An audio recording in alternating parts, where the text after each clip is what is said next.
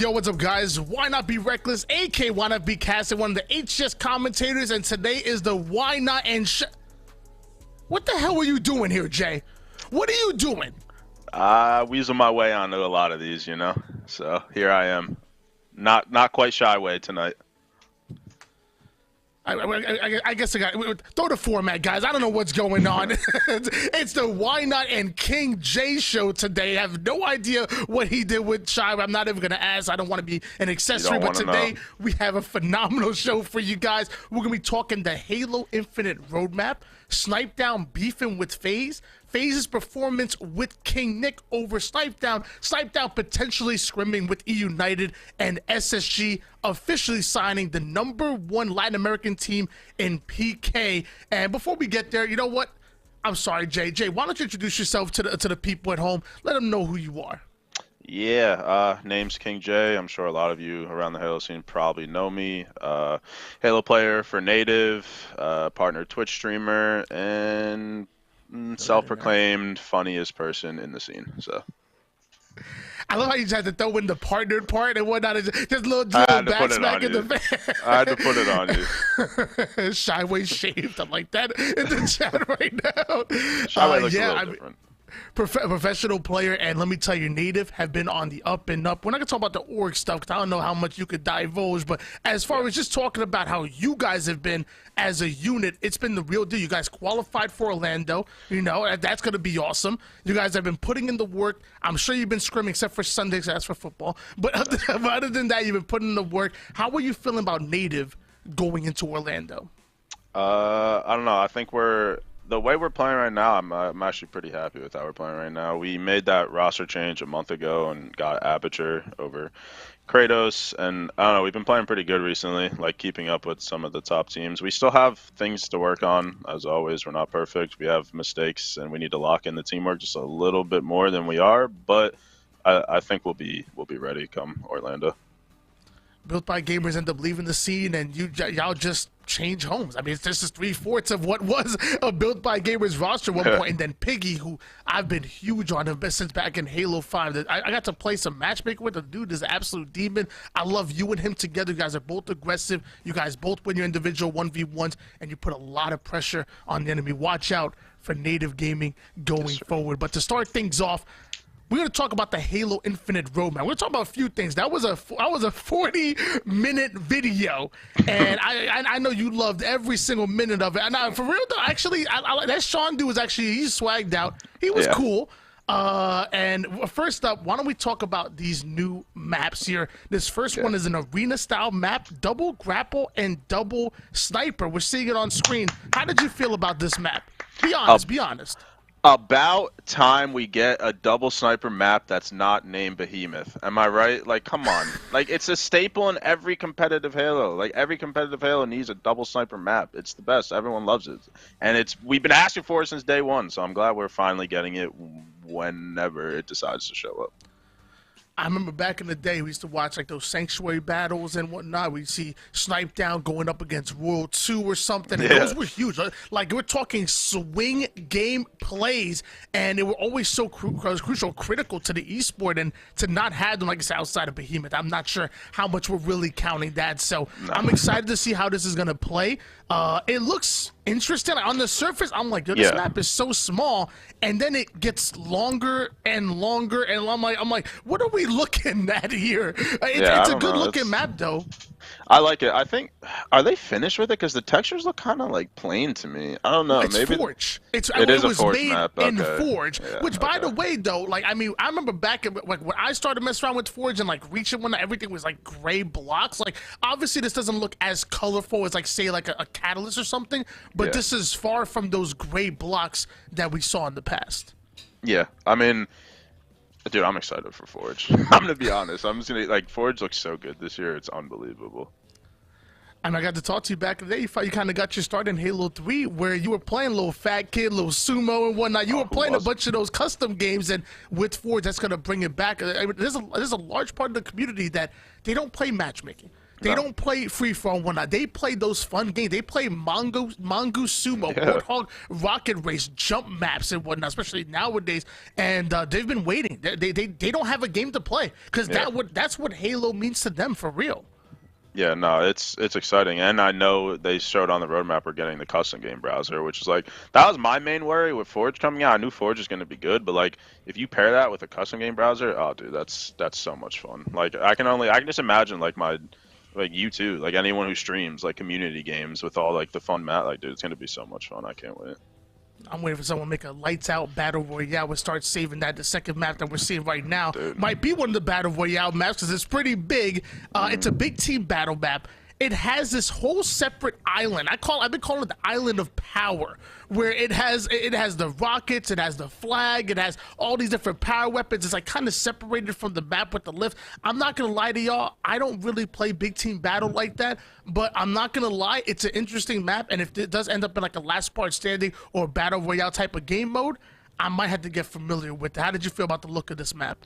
I mean, like you said, I don't really play big team battle, but any content's good content at this point, right? So I will take whatever we can get. I mean, it looks pretty cool for a BTB map. Like hopefully the big time BTB players like it. I was pretty indifferent on it. So there was a screenshot of the 4 pillars that were in this video. I don't know if we were able to grab that for the screen. It was it was like 4 different metrics that they wanted to improve on in order to send us into season 3. I'm not sure. I'm gonna wait on Connie to let me know if we have the screenshot of that. But if we do, I would love to talk about it. Sean, the guy that was mainly talking in the video, he didn't hide from it. He held himself accountable. He was real. Like he talked about like how they're not where they want to be.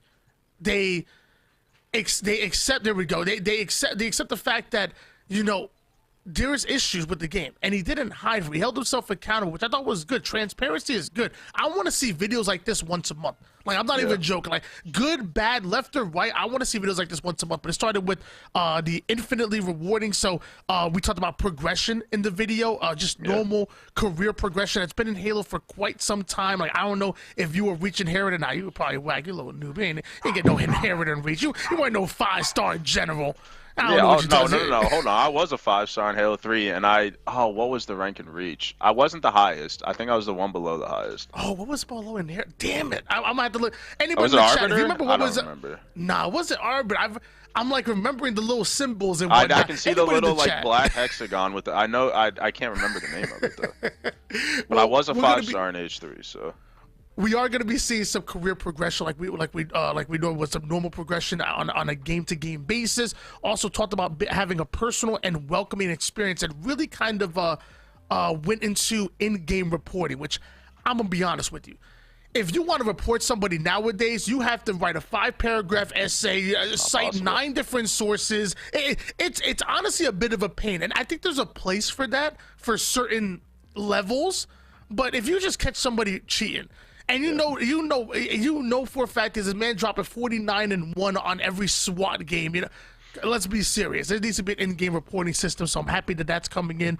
They talked about Halo always being, a social experience, but also being competitive and fair. You always had a situation where everybody starts off on the same playing ground. It's important for Halo's infrastructure, and they're keeping that on the forefront of things. And then obviously stability and high quality, really honing in on desync, which again, like I said in the video, you could say what you want about the timeline. You could say what you want about 343. At the end of the day, I'm at least happy that Sean came out there and said, look, we're not hiding. We're being transparent. We know we have issues, and really kind of went out and said, this is what we're looking at. And I'm actually happy with it. How do you feel about these 4 pillars that they were talking about? I'm gonna be honest. The last one there is the most important one in my eyes. Maybe the competitive and fair, but the stable and high quality of the game is not. They're not even close to that right now. Like the desync, the server issues, you could go on and on. I think that's probably my biggest issue, and I'm sure a lot of people agree with Infinite right now. Because like I've never in my life, and I've been playing games my whole life, played a game where every single game I load into feels different. Like no 2 games feel the same ever. Whether it's server, whatever it is, like they need to figure that out. So like I'm glad they at least acknowledged it, but like acknowledging it is a very, very small part of the battle. They need to actually like follow through and fix these things. The competitive and fair thing, like you said, I don't bother reporting anyone anymore because it is so hard to report somebody in Infinite. Like even if I know for a fact someone's cheating, like it's impossible to, like, it's so hard to report people. So I don't even bother doing it.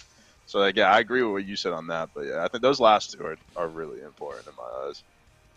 Yeah, really happy to see things go in the right direction, and what we mainly want to talk about is the timeline, because I think that's where people really had an issue with it. So why don't we swing on board with the timeline as you see on screen? Esports Rate always real quick with the November, looks like 8th through March 7th. We should see a Forge beta, a 30-tier battle pass. By the way, free. Because you know, free 99, my favorite flavor. You already know. It just tastes better when it's free. I don't know why I'm tasting a battle pass. I don't know where I'm going with this.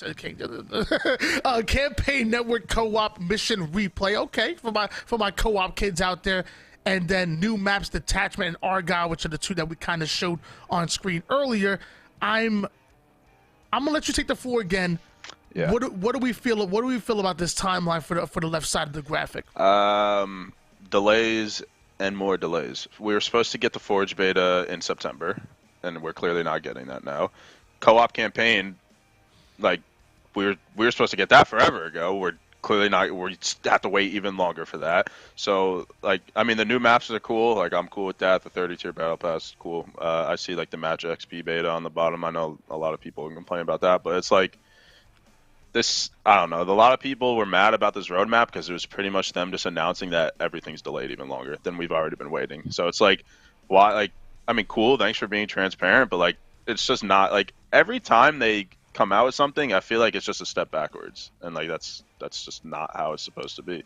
I mean, hopefully when we get these things, they're good and they work, and that'll be good. Like, I genuinely believe the game will be like a really good game in like 2 years, but we just have to actually get there is the problem. So I mean, we'll see, I guess. But well, to kind of shed a little bit of a shining light on it, I mean, obviously it's coming out November through March, and hopefully I'm hoping towards the early side, more towards November than March. Yeah. But what I'm honing in on is Forge beta, because they're calling it a beta, but I just have a strange feeling that it's Forge. It's gonna be good enough to create an amazing amount of content, an inconceivable amount of content, even if it's beta form. Will it be perfect? Absolutely not. But I think it's gonna be damn close to the final product.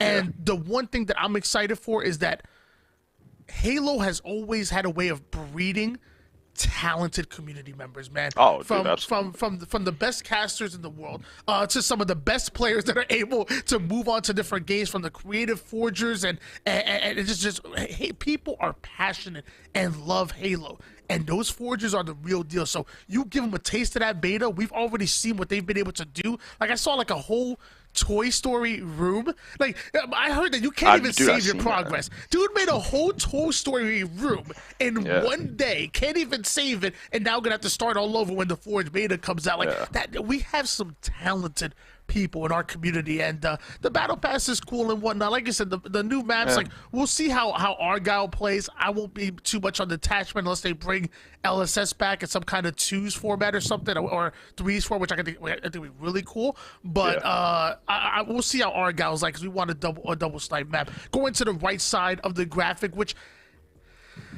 you know, you got the Shroud screen coming in. I think that's interesting. Bandit rifle, you know, kind of a DMR without the scope, so kind of like a close range DMR, almost like a Halo 5 Magnum / DMR mix. We have a new arena map coming, another big team battle map, and then 100-tier battle pass, which we're gonna have to assume you'll have to pay for that. Again, that's March 7th through June 27th. So I'm sure you have a lot to talk about that as well. Yeah, I mean, dude, it's tough to be positive, but like, how long are we waiting till season 3? Like, that means season 2 is gonna be like, what, almost 10 months, right? Like it's literally almost like a year long. But like, and they want to get it towards quarterly. They even said they want to get towards quarterly, and right now it's yearly. Like, that's not good. But I mean, new maps, arena, big team battle. Obviously, new maps is always good. Like as long as the maps are good, like that's healthy for the scene. The DMR is interesting. I don't think it's gonna replace the BR. I think it's more so gonna replace like the commando, like a wall weapon, because I've seen videos of it and it doesn't look that good right now. Which obviously that can change from now till March is a ton of time, so that can change. But I mean, new gun is cool. The Shroud Screed is interesting. I don't know if it's gonna have a place in competitive or not, but I guess that's not really up for us to decide. It's up for HGS side of things if they want to throw it in, and then yeah, obviously like the usual 100 tier battle pass. I'm sure will be all good on that. But the most important thing about this right side, I'm gonna be honest, is on the bottom. I don't know why they put this on the bottom, but it's the custom game browser. That is the most important thing. Like that should be the biggest picture up there because that changes everything. But you combine that with Forge and like, dude, boom, like that has the potential to bring a lot of players back. I don't know why they hit that on the bottom, but. Yeah, I wonder if it's a situation where it's separated like that for a reason. Like, is it like priority versus not priority, or what's coming first versus what's coming later on? Like, I legitimately don't know. Like, maybe the top portion is coming first and the bottom portion is coming later on, like later on towards the end. I really don't know. But yeah, that custom game browser is important, and it's. Even back in Halo 3, like when I first started seeing what Forge was all about, like it doesn't mean anything if you can't share it. Exactly. Then when the custom game browser came out, like, dude, I was finding octagons I was playing days worth of octagons because of the custom browser. Like, if I wanted to warm up, I would jump into a free for all. If I didn't have any friends online, what I do? Custom game browser low key is a game changer. And like you said, it definitely should be on up higher on the priority list, because all these creations that people are going to make with the Forge beta doesn't mean anything for the community that doesn't have Reddit, that doesn't have Twitter. Like obviously me and you have, we're gonna find that super cool battle royale that people make. We're gonna find it, but what about those people that don't use social media like that? Which I'm talking about, like what the 90% of the casual community, that is the casual community that played the game, like. They're not going to go searching for the content like that. So the custom game browser being in game is really important, and I want to see more of that. And you talk about the Shroud Screen, like I like the idea of the Shroud Screen. I don't know for competitive. I'm trying to think. If anything, maybe Catalyst needs it because there's so much open space on Catalyst. Maybe Catalyst, or I mean, at this point, I just think Catalyst needs to get out of the competitive. I agree. Oh my gosh. That's another topic. There's no one equipment that's going to save it. The only thing I like about Catalyst is that I spend half the game outside the map. I'm either under it with the grapple or around it, going to my opponent's base. Like, the thing I love about Catalyst is the fact that I can get out of the damn map. You can escape it for a couple seconds and then you're back on Catalyst. So, the Shroud Screen's interesting. I don't know, like, it's gonna be interesting to see if they put it in competitive or not. I mean, if they do, like, I'm sure people are gonna have some crazy plays with it, like literally like lineups, like we're playing Valorant or Counter Strike, where you could like, I don't know, for example, like on Recharge, I could like smoke off like top red so I can cross a catwalk to like elevator or something. Like, there's gonna be crazy plays if it isn't competitive, so we'll see what they do with it.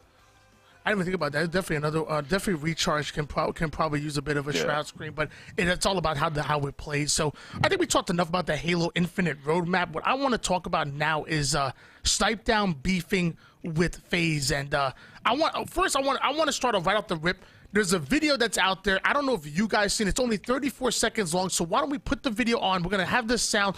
We're going to listen to it, and we're going to react to it, because Snipe Down had some strong words for his former teammates. So, there's so much you more have to that, the throw it on mental there. side of competing than just like putting 4 people together that are like individually talented. Yeah. You got to be friends, and let me tell you right now, I was not with like we don't see alike at all. I'm not a negative person. I'm not a fucking hater, and I just didn't fit into that fucking group of people in game or in life.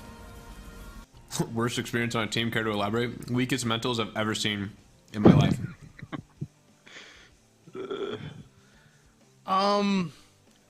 Lots to unpack there.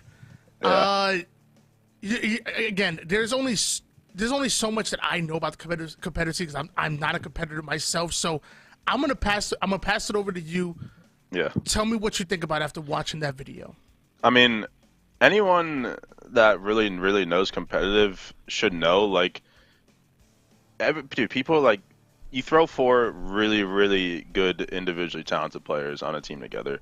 That doesn't mean anything. It's all about how well you get along, especially in this game. It's all how you play together as a team, chemistry, and how you get along. Obviously, being very individually like skilled matters, but it's not the end all be all, which we've seen with FaZe. Obviously, like they struggled in the beginning, which you expect the team to struggle, but like they were like struggling like you really didn't expect them to, and it's pretty clear like they didn't get along outside the game, so they're not going to get along inside the game, you know? And I mean, I have a little bit of insight on it because I am friends with one or two of the FaZe guys, so like I kind of know what was going on, and I'm not going to like I'm not, that's their business to tell, not mine. So I'm not going to like go that far. But like, yeah, like he said, like it doesn't matter how good everyone on the team is. If you don't get along and you don't play well together, you're not going to be good. And like, it's that simple. Like when you're an NBA player or NFL player, when something like this happens, you're told to stay away from social media. Like, don't hit that tweet button, keep it in the drafts for 24 hours. Go to sleep, wake up, look at it again, and see if you really want to put it out there. Stay away from the cameras for 24 hours. Because it's, at the end of the day, we're human. You know? Like, you guys are human. And when something like this happens, you got emotions, real emotions. And he was obviously upset about the situation. So, being in front of a camera and I bet you any money, I didn't watch the stream, but I bet you any money he was asked about this probably 6 times. And the first 5 times, he probably dodged it. And like, you know, and look, I don't want to talk about that right now. I'm focused on this Apex tournament because they're about to play Apex tournament. I don't want to talk about this right now. Or and maybe kind of that was a little bit like, hey, look, it just didn't work out. You know, we wanted to work this way, and then just the 8th time, maybe after a big loss or something or whatever it is, and like it overflows, man, and emotions are high. And I bet you if he can go back in time and take that back, I think he would. I don't, because those were some strong words. I mean, he said he's not a hater.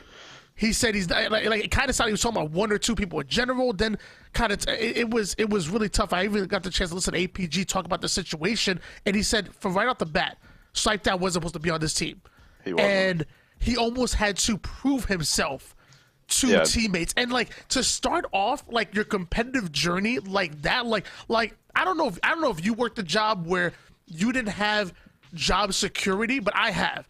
And like, you're working and for no fault of your own, or it's not working. You're not hitting your metrics, not hitting your goals and whatnot. And you can feel the writing on the wall, and eventually, at some point it's going to split. When you have that over your head, it's so hard for you to want to go into work every day. Like I'm waking up on Monday like, damn, I wish it was something. Like, I've been in that situation before, and I can almost imagine that it was probably like that going into every scrim, going into every tournament. Like they weren't clicking, and I think that's an issue.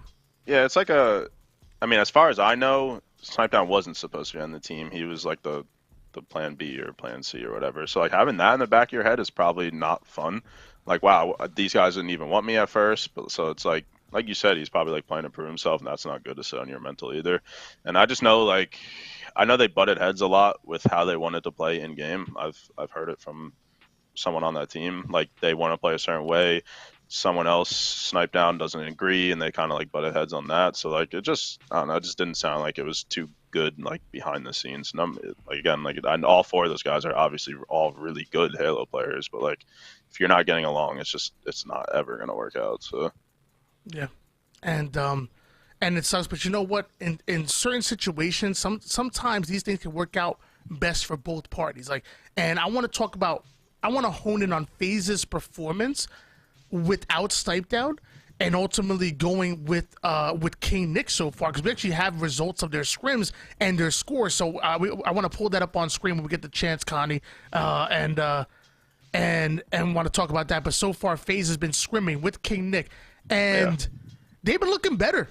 Like they've actually they're going up against Sentinels, and they're going toe to toe with Sentinels. They're going toe-to-toe. Actually, we have it on screen right now. FaZe not only going toe-to-toe with Sentinels, by the way, I know it's your boys. But we're talking the Kansas City land champion, Sentinels, the dynasty, and FaZe able to 9-8 them, when, to be honest with you, they were kind of getting slapped around before by the Elite 3. Let's not mince words here. Like, they were getting put in the blender by the top 3, and you add a different player, a different vibe, and they're able to click, they're able to find success. Jay, walk me through what you're seeing on the screen. We're going to talk about FaZe versus Sentinels. Yeah, I mean, literally, sometimes all it takes is like replacing one player, and like the chemistry gets better. And I know, like for Sparty, like everyone knows Sparty, like sometimes is mentally in it, and sometimes he's you know Sparty, like he rides on emotions, and him and King Nick are like a duo. They've been friends forever. It's like Sparty Jersey getting boys. kicked. Yeah, and Sparty always wanted to play with Nick, and he didn't want to leave him on United, but that ended up falling apart. So like the fact he can get him on FaZe is huge for Sparty at the least. And if you have Sparty who's happy to get on and play with one of his friends, like that's only benefits the rest of the team. So like I'm sure their teamwork, their communication, their chemistry is probably way better. And that's not like a shot at Snipe Down, but it's like they definitely get along better, and like you said, it shows in their scrim results. They're playing a lot better now. So to talk a little bit about what you're referring to, so for those guys who don't know, obviously Sparty and King Nick did team together on United, and what started the split was YNOT wanting to replace King Nick for Formal, which by the way was the best free agent on the market at the time, and the team kind of agreeing with it, but nobody alerting Sparty about it. And that kind of started off the whole issues with United between Sparty versus YNOT, which obviously led to him benching himself, and eventually now him on FaZe, and which by the way I can't wait till we see FaZe versus United at some point. We're gonna talk about that a little bit later, because why don't we throw? But we have another scrim results: FaZe versus Optic. I think this is what told me that things were really changing. So you have Optic Gaming, the #1 online team right now, and I'm not gonna say they're only online. I'm gonna say they haven't found success on LAN yet, because I'm not gonna be disrespectful and call them an online only team like some of you heathens in the chat. I'm looking at you. You know who you are. But Optic able to take the win on the scrim, which by the way, scrim's not everything, but FaZe taking them all the way to 13, able to take 6 on them when literally a week before then, FaZe got 10-2'd. So that just right off the rip, it showed me that this things are different here, and this was literally a week after you get 10-2'd by this very team, and all you do is change one player, and you're able to get triple the wins at that point. Actually, we have it on screen right now. Thank you so much, Esports. We'd appreciate that. But yeah, I don't think they're gonna appreciate you putting that on the screen. I'm gonna tell Sparty on you. But yeah, it was a big difference, and FaZe even went up against Cloud9, which was a lot of emotions on there, where they were able to get the win on Esports Arena Open Night, which was on Monday too. Which again, Cloud9 back-to-back LAN champions. So this is huge. Like one player obviously making the difference here, and I think this is a situation where maybe it works on both phases, because they didn't, maybe their play styles didn't mesh. Obviously they weren't friends, and obviously they had a couple of choice words for each other, so this might be something that works out for both of the teams. Yeah, no, I think it's a win-win. Like I think FaZe obviously got better, and Eric Snipe Down obviously wasn't having the most fun on that team, to say the least. So I think, like you said, I think it's a win-win for both of them, for Snipe Down and FaZe. I want to, and since we're talking about Snipe Down, why don't we hone in a little bit on him, because obviously, what goes up must come down. King Nick comes in and replaces him on FaZe. Now you're seeing Snipe Down. Where is he going? It's not to Apex, guys. He tweeted out he's going to stay. Apparently, he's been running with United. And I don't know how much you want to talk about this, but I'm going to set the groundwork. There's a tweet out there that sorry, it's my tweet. What the hell? There's a tweet out where I did a little investigating, and I was watching the Optic scrim, and we see it's Rain, Suspector, Ryan Noob, and Faceless Peak 69. And I'm over. I'm listening to the comms, and I'm wondering. I hear Trippy call and say Eric. I'm like, okay, all right. APG says Eric when they're calling out this face. I'm like, all right. So there's not many people named Eric in the scene that's at this level. So I put my investigators out. I'm like, that might actually be Snipe. That might be Snipe Down. And then there's a clip that's sent to me. Okay, we had the clip. It's only like 3 seconds long. Connie, if you're in there, play the clip for them real quick, because they thought I was lying. Connie, they thought I was lying. He's going our flag, Snipe Down. Rewind it one more time. One more, Connie. Give me that one more time. I had him twice. He's going our flag, Snipe Down. I thought I was out here lying. He literally said his name. And by the way, APG also says that wasn't on accident. I'm just saying. I was watching the stream. Someone asked him about it. And they were like, did you know that y'all was saying his name? He's like, was that? He's like, it wasn't on accident. I'm like, oh, okay. Well, they were just outing him like that. How do we feel about Snipe Down on E United? Why don't we talk about this as a whole? Yeah, I mean, like, I think it was pretty foolish to think he would just up and leave after getting off a phase, especially because Worlds is a month and a half, 2 months away. Like, if you're gonna leave Halo, you might as well stick it out for Worlds and then go to Apex, right? So, like, I think it was pretty obvious he was gonna find himself on a team, and like United's a pretty good team to find yourself on. I mean, you got Commander Ryan Noob over there, you know, commanding the troops. So that team's interesting. I don't know. I'm interested to see how they play if Snipe Down is on a United, because who knows? Nothing's confirmed. Yeah, you know? we don't know. Yeah. No. So we'll see. I haven't seen much of E United plus Faceless Peak. Like, I haven't watched them scrim or seen their results, so I'm not really sure how they're gonna play. But I mean, it's a Ryan Noob team, so you can never count them out of anything, right? They've been looking pretty good. They were able to go get some wins off of G1. I think someone told me they 12-4 to 13-4 G1, which I thought was big.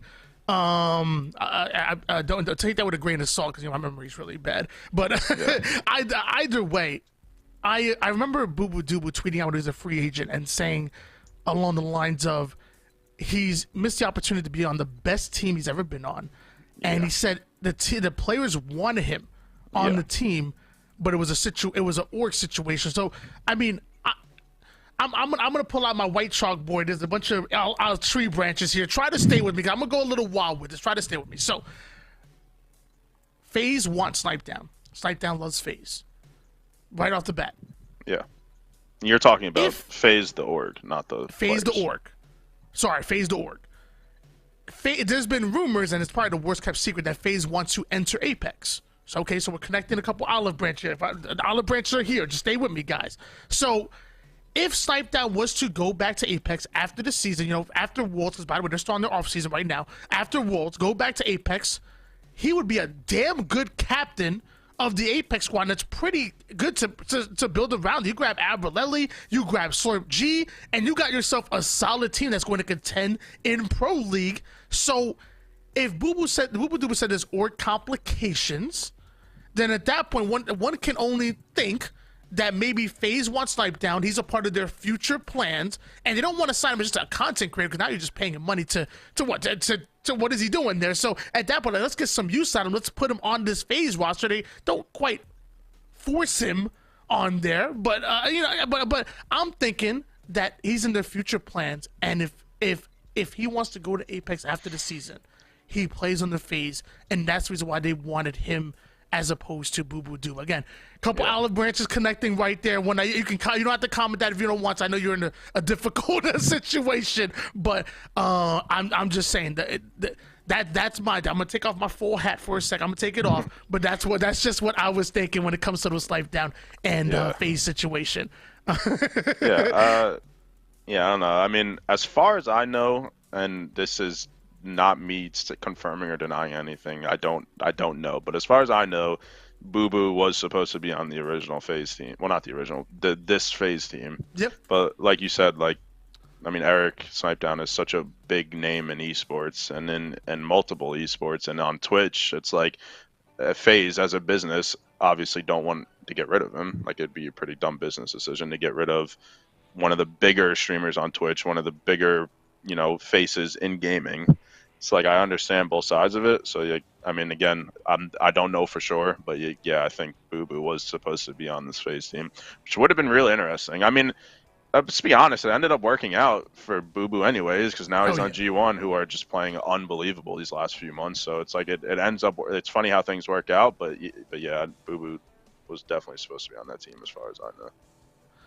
So we're gonna move on to another segment, because I want to add some light to it. We've been talking with a lot of dropping people and all this. I don't want to end on this. So why don't we switch the divides a little bit before we get there? We're gonna talk about SSG signing the #1 team in Latin America, team PK. But before we get there, if anybody at this point in time, if anybody has anything in the chat you want to put out there, say it now, forever hold your peace. We're going to be opening up a Q&A after this segment. We have King J as a guest here, so he said y'all can go crazy, so go ahead and do your thing. If you have any questions for me or Jay about any topics we discussed so far today or any topics in general, go ahead and put that out there.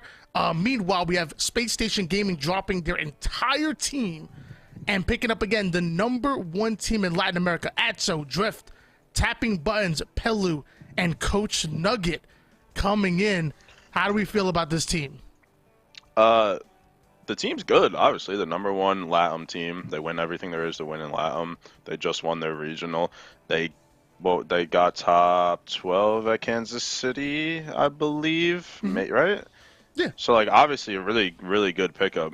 And, like, that's a great roster. I don't like the way SSG did it. And, again, I'm not going to go too much into that because I know exactly how it went down. But they did not... They didn't do it the right way. The players got pretty screwed over, and now they're like scrambling to find something which could potentially be the last event if you don't go to Worlds, and then your year is over. So the way they did it, I don't really respect and whatever. But that being said, this obviously is a really good roster. Like it's a great roster to have under a partner team as well. So I mean, good luck to new SSG, I guess, right? Yes, I didn't even know about that. I'll be honest with you, but I think at the end of the day, like I was huge on this SSG roster, and kind of the same way that I see G1 right now, and see what KCP was, like that ultimate dark horse team. That's why I thought Space Station Game was going to be. I thought they were going to be a team that could legitimately upset some of the big three, not consistently, but I'm saying like any given Sunday type of stuff. You know, maybe they come out on top against a Cloud9 or something if they're playing at their best, and I feel like we never got the chance to see them hit their peak. We never got the chance to see them get to the place they want to go. So something had to be done, and it looked like, and to be honest, I think it was almost also kind of a situation with FaZe. I don't know. I don't think they really liked each other that much. Like, I'll be honest, I'm not exactly sure. But yeah, it seemed like anytime, and this is me just like watching scrims and whatever. It seemed like there was always some beef going on mid scrim. So who knows? I don't think they really got along all that well either. But who knows? And I think something had to be done. And and I will say though, I talk about this a lot. The Latin American community honestly felt like we turned our backs on them for quite a bit of time. You know, from the moment we started HCS, only Mexico could compete.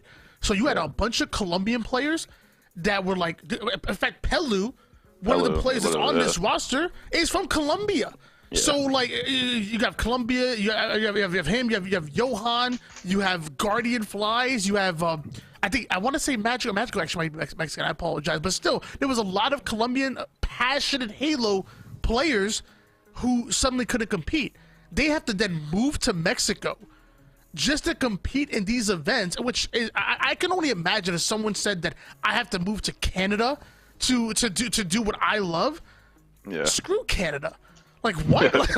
like are you kidding? I'm not going to Canada. Like it would be one of the scariest things. Like what do you? I already know this. So having to move to a whole nother country just to compete, it was crazy. And then on top of that, you know, you have Navi, a partner team. You have obviously a bunch of North American teams, but not enough Latin American representation as far as a partner organization. And you have these guys that are on fire for Halo. Like I bet you the moment they sign for Space Station Gaming, I'm almost ready to guarantee that their sales probably 2.5x, maybe even almost 3x as far as their partner skins, because the whole Latin American community was looking for somebody to root for. And whether you're friends with them, whether you like them, whether you are competitors or rivals, you're still somewhat rooting for SSG now if you're in the Latin American scene. And I think that's important. Dude, even like the Latin regional they just had in Mexico City, dude, it was packed. Like those guys showed out. So like like you said, the LAM scene is dope. So it's cool that they get a partnered org now. Like you said, that's big for the scene. And like you said, they're gonna have fans. They're gonna have more fans than a lot of people think, I'm sure. So it's really good for the Latin American community as a whole here. and I'm really excited. I know I bought the SSG. I already had the SSG Season 1 skins, but I bought the second one, so I have the Warthog and the AR skin with the sidekick. I'm like, hey, you know what? I'm rooting for it, and I know you kind of put out there that it wasn't done the right way, and obviously things happen. I think the old SSG roster are going to be okay. Yeah. I think Tylenol, he's a phenomenal player. I think he had like a 1.76 KD at Kansas City, absolutely incredible. You have Ace, who, by the way, not only a veteran, but global world champion, by the way, at Halo 4. But also on top of that, like, he's been actually slaying out. Like those last couple of tournaments, he was putting in the work. And then obviously, you have the rest of the boys, Suppressed and Collect. I think they're going to be okay. I think they're going to find themselves new homes, and I think they're going to be okay. And I really am excited for this former Pittsburgh Knights roster. Now SSG, and we will say goodbye to PK, because I believe they're exiting the Halo scene. I don't know if it's permanently, but they are exiting the scene. Yeah, I mean, we'll see. They have there's other LAN teams that are good, like CN. So I know CN has like 3 or 4 different rosters. So like the Knights could stay in the scene if they want, whether they want to or not. I mean, that's on them, but we'll see. We did have one question in the chat that I did see. Well, obviously there's more questions coming actually. I see some.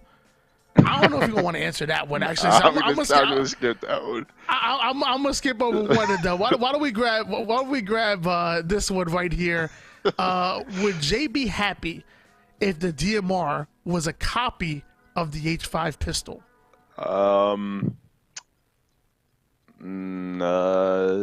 I'm indifferent on it. I played a little bit of H5. I didn't play a lot of it. I know a lot of people are a big fan of the pistol. I don't know. I'm in the boat of I want the DMR to be its own gun and be usable. I don't want like a carbon copy from another game of something else, if that makes sense. Okay. I'm not gonna lie. I missed the H5 Magnum, but I'm kind of indifferent about it. If they bring the H5 Magnum back, great.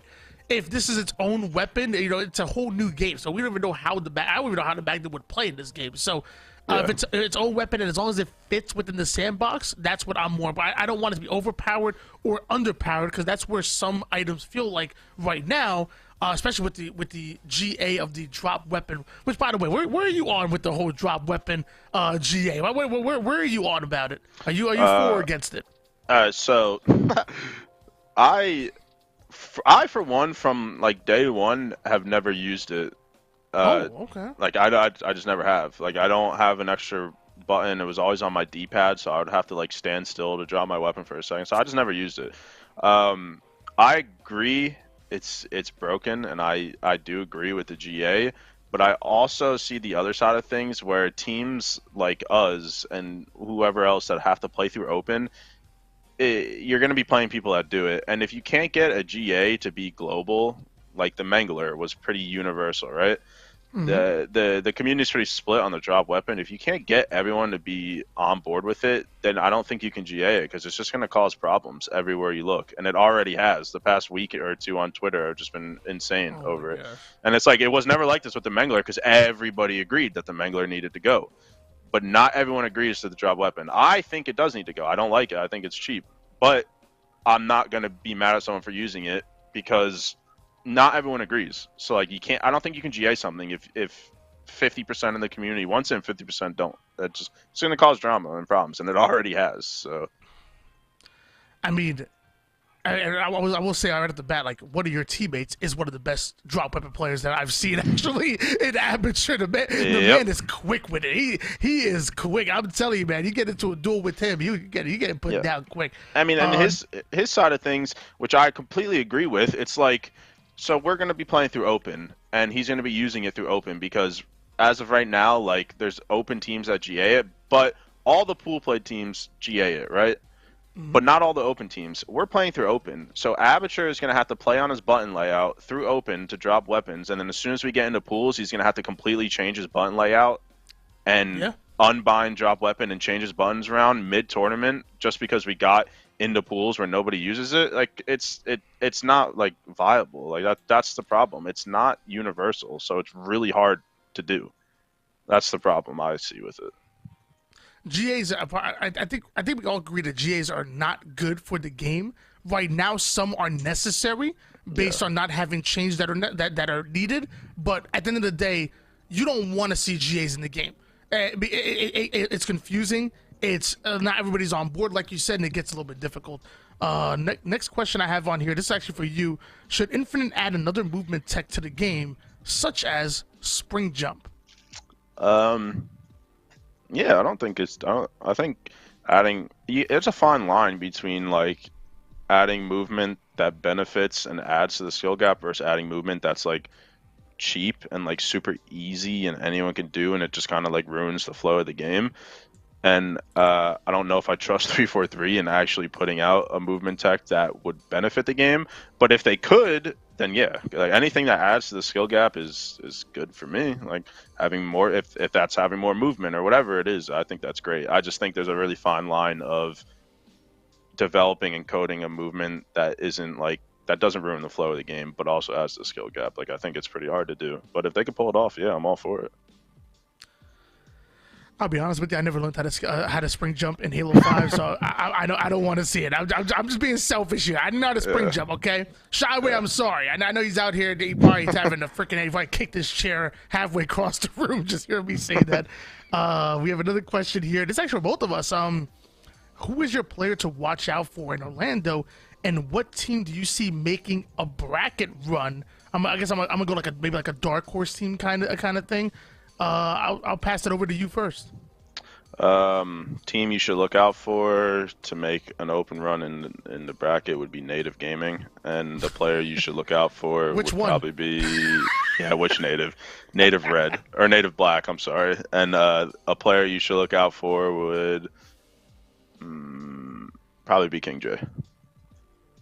I'm gonna be honest, like all these people in open are my competitors. These are the people I'm trying to beat out to go to Worlds, so I'm not going to gas any of those guys up. As much as people deserve it, trust me, there are people that deserve it, but I ain't going to gas them up. I'll gas them up after the fact, but not now. So yeah, the player you should look out for in my eyes is King J, and the team you should look out for is Native Black. Fair enough. I'll say in the open bracket, give me King J. Alright. He's alright. Sometimes he's alright. Alright. Give me Mental. I think Mental's exciting to watch, and I feel like I don't know if he's gonna make it out into pool play, but as far as him, I think he comes with like a little championship swagger to him and whatnot. Obviously, he was damn good at Gears. I think he's a damn good Slayer, so I'll say watch out for him to have a really good tournament. And then as far as a team to watch out for, and I'll say. Give me. I'm thinking of a good dark horse team. Give me Quadrant. Watch out for Quadrant. Quadrant able to take Kansas City. I'm sorry. Able to take Sentinels to Game 5 in Kansas City, and they're always like so good. And even on land, they're able to replicate that. So I would say watch out for Quadrant. Maybe getting into that top 8 or which again, and hopefully top 6, because the best placing so far from any international team is top 6. So I would say give me Quadrant. I just thought of a dark horse team actually. Okay, all right. Team Demise. No one's gonna know that name when I say it, but keep an eye out for Team Demise.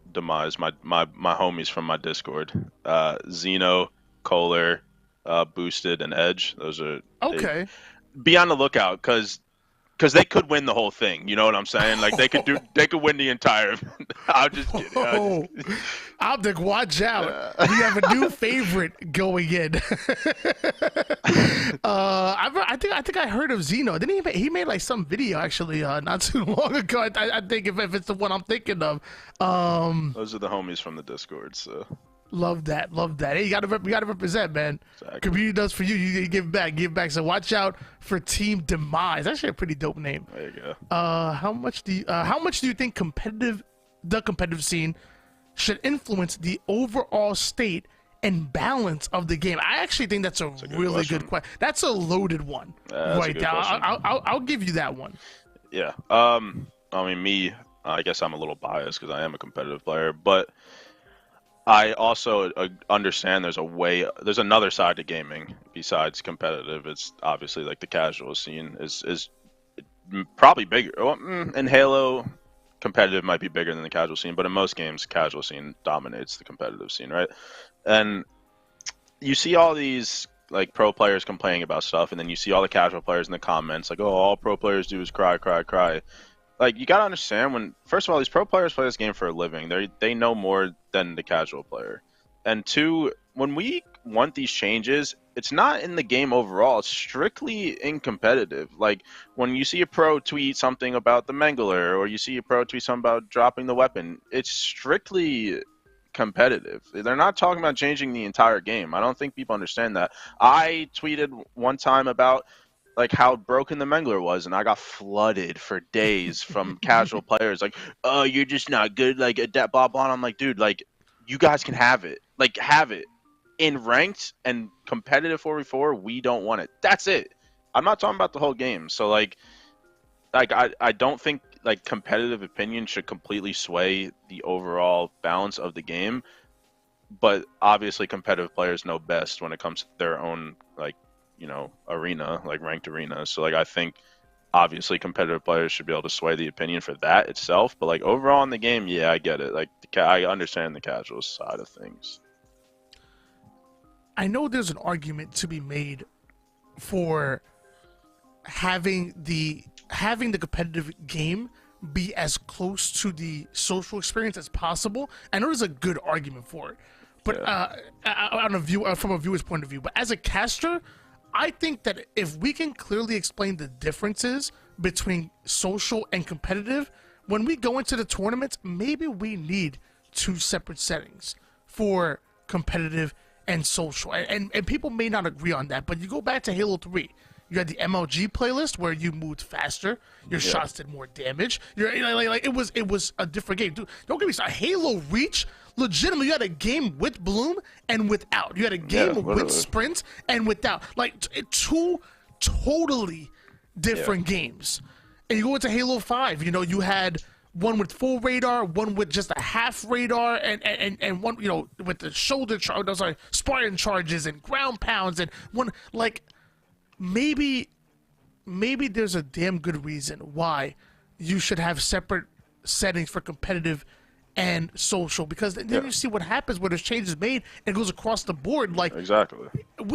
I promise you, in no way that as a competitive player, social player, anything, did I ever ask for a 3-shot melee. Like, I swear, first of all, I always 3-shot melee. The 2-shot melee doesn't even exist. I don't know what ping you guys are playing on, but I never 2-shot melee in my life. But never did I want a difference between competitive 2-shot melee and 3-shot. Maybe we need a situation where we do separate, because we don't want a situation where the top 1% is kind of changing the whole game for the other 99%. At the end of the day, competitive is a small scene. So maybe people may disagree with me on that. If you guys watch it on YouTube, put on the comments down below what you guys think. But we've always had a separation between casual and competitive, and maybe we need to go back to that so that we're not ruining the experience for anybody else who has a different form of Halo. A couple weeks ago when we were going over these new GAs, you see like Spartans tweeting out like the sword is GA, and then you have like a bunch of casual players like, "Oh, I'm not listening to that," and it's like, Jay just sitting in the fucking dark, dude. With my entire heart, Spartan does not care if you use a sword in big team battle. He does not care. You know what I'm saying? He's talking strictly competitive 4v4, you know, tournaments and scrim. That's what he's talking about. And I don't think people see the divide in that. Like, people see pros complaining about this and think they want to change for the entire game. That's not true at all. Like, no one cares. Like, the pro players don't care what big team battle looks like. They just care about what they get paid in their career and their job is, which is strictly the 4v4 competitive side of things. That's it. Hundreds of $1,000s, sometimes millions on the line, and the only thing that they're asking for is to play on the most fair and balanced settings. And no matter what, us as a fan, now I'm going to talk to it as a fan point of view, we're going to get a great product regardless. I've actually seen Catalyst open up a little bit without the sword in play, and I mean, I still don't like the map in general, but it plays better It legitimately plays better when you don't see everybody checking every damn corner for that damn sword player that's gonna come in out of nowhere. It legitimately does open up the map and makes it more free flowing and faster. So you know, am I in love with GAs? No. But at the same time, whatever makes the best product for you guys will then trickle down into us as viewers and as fans, and that's something that I am down for. This was your Why Not and Shyway show, and Jay, I'm not gonna lie, you ain't no Shyway. You ain't bad. I can't touch Shyway. You ain't bad. I ain't gonna lie. We gonna make sure we do this again. If you could do me a favor or do yourself a favor, tell the audience where they can find you. Where's your socials at? The really only socials I use are Twitter and Twitch. My Twitch is just straight up King J, and my Twitter is King J, and then my initials JS, no spaces. If you want to find me on those, I do stream every single morning for the most part. That's pretty much it, I think. Appreciate you guys having me, obviously. It was an absolute pleasure. We've done this before, and we definitely gonna do it again, guys. Make sure you guys check out the show. We're not done, by the way. We're gonna have a whole tournament where actually you gotta go warm up with your team or something, bro, because you're gonna be playing it. So you got a tournament to win right now. He's gonna make sure he goes in and puts in the work. We're gonna have a whole tournament. It's gonna be single elimination. 4 of the best teams we can find going at it for $500, and a winner takes all. So don't go anywhere. Make sure you guys come back next week where we're gonna have Alex coming back from vacation, and we're gonna have the normal Why Not and Shyway show. Maybe King J replacing me. I don't even know. I actually enjoyed having. I actually enjoyed having him. You guys have a good one. Peace out.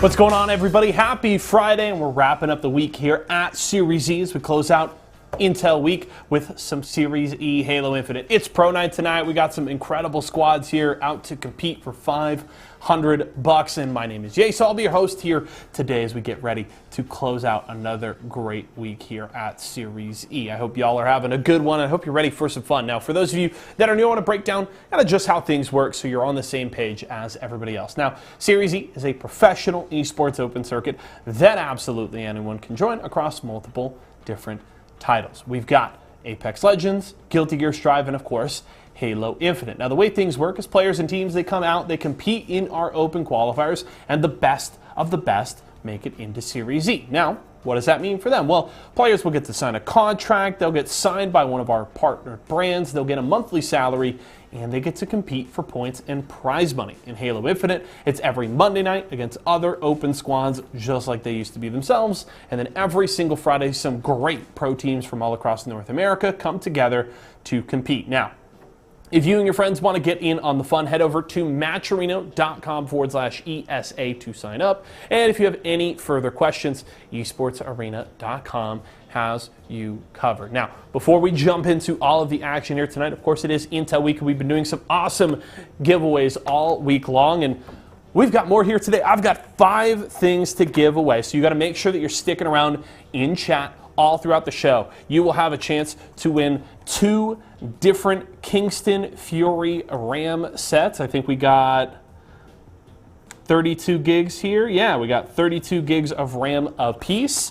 So you can get some RAM. I got 2 brand spanking new WD Black NVMe SSDs as well, and 1 final Intel 12th generation i5 processor. So I'm giving all of this away today on the show. So make sure you're sticking around. Make sure you're in chat. We'll be giving away all throughout the day, so don't miss out on it. We'll be hanging out and having a good time and giving away some cool stuff. So make sure you're here throughout the entire show. I've got 2 great gentlemen here to cast things for you today. They'll be bringing you all of the action throughout our 3 best of 5s. Those are my buddies, YNOT and Tools. And also, I hope you guys enjoyed the YNOT and King J show there at the start of the day. King J sliding in for Shyway here this week. A very insightful show there. Keep an eye out. We'll have that up on YouTube and other podcast platforms later on. I'll let you know when those are up there. But they'll be bringing you all the fun here today, and I'll have a special guest here to break things down with me in between. But let's not waste any time and get right into the fun. We've got Halo Infinite Pro Night action to get into. Let's get it on. Good to be back. Hello and welcome back to Esports Arena, your regularly scheduled program. I'm excited for the competition we got coming up here. I'm Shyway. It's again great to have my man Tony. We have some great action today. 16 is his KD right now. So we do some information on that player. Finally finds him hiding in the corner, ends up getting the double melee. Luckily, JK putting his body on the line. Gold Star beyond resources, 37 and counting, making 38. It just seems like they're in their. Ladies and gentlemen, this is your Esports Arena Pro Night Series E. $500 on the line here. I'm YNOT Be Reckless, aka YNOT Be Casting, and I have my boy Tools with me. I'm moving so fast, the camera can't even keep up. What's up, Tony? I think we're gonna have a good day today. We have some great teams coming in for the action. It's always, nice and simple, the format for today. Nothing too complicated. 4 teams, a single elimination, best of 5s, and whoever comes on top gets that $500 in their pocket. I'll always say it. Keep it simple, stupid, and that's why I love ESA Fridays, baby. It's gonna be nice and easy for everyone at home, but you know what's not gonna be easy, Tony? The competition, because man, do we have some teams this week. That we do. We got to talk about Esports Arena Blue, Pac Mandela, Reverb, and Alleluia. Meanwhile, Savonic, formerly of Black Hand, going to be joining them. Incognito, you have that 3/4 of that anime Demons roster, Burton, Hotshot, Parzelli, and joining them is going to be Carmea, Shopify, Rebellion, bringing players from all walks of life. A little bit of Gears of War here, a little bit of Apex there, and then you have Native Gaming, who we just had the opportunity to speak with King J. Joining him is Aperture and Minds, formerly of Built by Gamers, and then you have Young Piggy, who I know you're You and I are both big on this player. Even back in Halo 5, we saw the talent, and he's clearly been putting it to work here in Halo Infinite. Yeah, some people don't know the legend of Piggy Saiyan, and for those, I feel sorry and sad for. Although the team I'm really an eyeing out for, Tony. If I was the betting man and I was taking the odds, I was looking for the dark horse. I'm taking Shopify Rebellion. These guys have been finding their groove recently, and well, it's gonna be a tough task ahead of them in game 1, but I like it, man. You know, King J was on the show. I feel sorry to ever root against King J and Figgy, but oh my, Shopify Rebellion just make me feel something inside.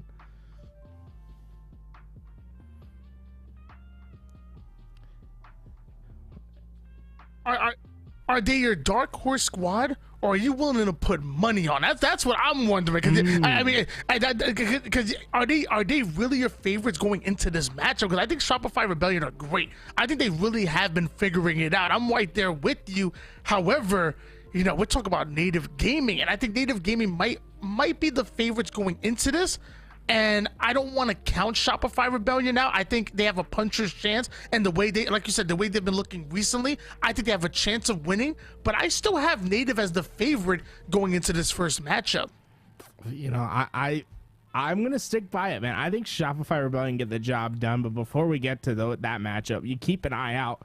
First, we have to see ESA Blue versus Incognito, Tony, and well, I think everyone, you know, most people probably put that Incognito team, but ESA Blue, man, they always punch above their weight, and that's what I love about this squad. Alleluia gonna really be that player to look out for on the ESA Blue squad. He absolutely was starting to find his groove during the Open Championship, where they went a lot farther than folks thought they could, and while he's trying to do more today. We'll start off this game. ESA Blue been looking better and better, but Incognito definite favorites in this matchup. Barzeli doesn't end up going down, so we switch gears over towards Ty. Ty starting off running this flag, so not fearing Incognito whatsoever. The first pull goes in favor of ESA Blue, but it doesn't matter if you don't get it very far, because Incognito coming in with the counter pull, and ESA Blue have just gone 3 down. Now look at these ball flags are out, and the action's starting to mount. These players really wanting to get into this action, but suddenly we find all the action stops at once, and these teams are going to have to reposition for the battle. Once again, the flag goes in for Incognito, and I love this from Barzeli. Try to get towards these nades, get more presence on the map, and look at that. Everyone is starting to fall once again. Incognito really not feeling any sort of resistance coming into that util, as they're just consistently keeping them on the back foot. And it's my boy Carmea, the double kill with the nades, make it a triple before his life is gone, and Alleluia will make it 4 down. Hot shot goes in position. ESA Blue reeling on their back foot early in this game. Nothing is holding this Incognito squad back, as Camouflage is coming up for play once again. It looks like Incognito did get that camo in the hands of Carmea, but ESA Blue, they started to win their fights and gain control of the map once again. And it's going to be up to Carmea to get a sneaky play, get behind enemy lines, get the shots through, and potentially a flag out, but there's no one at home. He has the free flag, and now it's the cross shots, and suddenly, if kills start going in favor of Incognito, he's going to have a great opportunity here to get this flag back before anyone even has the ability to contest it. That's exactly what Carmea has been able to do. Runs that flag back more than 75% of the way, and his teammates are quickly there to pick up the mantle, showing you how effective flanks can be in Halo Infinite, and how it's not always about getting the kills as Camouflage, but sometimes it's about getting the position, getting into the flank, and buying spacing and timing for your team. And Carmea, well, he did an incredible job at that. He was able to pull out the flag and get the capture. You have a 2-0 lead in favor of Incognito right now, and ESA Blue already fighting on their back foot, which is not what you want to be in a best-of-5 series, but it's where there are. Hotshot Ghost able to get away with that heat wave. The long-range shots are coming in, grabs himself a quick thrust, early damage, and Incognito are simply having their way with ESA Blue. They're already starting to push into the blue base. Yeah, really just feeling no resistance today. The power weapon's been in their control, the utility as well, and well, they make these flag caps look easy. Hotshot Ghost once again able to wrap that corner, and ESA Blue, they're just seeing the respawn screen. They're not even able to trail him. This should be a third flag cap for the Incognito squad. Hotshot Ghost, a couple of denial grenades come in, but they end up coming right back at him. Finds the camouflage player, puts the heat wave to work immediately, but the trade does go in. Another individual gunfight not going in the way of Incognito, and with that, they go 3 down. ESA Blue might have an opportunity to get their first cap on the board. Spike still out, and Ty, he's looking to get into the position. The flag is returned. Incognito not able to get that third flag on board. ESA Blue survive the onslaught for now, but they were able to stop the counter push by ESA Blue as well. But I just need to see more from ESA Blue. They're not keeping up with the Slays. It's an issue. You just go 3 down once again. Hallelujah. Now the only player on the map to have any kind of advantages, and he's gonna go down as well. So now you're fighting off of your back foot every single time. Incognito are simply pushing you out, and they're just looking comfortable. They're never not looking comfortable so far in this game, and with that, Incognito are running yet another flag. ESA Blue find themselves 3 down, and this should be the 3rd flag cap in a row out of Incognito. Yeah, look, Barzell just felt no resistance on that flag run, and what it comes down to is the timing of the slays, right? Incognito, they're getting the kills when their players are forward on the map and able to instantly push into action to try to get flagpoles. In the meantime, ESA Blue, everything's been fairly reactive for them, but we see a lag out from ESA Blue. It's a 3-0 lead for Incognito that we will continue when we get back into the action. You know, these lag outs, they happen, unfortunately, but it should come back, and I see Incognito just continuing on in their dominance today. Yeah, I would say most likely we're going to see 2 flag caps needed for Incognito if we do end up going to a reset, where ESA Blue will most likely have to go the full distance. I mean, all of that map control, all of the resources, it wasn't hard to see that Incognito were firmly in the lead on Aquarius. And Aquarius CTF, it's tough. The moment you go 2 or 3 down, you're getting addressed off a spawn. You know, those utility and those fridge spawns are so easy to influence. Maybe sometimes you'll get a back base spawn, but most of these teams at this level of gameplay know how to influence you and put you exactly where they want, and those flag runs just become easier and easier. We saw Incognito be able to roll over ESA Blue, and you know, game number 2 is on Streets. But let me tell you, Streets ain't very forgiving either. It can be just as easy as Aquarius to control those spawns. Yeah, this is not a great lineup for ESA Blue. The first 2 games are going to be those high-paced spawn trappy maps, and when you're not able to keep up with the slays, these 2 maps are just absolutely deadly to deal with. I'm getting word that we're going to start the flag game with the differential, so Incognito only need 2 captures to win. ESA Blue will need 5, and we will start with the timer at 7 minutes left in the game. That's how much time was left when the lag out occurred. Yeah, and nothing ESA Blue have shown me, it really showed that they can come back in this game. Luckily for them, you know, they got a little bit of a timeout.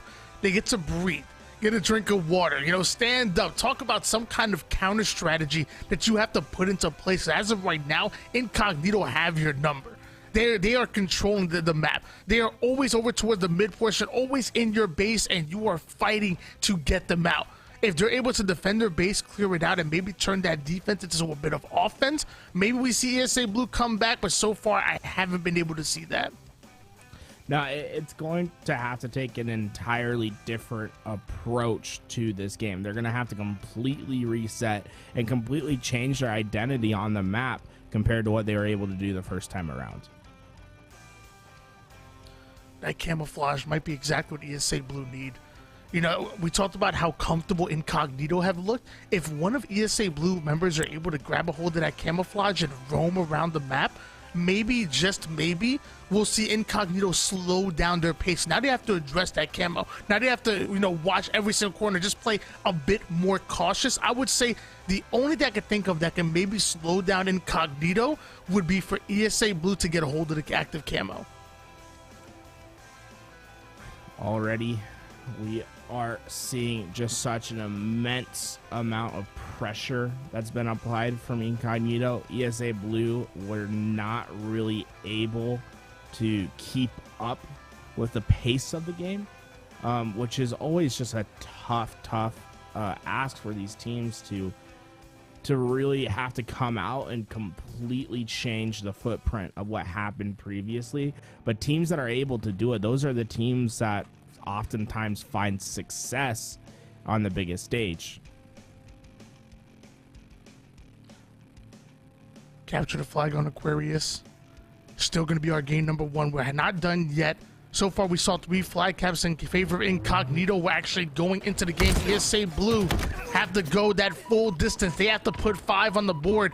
And so far, there's only 7 minutes on the clock in order to do so. So you're already down in numbers, and you're also down in time as well. Do you think ESA Blue can do it?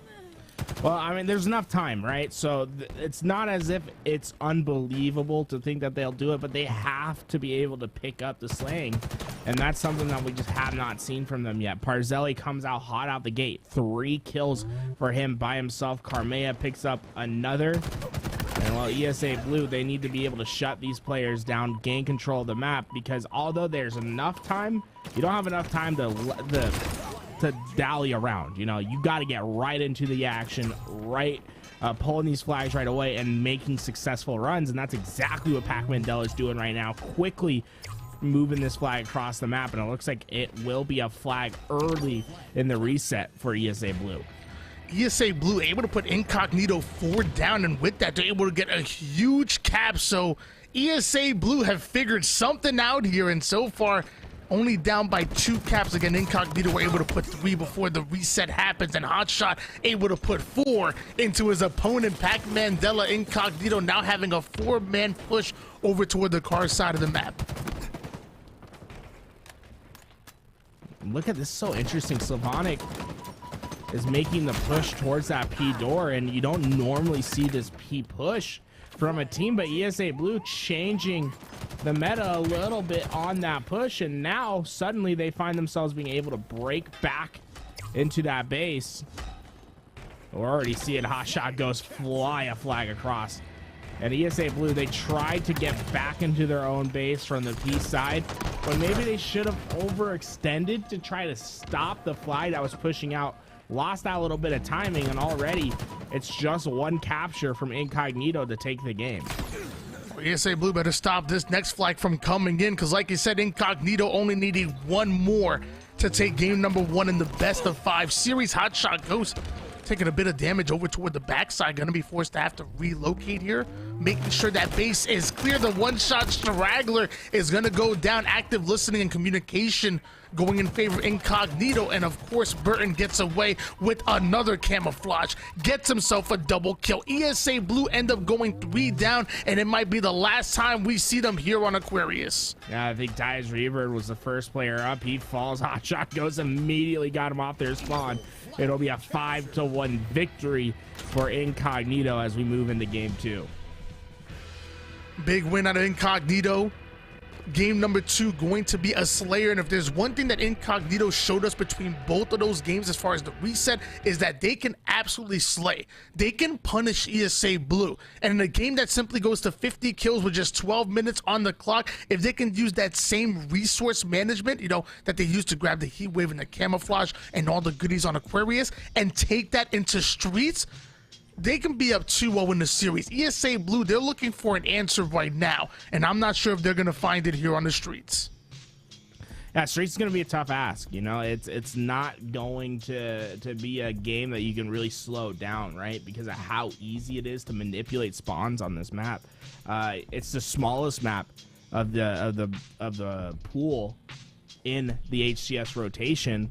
And it really shows in the high flying action. And the fact that we have the smallest map that has a set of rockets on it, it just shows you how swingy it can be. If you find yourself at a 3-4 down, it's going to be impossible to recover immediately. And finding answers to get your momentum back is what's key. It's always about the swing of the pendulum on streets. Rockets, Bulldog. You got the drop wall. You even have the thrust as well. Don't forget about that Stalker rifle, because although I miss my shots often, I promise you these players will not. So much to control on the streets, and like you kind of alluded to, so punishing. Again, the same way you're able to influence those spawns like on Aquarius, you can do the same thing on streets. ESA Blue, you better figure it out. Do not let them run amok. What are you, Stephen A. Smith, bro? Run amok? Did you say run amok, Tony? We've been fooled? Oh my, dude. I whenever I hear run amok, it always gets me back. If you guys know, you know, but oh my. Tony, I love it, bro. Run amok. What's an old-timey term that we could use in casting that we don't really use anymore? Like I don't know, man. I'm a spry young chicken. I don't know none of that old people stuff. When you get up from your seat, your bones probably creak, old man. Nah, man. You are. I'm surprised you're not like a Gen Xer. You know what I'm saying? I heard you're a millennial, and I was surprised. You ancient, old, decrepit. Decrepit. That's a great word. You know, run amok, decrepit. There we go. But we're into game 2, Tony. You know, you are a young spry chicken. I'm sorry for making fun of you, Tony. I would never ever try to hurt your feelings on a live stream like that again, as we see Incognito take a lead as they try to hurt the feelings of ESA Blue. Stalker rifle ends up in the hands of Parzelli. Parzelli's going to try to put it to work immediately, but a couple of missed shots here. Taking a little bit too much damage, turns quickly, but not able to get much value with the Stalker rifle. Has to switch to that BR. Meanwhile, we do see ESA Blue put up 4 kills on the board. A 3v3 scenario, so this next battle gonna be so important. The problem is for this ESA Blue squad is they don't really have the utility on the map yet, right? You saw the Stalker rifle in the hands of Incognito. Parzelli gets taken down, so that's not going to be there anymore, but they don't have the shotgun to work with. Carmea has that in his hand.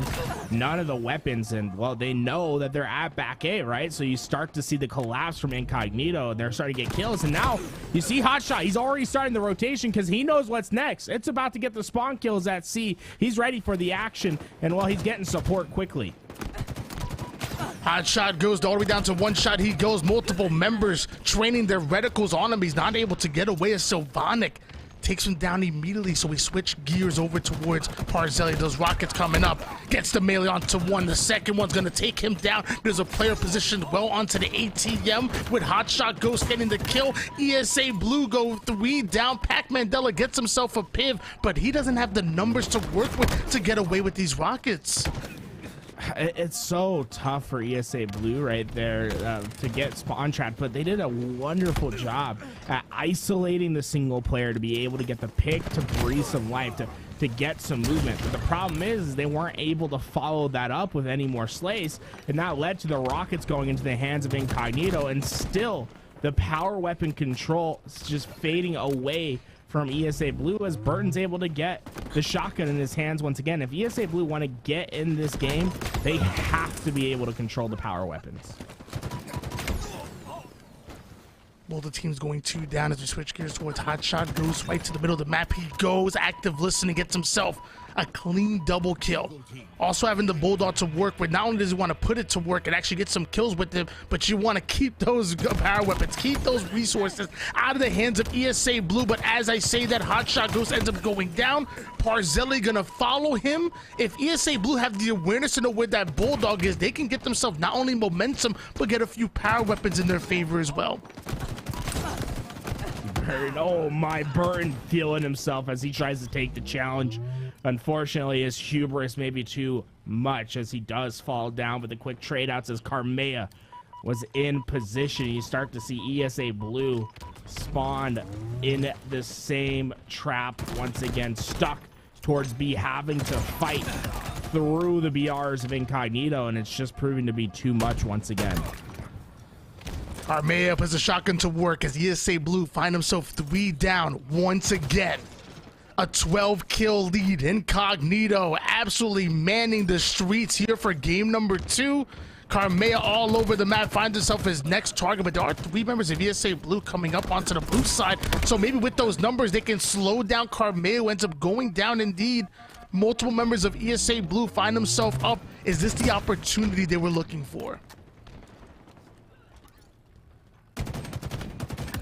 Rockets once again falling away from their hands and then quickly running out of time to make a difference, but Pac Mandela doing his best to get his team back in this game. A double kill from him, and now Incognito, they're all spawning on top of each other at Red Room, but they have the shotgun to work with, and it's going to stop ESA Blue to be able to easily push in to try to get those trades. Instead, you see Incognito moving as a pack of wolves as they devour the competition. Slavonics lasts alive, and he's doing his best to survive, but it's a matter of time before the rest of Incognito come to collapse.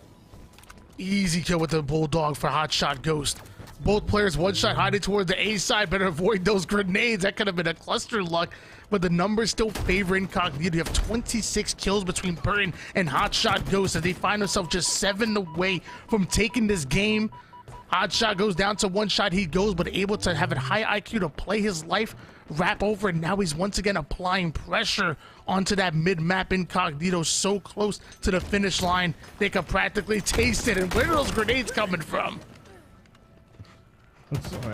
That's one thing I've seen on Twitter recently, Tony, is the amount of skill nades that are on this map is incredible. I saw like a 2-minute video of someone just throwing every single nade that you could possibly imagine. So there's really no power position on this map that's necessarily safe as long as the team has knowledge. Reminds me of the back of the Halo CE days where you're learning all the grenades to nade weapons out. Very similar on this map, and we've seen players like Neighbor really use that to his advantage. Just 3 more kills needed. Silvani finds himself 1 as Incognito find himself 3 down, so a bit of life being shown, but it looks like ESA Blue, their time might be up here. Carmea is able to gather himself a commando right to the drop weapon. No gentleman here. Carmea making things happen. Burn finds himself the 50th kill, and with that, Incognito going up 2-0 in the series. 2-0, able to finish the job at the last moment. As we're moving into game 3, ESA Blue's last chance in today's tournament is going to be on Stronghold's Live Fire. And, you know, Live Fire could be a great game for them to slow it down. The problem is the game type, right? Strongholds, it's a bit like a game of soccer, right? It's always in motion, and it's going to be scoring at all points in time. So there's no ability for them to try to slow the game down in the way that you would in like a game of flag, right? There's always constant rotations to be worrying about, and there's always points being scored. And the second that a trip cap's put on you, that's when you're going to start feeling the most pressure. On the flip side, though, if ESA Blue, all it takes is 1-4 down, right? And they can get a trip cap, and if they can secure and establish a trip cap for an extended period of time, it's so easy to run away with this game. I'll be honest with you. If I'm ESA Blue, the last game that I want to see, the last map I want to see for that game number 3 is Live Fire. We know how, again, Aquarius Streets and Live Fire, the 3 most punishing maps that we have here in our league, and you have them back to back to back. I'm praying for a recharge. I'm praying for Bizarre or Catalyst, anything to slow the game down. And like you said, Strongholds, one of the fastest game modes that we have here. Incognito, if they play their cards right, they're coming up with the sweep and they're going into the finals. Yeah, might be one of the more tough best of 3s to even, best of 5s to even try to find a way to slow down the game and change the pace, and that's really benefiting Incognito at the moment. That being said, if they can survive this game, game 4, game 5, the 2 of the slower maps in the entire pool. So if they can just get past this game, I think they have a great opportunity maybe to change how the series has been going and really find their identity in game 4 and game 5. Ladies and gentlemen, this is your Esports Arena Series E Pro Night Invitational. We have open the nights every single Monday, so if you guys want to get involved, maybe try to get your share of $1,000, you can do it on Mondays. On Fridays, all about the invitational. It's all about the best of the best, getting their practice in. And as of right now, you might need to practice a little bit more with that sniper rifle. None of those shots connecting, and because of that, Incognito steal it away, but ESA Blue apparently steal away a triple cap. Yeah, the problem is the short-lived trip cap. You already see A and C presence from Incognito, and it's going to be an immediate flip. And in fact, it's worst-case scenario for ESA Blue. They're getting collapsed in at B, so B's going to quickly switch hands. Only saving grace is that sniper remains off the map for Incognito. ESA Blue have a chance to recover it at Nest. That shows you how quick, you know, you can get those trip caps, but if you don't have map control, it can quickly be reversed. ESA Blue starting off with that 32-0 run, but he who's last laughs best. And as of right now, Incognito able to get away with that sniper rifle and a double cap. And now you're seeing Hotshot Ghost get the flank side, pull up on the blind side of ESA Blue, right behind enemy lines, lines out the snipe, easy kill from the body shot to come up quick, swap, don't drop, ends up getting himself a double kill, and now we see another triple cap, but this time in favor of the boys in red. Incognito steal the lead. Already Hotshot, look at him, immediately trying to put the pressure towards A. He knows the push is coming, and well, if he can win this opening fight, get that heat wave, he can be a one-man defensive wall. Unfortunately, the two push comes for him. Pac Mandela is going to be able to get the kill and the hill, and now already trying to push his luck towards B and C, getting captured at the same time. Look at the quickness of ESA Blue to take advantage of their overshield, get the hills, and now Incognito, they're in danger because they're all stuck at A. And well, Pac Mandela, he has the perfect utility, spike nades and a heat wave to try to put the pressure at the hill. ESA Blue are not going down without a fight. They are not trying to get swept here on your pro night, and it's Pac Mandela that's able to get away with the heat wave. His teammate is Sylvanic's going to quickly go down here, so that's definitely going to work in favor of Incognito as they decide to wrap over toward the opposite end of the map. They're trying to get a hold of that sniper rifle, and Hotshot Goes to trying to get a hold of this kill with the commando. Can't quite connect the heat wave too much, but two down go ESA Blue. The final two members pushing up over toward the sandbags. One ends up going down, and Parzelli ends up with the sniper rifle. And Parzelli needs to make a decision here on how he's going to play this. The push is coming from underneath. He does hit the last second snipe to get the trade, but Hallelujah is there to recover the sniper. And ESA Blue, this is an opportunity for them. Although they don't have the hills, they have the power weapon. And if it's up to Hallelujah to find an opening pick to open this up for his team, you can already see Incognito able to get into that kill feed and slowing ESA Blue down once again. Three-man push out of ESA Blue onto the side of the map. Beautiful shot at Allen. He was missing quite a bit toward the early game, but he's heated up clearly. His duo and Pac Mandela able to get a big kill as three down go Incognito, and with that, Hallelujah pushing over toward the Bravo side of the map. Incognito electing to punt this side of the map away and now work onto Overshield, and looks like Incognito might have been able to get their hands on it. Yeah, it was a tough decision by Incognito there on what they needed to do. They decided to go for the trip cap, and while it ends up not going in their favor, they get wiped, and they lose the B hill. The only consolation is that they were able to get this overshield and maybe use it to quickly get control once again. In fact, they could get themselves in a trip cap scenario once again as Carmea tries to leave the dummies open. I don't think it's going to impact in time. If I'm Incognito, I'm flooding A. I want to keep this trip cap. I'm not letting ESA Blue be able to get any freedom on the map.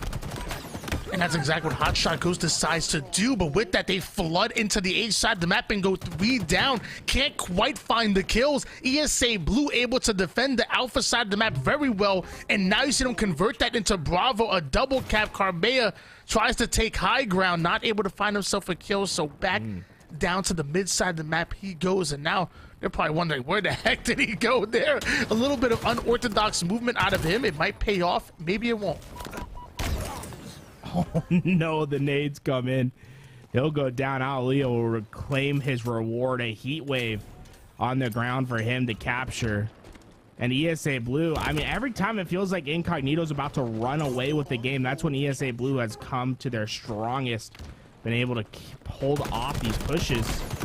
And now it's time for them to take advantage. Oh my God, Hotshot Ghost just absolutely destroyed Hallelujah at the big door. And he wants more. This commando rifle is so powerful. Double cap in favor of Incognito. ESA Blue trying to fight back, but Carmea and Burton able to get back-to-back kills. Hotshot Ghost gonna follow it up by taking down Hallelujah as well. So 3 down go ESA Blue, the final player onto the tower side of the map, and Incognito looking to hunt him down. Also working on the trip cap, but a huge play by Pac Mandela to get the back smack. Hotshot Ghost not able to get the kill in a timely manner, so he's gonna go down largely because of it. And just like that, ESA Blue might be able to turn things around, especially as Carmea doesn't get the overshield. Incognito go 3 down. Parzelli, the final player alive, and of course he's there to pick up the pieces. Overshield, sniper rifle, momentum in favor of Parzelli and Incognito. Oh, I love that from Parzelli. He holds on to that overshield till he needs it, and now he's going to be able to get between both of these BRs and soak up the damage, but keep the pressure at the same time. This is how you win games, as he's been able to just to keep damage down range. Parzelli heating up with the sniper as all the players are one shot. Parzelli lining up a bit more because he still has some sniper rifle left to work with.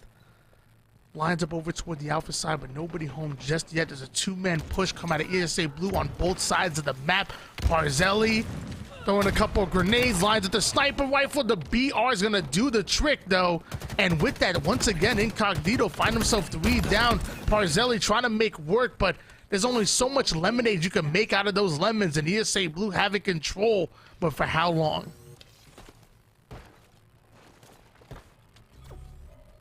Start to see, look at all those players from Incognito towards A, and they don't want to just hop into A right away because they know the collapse from ESA Blue lurks in the back. Instead, they try to put all their numbers towards Big Door. They're able to get that first pick, and now they're starting to open up an opportunity for themselves by being able to capture B. But it's a long-winded push towards A that could stabilize for ESA Blue. Carmea, the most important player on the map, as he has position to try to capture C and stop the overshield grab. Incognito already have 223 points and counting right now, so one good double cap, one good triple cap could be the end of ESA Blue. And mind you guys at home, this is a best of 5 series. One more win and ESA Blue are going home a lot earlier than expected. And with that, we already see Incognito get themselves an Alpha and Bravo setup. ESA Blue gonna try to rotate them, but they're being met with resistance. Carmea now just sitting up high over toward the Charlie side of the map. ESA Blue, they need to find these kills, Garrett. They just do not want to push towards C. Carmea is going to get this for free. He's been expecting a push. You see him checking every corner, kind of bewildered that no one came. And now, all of a sudden, Incognito, they're looking, this is a trip cap opportunity for them. Push into A, get aggressive. They're going to spawn them out towards dummies, and there's just no path for a quick resolution for ESA Blue. They're going to have a tough time getting into a hill to stop it in time. Hotshot Ghost goes from the commando to the BR to find himself that kill. Parzelli always seems to find himself a sniper rifle. At this point, I question whether he spawns with one or not, because he clearly knows what to do with it. The body shot onto one. The second one's going to fall as well. A huge double kill out of Parzelli, and I'm not sure if ESA Blue can recover from that one. They work their way onto the Charlie side of the map, but 3-man, but soon to be 2 as one goes down. The second one does as well. Back-to-back kills out of Incognito. And now there's only one more push out of ESA Blue, one more player. He ends up going down, and so do Esports Arena Blue's chances of winning out. Incognito are going to the finals. Honestly, super surprised they missed those last 2 snipes with how he was shooting in the start of that game. Instead, it's going to be ESA Blue that goes home. It's incredibly well played by Incognito. I mean, just there was a couple moments where they let ESA Blue get opportunities in that strongholds, but other than that, it was just about as clean as you could possibly do it. They're going to win 3-0 and advance to the finals. Incognito, the real deal. Simple as that. I mean, they've been incredible for a long time. They've been figuring it out, and let me tell you, man, I can't wait to watch them at Orlando. Burton, Hotshot Ghost, and Parzelli, 3/4 of that Anime Demons roster. Carmea finding himself a home with these guys. Orlando's going to be exciting, especially with them playing in the open bracket. And before we get to our next matchup, we're going to send it over to Yeso to break things down.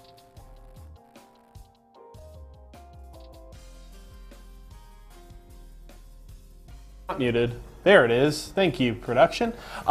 Big first series there for Incognito as they pretty dominantly take down Esports Arena Blue there. And this is kind of sad, sadly the same story, different day for Esports Arena Blue. They're definitely a team where every series I watch, I definitely never walk away from a series going, man, they just kind of got their ass kicked front to back there. Even in these ones that end up 0-3, I feel like there are always a lot of good signs, and you can see kind of flashes of brilliance there, solid fundamentals at different points, but it just seems like they kind of struggle to be able to put all of that together in a singular series, which is, admittedly a difficult test, especially when you're playing against really talented competition like Incognito, right? Nobody's certainly putting them as like an S-tier team in Halo competitive right now, up with the likes of Cloud9, Optic, etc. But Incognito is a very incredibly experienced roster, a lot of players that have been around for a while. They are very talented, so this is certainly a tough best of 5 to come into, but ultimately it is disappointing to see Esports Arena Blue not able to take care of business here today. We'll have to see if they can get things rolling next week. Of course, that'll start on Monday. But Incognito coming in and playing a pretty clean series, honestly. Very strong showing in Game 1. They kicked it off really damn well on CTF. Rolled that right into a solid Slayer game.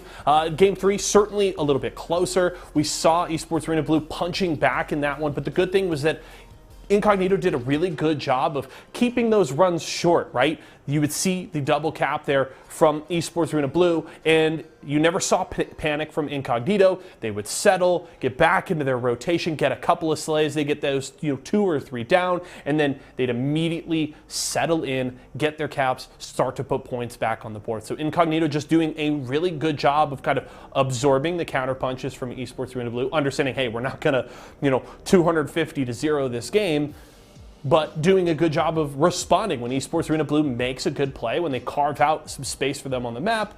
Incognito back off, reset, and rebound from those opportunities, and did a really good job, and it's why they looked, honestly, pretty damn good throughout this entire series, and they'll go into grand finals looking pretty solid. Our next set will be Shopify Rebellion and Native. This should be a banger set. I'm looking forward to it myself. We may get 5 games out of that one, and of course the winner will face Incognito in grands. We're going to go to a quick break right now. When we come back though, YNOT and Tools will have you set for that next series.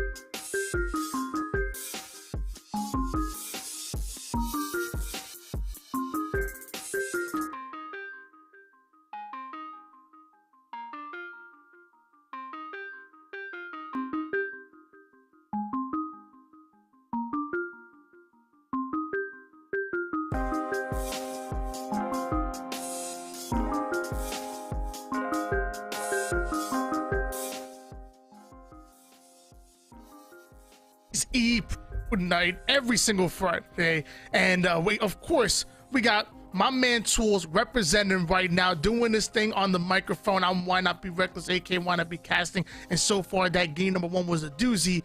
And of course we have a whole nother series, and to be honest with you, I think it's gonna be a little bit tighter. I don't see a 3-0 in this future. Yeah, if it is going to be a 3-0, it's going to be a tight one through and through. Shopify Rebellion seem to be hitting their stride the last couple of weeks. Had a hell of a performance at the HCS Open Championship, getting far in that bracket, making some upsets left and right.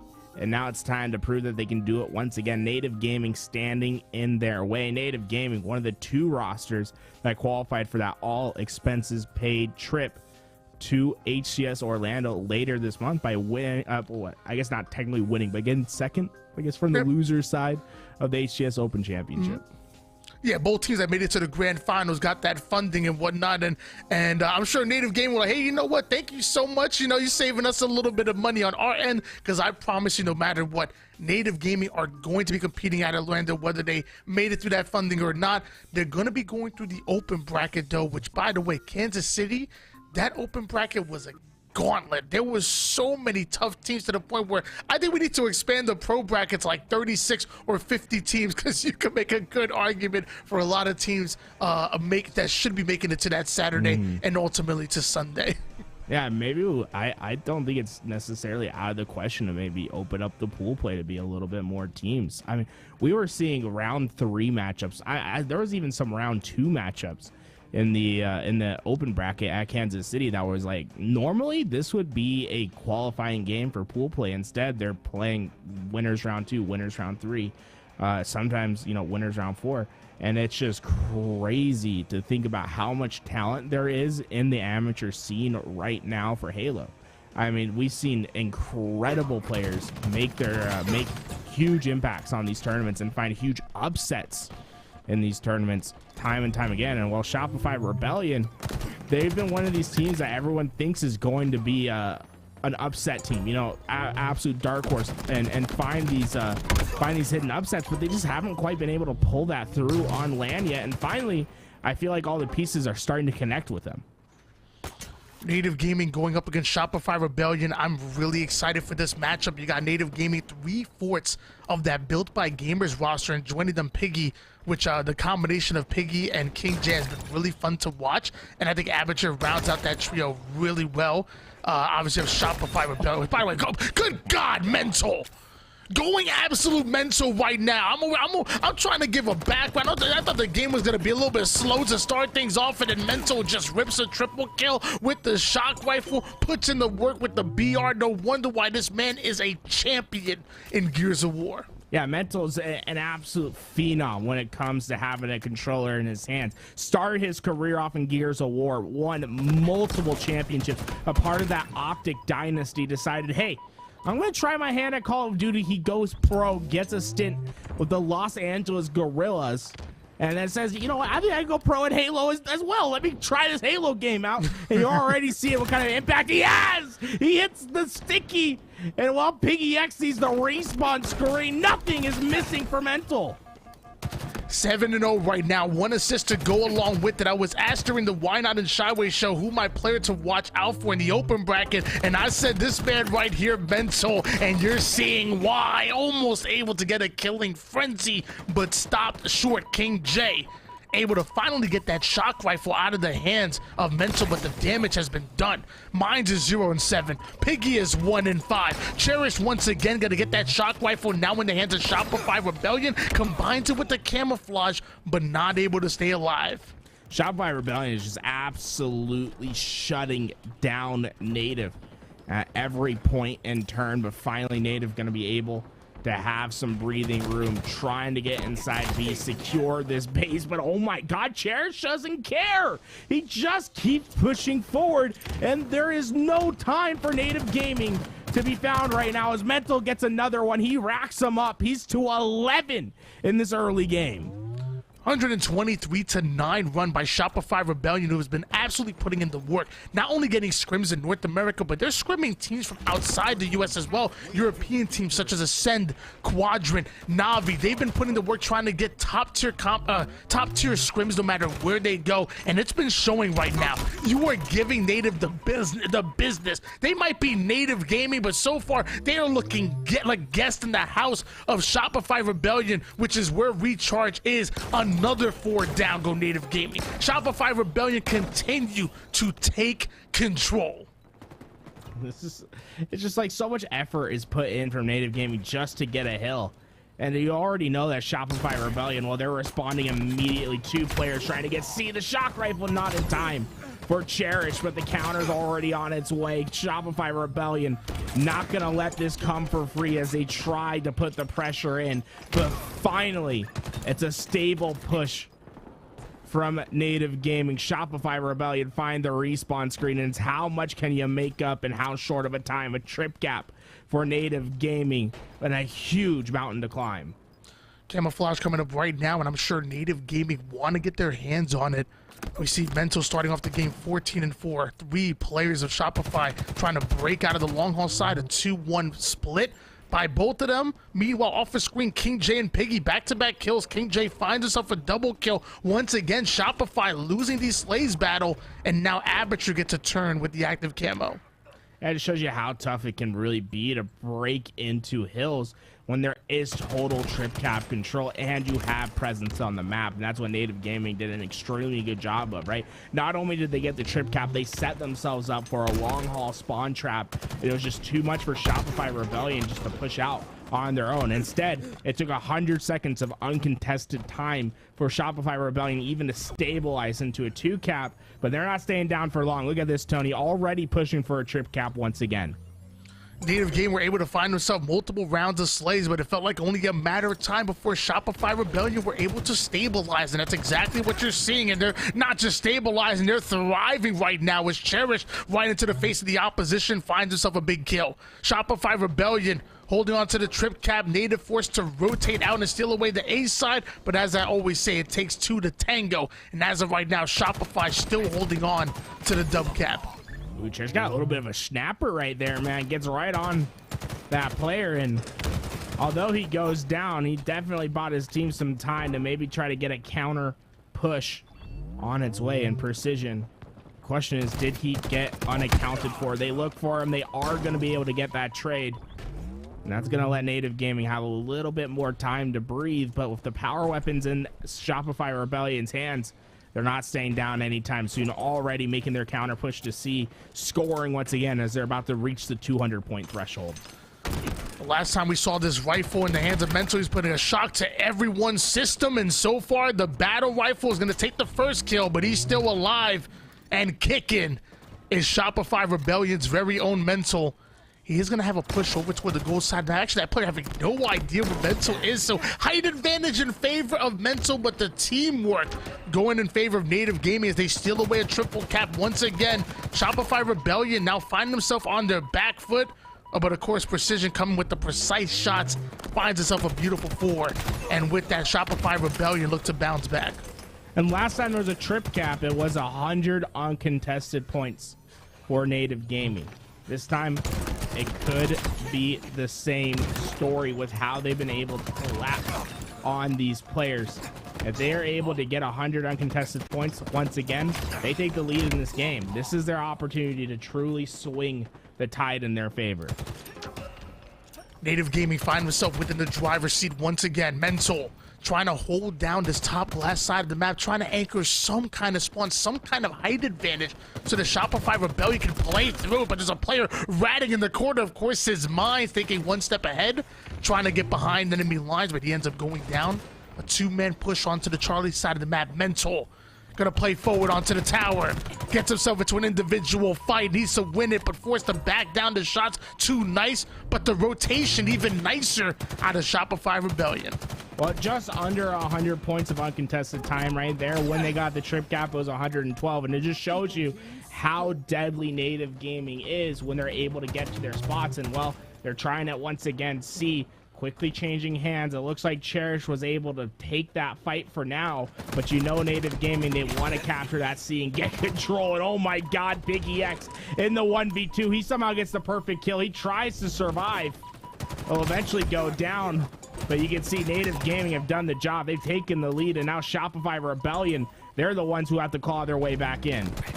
Despite the fact that Shopify Rebellion have a huge advantage in the slay department, despite the fact that Mental has been absolutely going crazy in this game, and the miraculous start that we saw to Shopify Rebellion, and even with Mines going 9-21, which is obviously not the most advantageous scoreline for your team, you still saw Native Gaming able to steal away the lead. That objective efficiency is coming in. Now you're stacking numbers onto the control side, absolutely clearing it out. Native Gaming now trying to work on yet another double cap. Shopify Rebellion have had control of this game for too long. Native Gaming are done with it. They're able to get the capture right before this game is over, but you have to play just about perfect. And with two players from Native going down, they're in dangerous territory. Mental and Precision working to break their way into C. There's going to be the counter push, and they are successful at stopping the capture. And now suddenly it's only 10 more points, but it's explosive. He's here. He's ready to fight for this hill. It's the one-on-one. The nade comes out. He's able to get the kill, but not the capture. They're there. They're stopping it. 247 all. It's a last-second push from Mental. He needs to go big. He gets shut down. And Native Gaming do it. The comeback complete.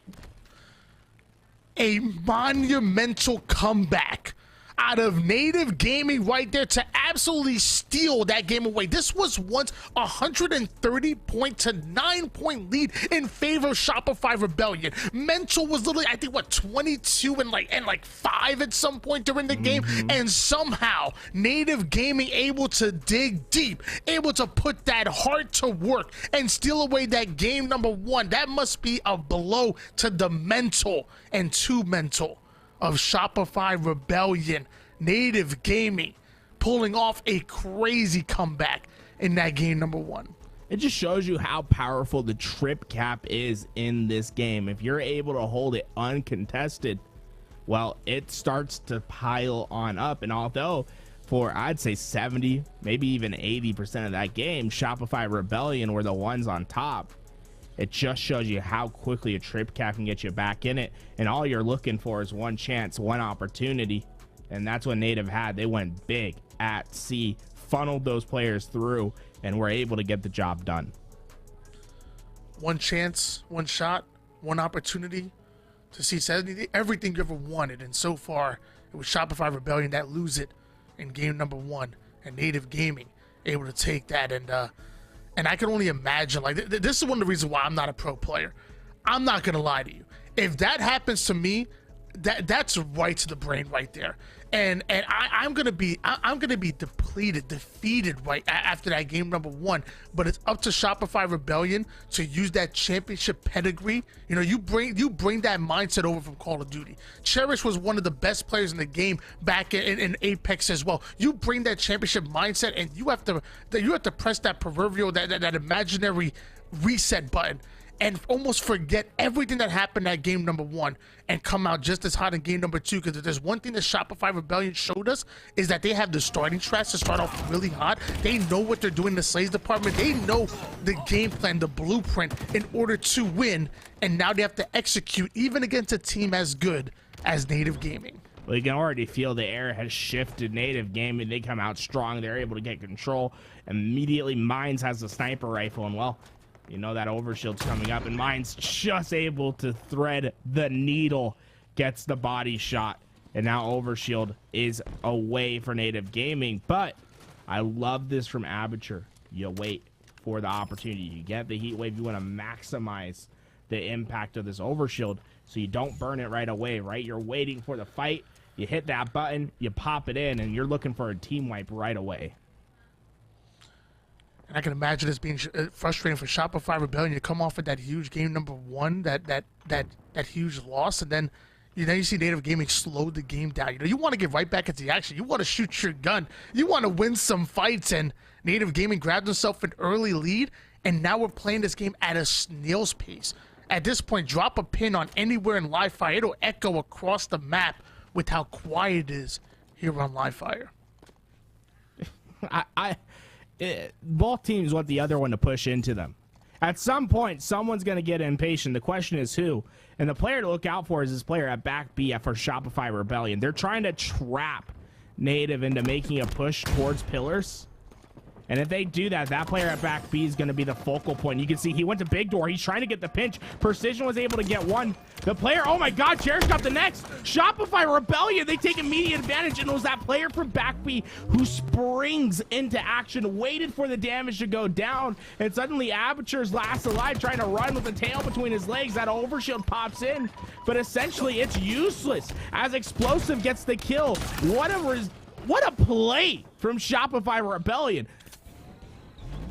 And not only that, I mean, Native Gaming having the patience to hold on to that overshield for over 2 minutes worth of time. We see another overshield on the map by the time that gets used. So we see Native Gaming trying to make plays as well, but it was that opening push, that opening slays that opened up the A map, the A side of the map that allowed Shopify Rebellion to just steamroll through. And now we see yet another overshield in the hands of Mines. Feels like back to back with how long they held on to it. And now they're looking to use this one right away. Oh, what's crazy about this is they've had 2 overshields, a sniper for 90% of this game, and they're only up by 1 kill. Shopify Rebellion have done an incredible job at being annoying, not letting Native Gaming get away or get too free on the map. Incredible job. As we're starting to see Mental, I mean, how do you beat this guy? The individual talent from him is absurd. It's so hard to win the one-on-one. Just a 1-kill game in favor of Native Gaming, but it's Shopify Rebellion that seemingly taking control a bit, looking very comfortable, figuring out how to break through the fences of Native Gaming, but Explosive not ready for that one. Luckily, bringing the heat wave as he takes down one, ends up going down himself. Multiple members of Native Gaming go down, and Shopify Rebellion want to take advantage of these numbers.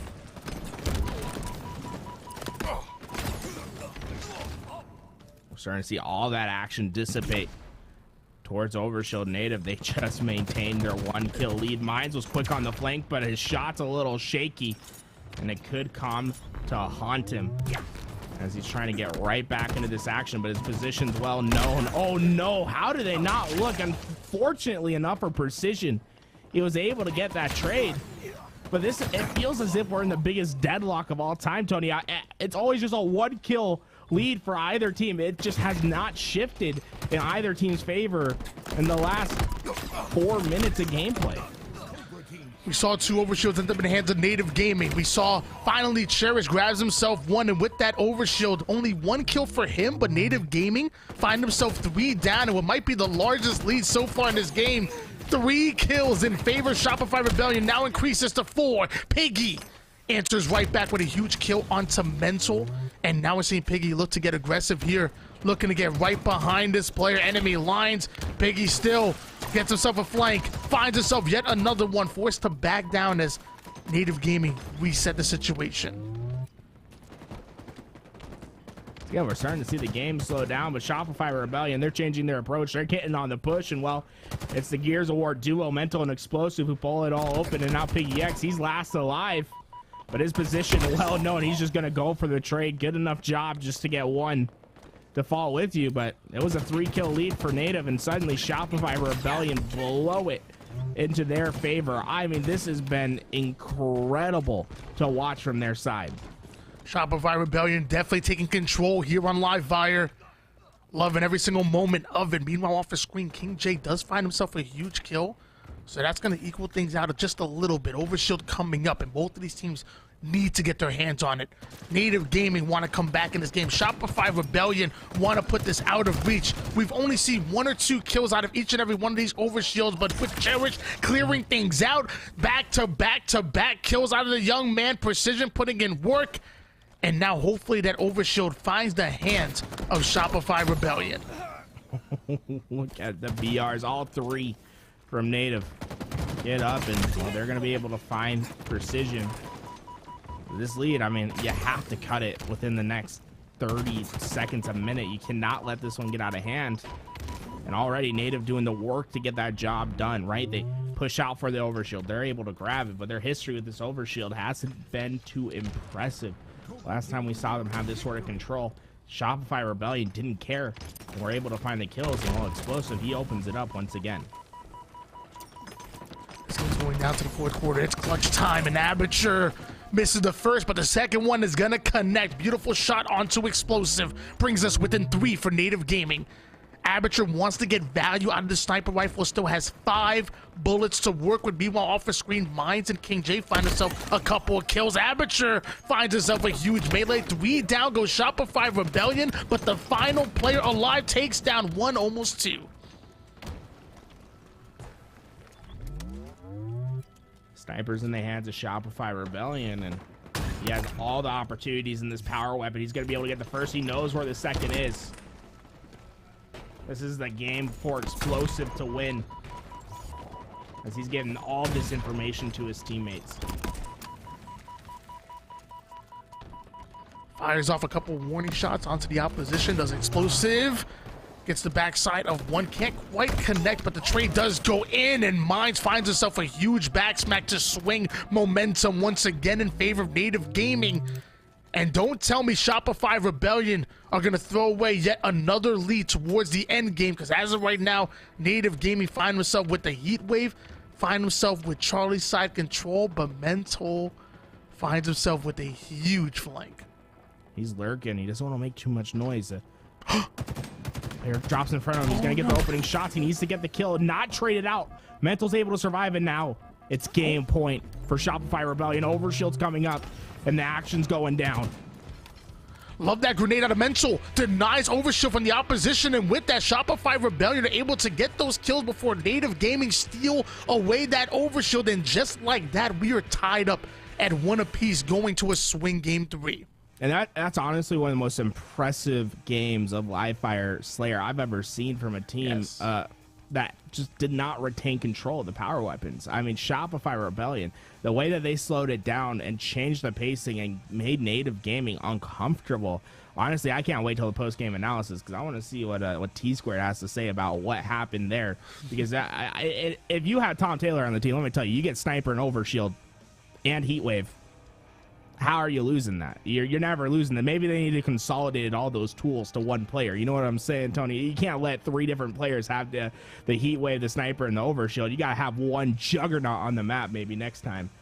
But I just cannot believe Native Gaming choked that game away.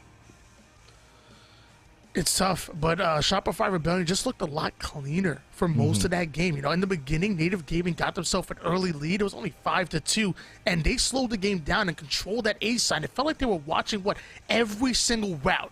Then you see Precision just find himself 1 kill, and right after that, Shopify Rebellion just break through the A side of the map. Out of nowhere, they came and just overwhelmed it, got all of those resources out of the hands of Native Gaming, controlled a bit of that momentum, and it was a bit of back and forward. But like I said, it was still Shopify Rebellion that looked like the cleaner squad going for most of that game, and it kind of really controlled the map of Livefire. Now the question is, can you do the same on Catalyst? I mean, you still have that overvision that spawns towards the mid-map. You still have access towards a skewer, which obviously is not the same as an S7, but can still be as swing as it in the right hands. And obviously the repulse and the grapple, which gets so much value on this map. Shopify Rebellion having a chance to steal the lead here in Game 3. And Shopify Rebellion ready for that push through top mid, able to take down that player and essentially burn the overshield immediately as it falls off the map. And they're already on the push. They want to be able to get this flag out. Precision gets the first explosives, looking for the second. A couple shaky shots. I don't think he expected Piggy to move out that way, and that might hamper this push. Yes, the players are still in position, but that kill by Piggy really bought Native Gaming a lot of time to get back and control their base once again. As Cherish, he's gonna have to see the respawn screen and try another time. Time is a commodity that neither team can afford to waste here, and with Shopify Rebellion already advancing forward, clearing out this base is their top priority. Running the flag is the second, but the damage is too much as Precision going down to one-shot force to reposition those a couple of grenades. How is Precision alive? How is Shopify Rebellion so good at covering each other's back? Native Gaming end up 3 down, the fourth one gonna fall, and Mental is grinding that flag forward. Hey, it's patience that wins the game. The way that Precision didn't necessarily try to hop into those fights, but played his position, played his advantage. He was able to open up with a double, and then staying alive for so long, his teammates were able to come get the support, and it's a first flag cap in for Shopify Rebellion. And I absolutely love the way that these guys have been playing, but Native Gaming, look at them, quick on the uptake, able to get the flag out. Can they get the counter cap as Aperture leads the charge? You talked about T-Squared being proud of the Shopify Rebellion boys, straight ripping through with that first flag cap, but now we're seeing a counter pull in favor of Native Gaming, looking to get that flag as deep as possible, but the grenade is going to deny access and slow down Aperture and this Native Gaming roster. Meanwhile, Shopify Rebellion looking to up the tempo. We have a bit of a standoff here. One team looking to take the lead, the other looking to tie things up. Randall's been able to get this all the way back, but his teammates went down in the process. And really, this is up to Cherish. She needs to try to get this return without the rest of Native getting there, but perfectly played by Piggy. He's been a great line of defense for his squad. And now Shopify Rebellion, they have to decide, are we going to play aggressive on our spawns, or we're going to let Native Gaming push into us and try to play the defense? We switch gears over toward the explosive. He's going to try to push this hallway side, but has to play things slowly. He has a player over toward the back right corner. I'm not sure he's aware of it, but he is now. It's Piggy. Hiding behind the corner, comes out right in the nick of time to get that kill. Precision knows that there might be some pressure coming, as Shopify Rebellion find himself 2 down. Native Gaming find himself a skewer and are advancing forward into the Rebellion base. Oh, Piggy just misses the shoulder. And while the counter nades come in immediately, they shut him down. And now Shopify Rebellion, they're not letting this opportunity go to waste. They immediately get the kills. Aperture will be the last to follow. King J, the only player left alive. And, well, Shopify Rebellion keeps their flag in their own possession. And look how Shopify Rebellion, they don't just immediately push out after they get those picks. They know that they have to win these slays in order, right? You can't just be too aggressive.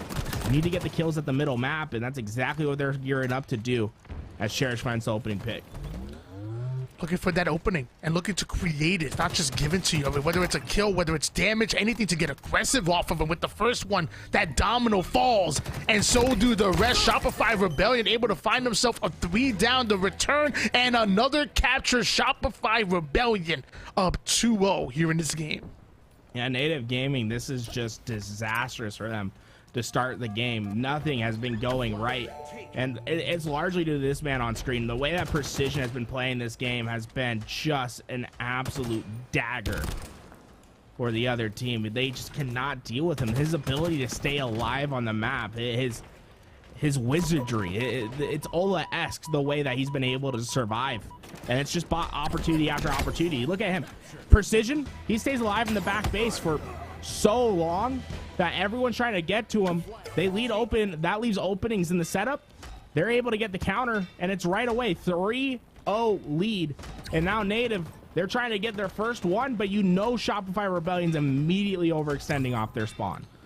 Picking apart the defenses of their opposition with precision indeed, but Native Gaming able to pull off the counter pull, but hold on, Native Gaming find themselves 3 down as that flight starts to make it towards the base. They no longer have the bodies nor the resources to finish this capture, so close, but no cigar out of Native Gaming and Shopify Rebellion. When they put you 3 down, when they put you 4 down and get a counter pull, usually they follow through. And the problem for Native there is they got a 4 down, but they pushed all their players back into the same lane, and they let Shopify Rebellion essentially have a free overextend, and they didn't waste that opportunity. All 4 of them get their BRs together. They get in that fight, and now look at Explosive standing in the back. He's like, oh yeah, you guys can come. Let me feast on the competition. He's going to be able to put this 4 flag in for his squad. An impressive display from Shopify Rebellion. Shopify Rebellion clearly have been putting in the work. We talked about scrimming daily. We talk about scrimming with not only professional teams in North America, but also even getting valuable practice onto the European teams as well. Shopify Rebellion have been in the lab, and it shows. But as I say that, they end up going 3 down. Native Gaming, they finally need to be able to take advantage of a round of slays. They need to take advantage of these numbers, because you're in danger of getting swept here on Catalyst, and that might be too much momentum in favor of Shopify Rebellion for you to bounce back from. Oh no, Piggy's behind all 3. Oh no, he missed the last shot. He's immediately punished Shopify Rebellion, able to get the kill. And although Native Gaming still push forward, they're going to be able to get these kills and get this flag out. But this is the most important part. How do they respond to the spawns of Shopify Rebellion? The Explosive, he already has a flag out. And you see the rest of Shopify Rebellion across the map pushing forward, getting ready to fight for this flag. Been so impressed by the fundamentals and the cleanliness of the pushes and the way Shopify Rebellion are playing. But luckily Native, they have no problem getting down and dirty. They have no problem getting scrappy as we see the first flag fall in for Native Gaming. We talked about how much they love the shift in energy to go in their favor. Maybe they can ride that momentum into something, but with that, Shopify Rebellion find themselves 3 down. Mental having to fight off multiple members, takes down the first but can't find the second. Native Gaming clear out their base, and now they look to turn that defense into a bit of offense. And this is the thing for Native. It's going to be so hard to get back in this game, because Shopify Rebellion, all they have to do is really play defense. They don't necessarily have to play for the aggressive dagger and win the game 5-1. They can wait for their opportunities, and as long as they play for trades and don't get wiped in the base, they're going to be able to stop this flag. But you can see Native, they have a clear priority. Get this overshield, use it to push in. Less than 4 minutes on the clock for Native Gaming to somehow get 3 captures in a row without costing a single one. We talk about near perfect Halo time and time again, but that's what we're going to have to see out of Native Gaming. Minds putting the overshield to work. Damage onto multiple players. Finally finds himself the kill. Works onto the second one as well, so that's a double kill. A killing spree now being earned by Minds. Shopify Rebellion sending their final player overextending, but how much can Joey Cherish do with King J running this flag in? And that's impressive for Minds. He's the real reason they captured this flag. Not only did he get the overshield, he had the grapple to work with, but I'm losing my mind. How do you choke this one away? Cherish, he gets the return nonetheless, but I still got to get my dabs up to Minds, right? He got the overshield, he got the grapple, he went into the face of Shopify Rebellion, something they really haven't dealt with at all this game. They finally fall, but Cherish just makes the big play on the individual level. He's able to get through, get the kills, get the return, and that was probably the last bit of life that Native Gaming really had to play with. And sadly, we're just not seeing the fundamentals on the side of Native Gaming that we're seeing out of Shopify Rebellion. With how clean Shopify Rebellion were able to do that, were able to do this game, I should say. If they put Native Gaming 3 down, there's no chance that final player is making a play. They're locking down every single angle on the map. They're playing clean and fundamental Halo. However, Native Gaming, you allowed that one player to sneak by your defenses and ultimately make a play, and sadly, that's not what you want to see. 3 down goes Shopify Rebellion. Piggy gonna try to get the kill, able to do so. So we do see the second flag cap in favor of Native Gaming, still having to capture 2 more. with a little bit over 2 minutes on the clock. Garrett, do you believe in miracles? Hey, you know, it can absolutely happen. All it is one flag per minute. But you have to go back to where Cherish made that goal line stand, was able to stop them in the 1v2. And you'd have to think 2 minutes to capture one flag, that's more than possible. Instead, they're going to have to get two. But Mines has the overshield to work with once again. This is exactly what they need to make their push. And just because something is possible doesn't mean it's probable. And Shopify Rebellion able to turn the tides, putting Native Gaming 3 down. Explosive able to get away with the skewer. Doesn't even need to make explosive plays at this point. You're talking about 1 minute 30 seconds of Slayer 2.0, and we're going into a game number 4 with Shopify Rebellion up.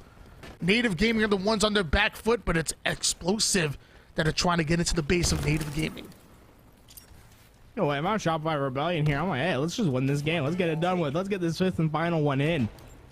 Get some momentum. I mean, we were one misplay away in game 1 from this being a 3-0 in the favor of Shopify Rebellion. This has been incredible to witness from them. And we start to see Precision try to make his opportunity to get this flag away. And this is just working counter to what Native Gaming really want to accomplish. It doesn't matter if there's a flag standoff, but there's one player lurking in the back that can stop Precision. I don't think Precision knows. I think he's just going to get easily taken down, and it's Mines. Now the return's coming in, and if Native's able to capture, Mines is here to pull the flag out once again. They can definitely get themselves back in this game, but King J needs to finish the job. Get this flag in for his team. He has the opportunity to do so, but King J not able to slide that flag in, ends up being stopped short. Explosive and Cherish working a bit of a 1-2 combo, and with that, they clear out the player, get themselves a return. It looks like Native Gaming not having timing. It's going to be mathematically impossible for them to come back. Shopify Rebellion will go up 2-1 here in the series. And Shopify Rebellion, it just shows you, get the early lead, it's easier to hang on to. Native Gaming had plenty of opportunities. In fact, I'd say they probably had 5 good ones to capture flags, but they had a very low efficacy rate on what they're able to do, right? The efficiency just was not there. They were not able to capitalize on all of their pulls. A goal line stand, a 1v2 from Shopify Rebellion that stopped 2 flags alone.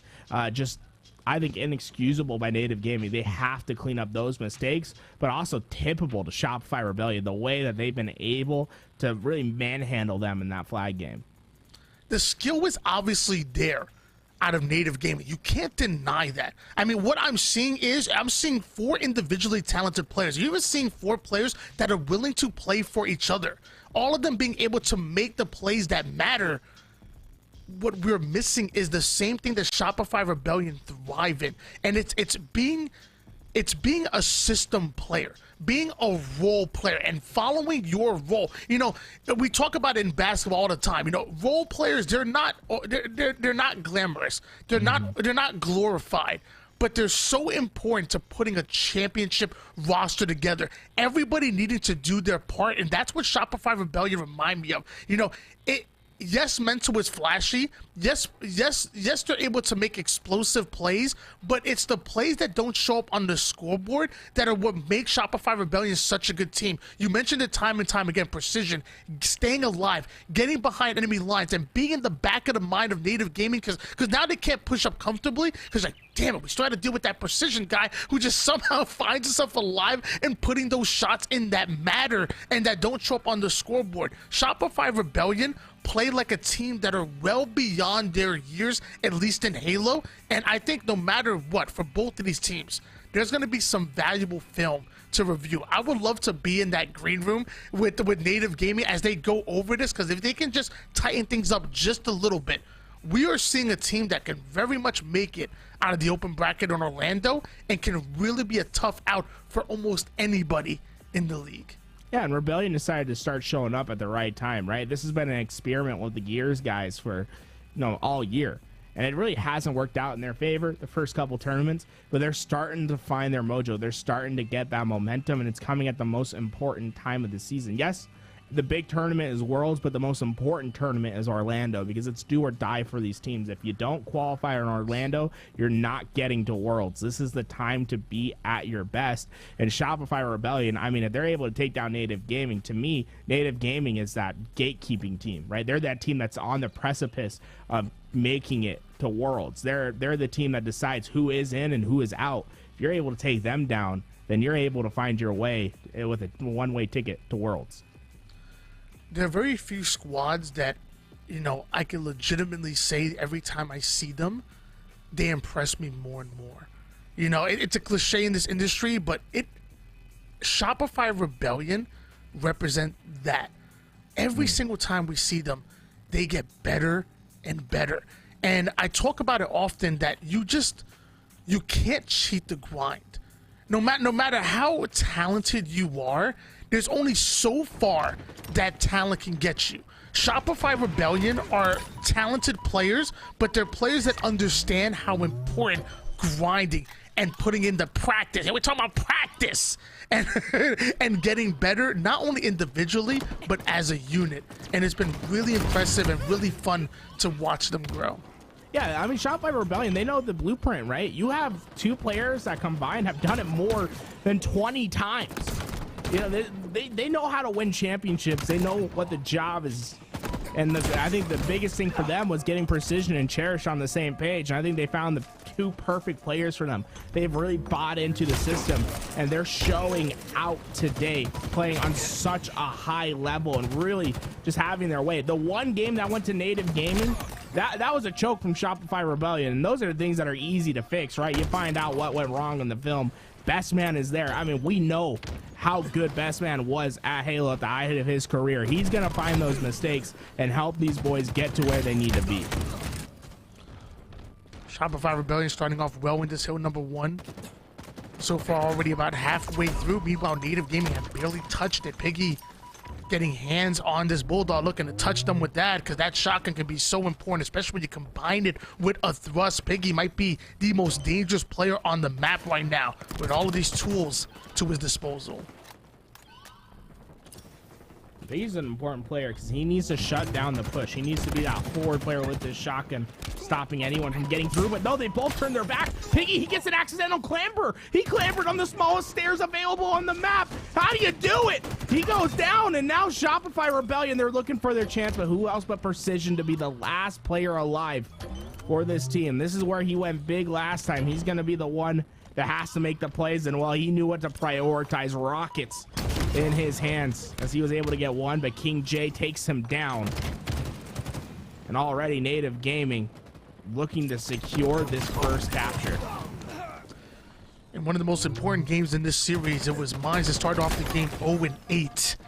And because of that, Native Gaming just found themselves so far behind, they weren't able to climb their way out of it. Meanwhile, now we're seeing Mines 9-5, a big difference. And Native Gaming so far looking so much better, looking like they're able to scrap away this hill possibly, especially with the Stalker rifle doing as much damage as it is onto Mental. Mental trying to find the angle, but the only thing he'll find is his maker as he ends up going down. Cherish ends up going in to taking down Aperture. King J doing everything he can to stay alive here, but Native Gaming are striking back.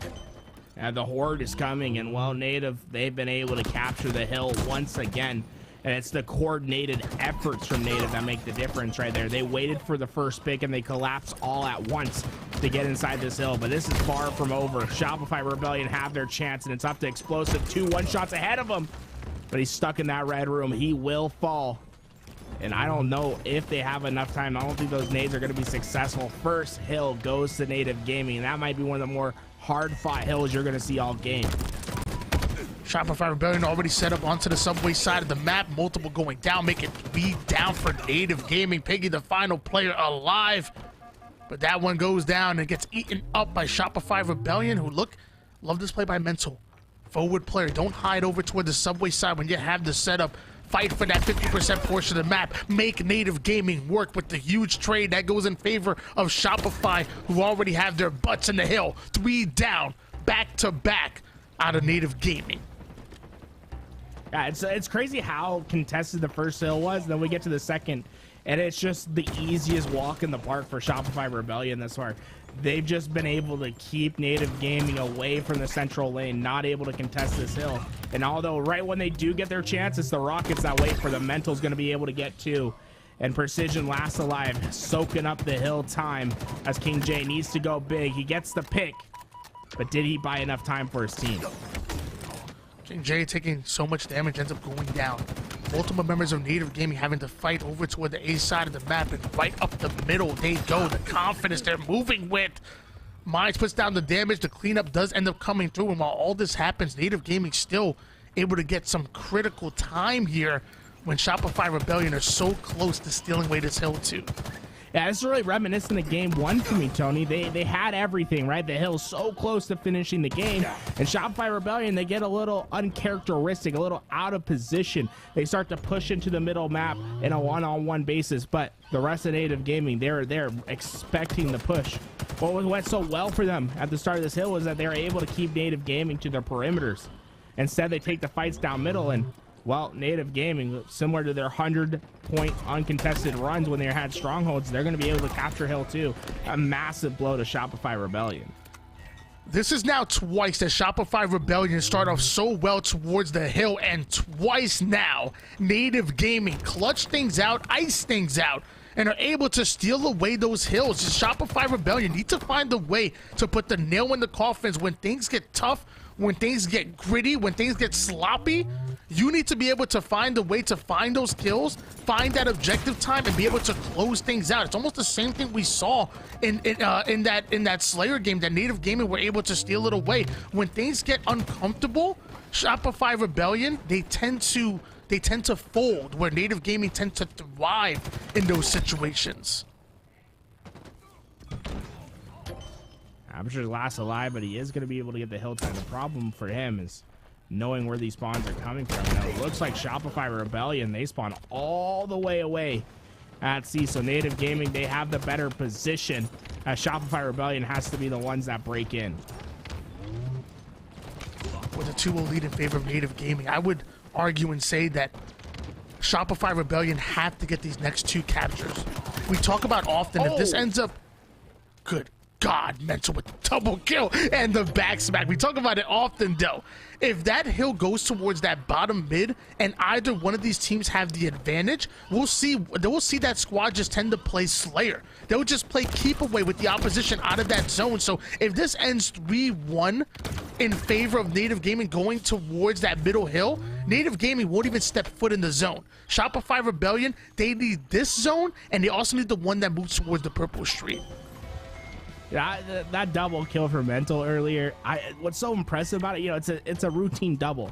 What I love is the target prioritization. He has a player with the back, and he has a player that's one shot to the top left. He moves the reticle up, he takes the one shot first, then fights for the next, and he's given perfect spawns for his team to work with, and Mental is just going off at the back of A. All of Native Gaming starting to see the respawn screens. It's one last player alive, and well, Mental says, I'll take the trade. Don't worry about that. And you see these red room spawns. Do they know that Cherish is here? Cherish. I think he should just stay in that corner. He's going to be able to get one, but I don't think they would have checked it. And if he would have stayed there, I think he could have made a huge pinch for his team. But nonetheless, Shopify Rebellion is just soaking up the time. They're able to capitalize off of the damage that he did regardless. So I agree with that. I think the play was to stay towards that back danger corner, but still they're able to find themselves the kills, and that's what matters. I said the Shopify Rebellion needed these back-to-back kills before it goes to the middle, and that's exactly what we see them do. 2 minutes on the clock to take the hardest hill here in Halo Infinite history. The thing with the Shopify Rebellion team, man, is you can make an argument that they should have already won this game 4-0, Tony. I mean, the first hill, heavily contested. I think Native Gaming won that fair and square. Shopify Rebellion, the second hill, they were moments away from capturing it, right? And they let it slip by. It's time for Shopify Rebellion to show that they have the ice, that they show that they can close out the big series, because that's what's plagued them for so long. It's been the game 5s. It's been the clutch moments that slip away from them. And well, King J, he's trying to take him down memory lane. He gets back on the flank. He's able to find 2. And already Native Gaming halfway to capturing this 5th hill.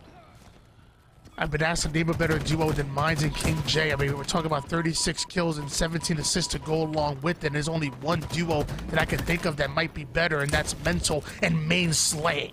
25 kills, only 14 deaths, 4 assists to go along with it. Mental continues to stuff the stat sheet time and time again. Doesn't matter who's in his face, Mental will go off, and one of the most underrated players that we have here in our scene. Meanwhile, it's Native Gaming that are able to take so much time over towards that middle hill, and it seems like only seconds away from going up 3-2 in the game. I love that play from Aperture, right? Put that drop shield in the corner. Give yourself as much opportunity to soak the time. He's going to be able to get 2 rockets coming up momentarily and the kill capture for his team. And now Shopify Rebellion, you have 1 minute and 9 seconds. Native Gaming most likely just going to play Slayer here. The unfortunate thing for Native is they did not win the rotations. It's going to be Shopify Rebellion there first. Oh my God, Aperture. He finds 2, and well, he's going to knock him right on down. And even though King J doesn't use the drop weapon, I promise you, Aperture is one of the best to do it. You saw it right there, the Bulldog into the BR with the quickness, and he's not done. Bark, bark, as he gets right into the face of Menso with that Bulldog. Aperture able to take him down, then right to the hill he goes, watching the shortest angle so far on the beast there. Shopify Rebellion, they need the break here. Can they get it? Get the 2 Aperture trying to fill in the position. He has the shotgun to work with.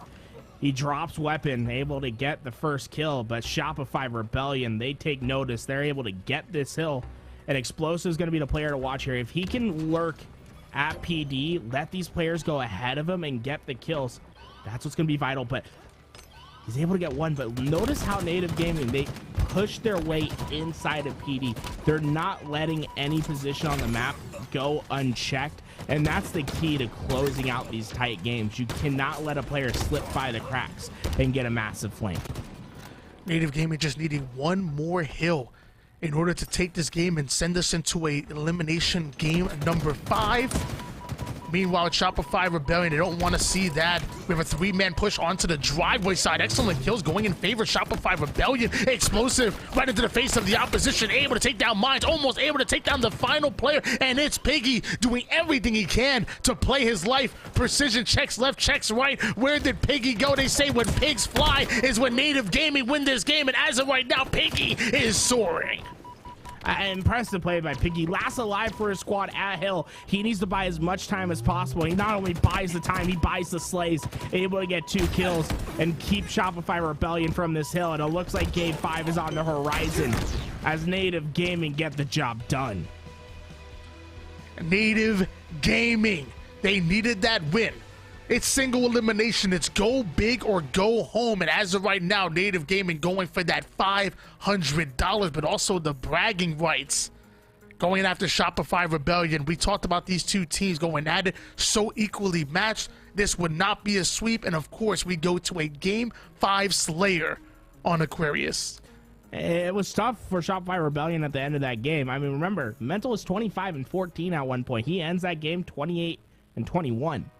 You know, just not able to keep up. Went 3-8 on that final hill. It was really Native Gaming who were able to start controlling the slays, slowing down the slayers of Native Gaming. And this is where I get worried for Shopify Rebellion, because this is where I think they're at their weakest, Tony, is the Game 5s. Every time I feel like I see these guys on a Game 5 Slayer on stream when everything is on the line, I don't think it's ever come down to a good result. You know, they've definitely iced up their Game 5s before, but I think this is where they're weakest, is when they need to close out these series. It's a battle of 2 different philosophies into this game. And with Shopify Rebellion, they thrive off of order. They thrive off of just playing the game, the fundamentals, and playing a nice, clean game. And as I kind of mentioned before, Native Gaming, they like to get dirty. They like to get scrappy. And when things are chaotic and crazy, that's where they thrive on. That's where they're at their best. And we're going to see which play style works for Aquarius. Because I will say, I think if Shopify Rebellion can find that 2 or 3 down initially, especially off of the break, You know, you spawn them onto one side of the map, you know where they're going, you train your eyes on them. We can see Shopify Rebellion really create these large gaps in the scoreboard. But at the same time, when Native Game are able to isolate 1 or 2 players, able to do the same to them and punish them and really get into their rotations and really start to speed that game up, well, that's where Native Gaming might come out in the clutch and make it to our finals. This game number 5, I'm shaking with excitement. I got the goosies, Tools. I got the goosies right now. Yeah, it's gonna be.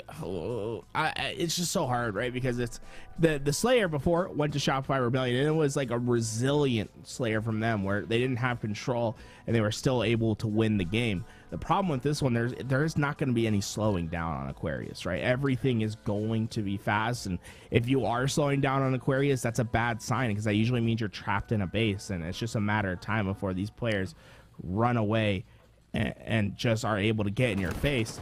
We need to see a strong start by Shopify Rebellion, get the early lead, and because you know that Native's going to heat up at the end, but who else but Mental to get out to a strong start? A triple from him, and now it's only 1 player for Native to worry about, and well, it's going to be the clean wipe.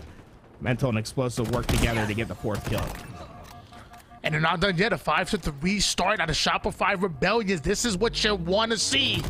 Mental setting the pace here in this game number 5. It's do or die for both of these squads. The winner going to the winners bracket finals, and the loser ends up going home. Mental knows what's on the line, so gonna grab himself a couple of dynamo grenades. Long range. Is that Mental or Aaron Rodgers? I'm not sure, but the Hail Mary's coming in. Oh, Mental goes right back for the reach out. Unfortunately, not able to get that kill, and well, his teammates just able to survive as Explosive is going to be one shot. And somehow Native Gaming getting out of that position, able to tie this game back up, and well, now all of a sudden they're on the attack. They're getting ready to collapse on the rest of Shopify Rebellion. That early lead being nullified.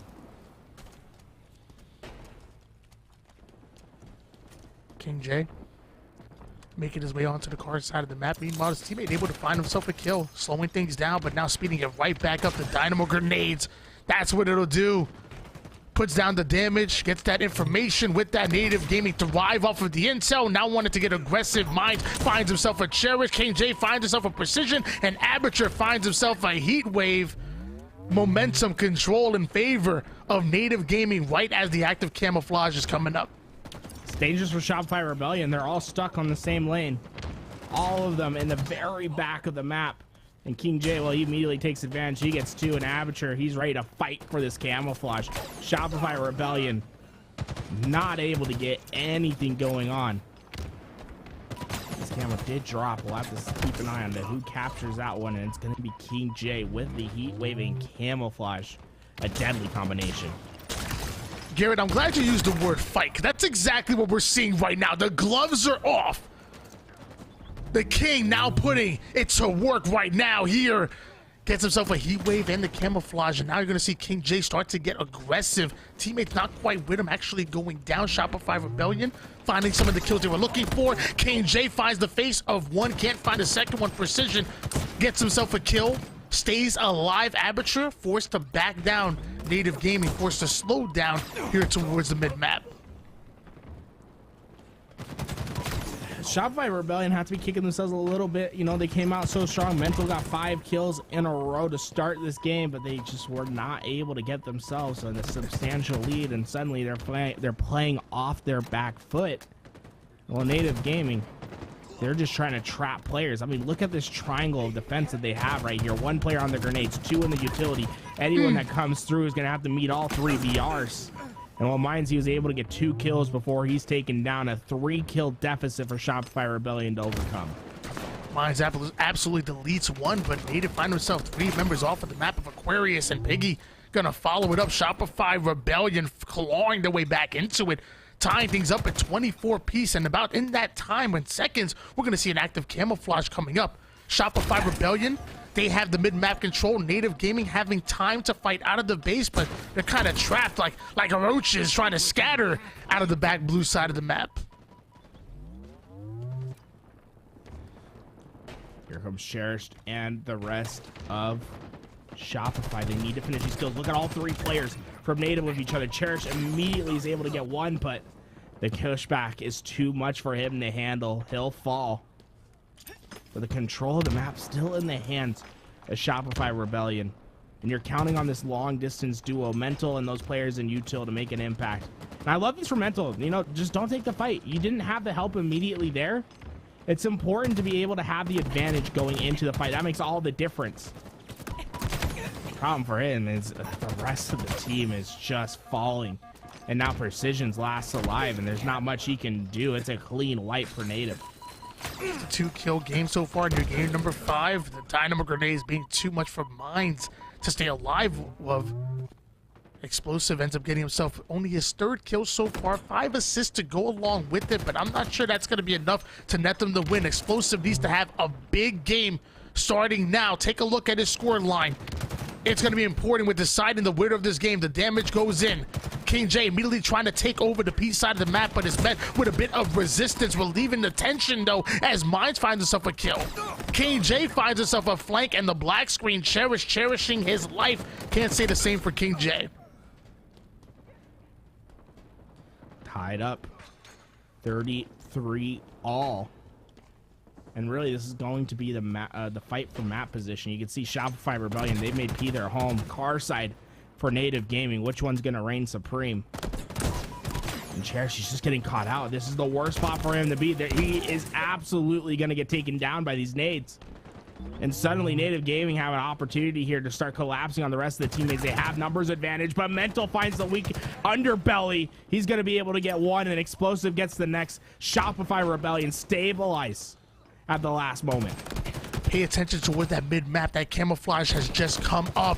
Mental tries to go for it. Luckily, Precision has his back. Down to 1 shot he goes, but Shopify Rebellion having the advantage on positioning for this map, for this active camouflage. The Dynamo Grenades come in. He ends up finding himself a kill. King J trades out his life there. Mental ends up with the double. Now the triple kill right in the clutch, and that's not just a gamer tag. It is Mental right now taking the lead here for Shopify Rebellion. Oh my God.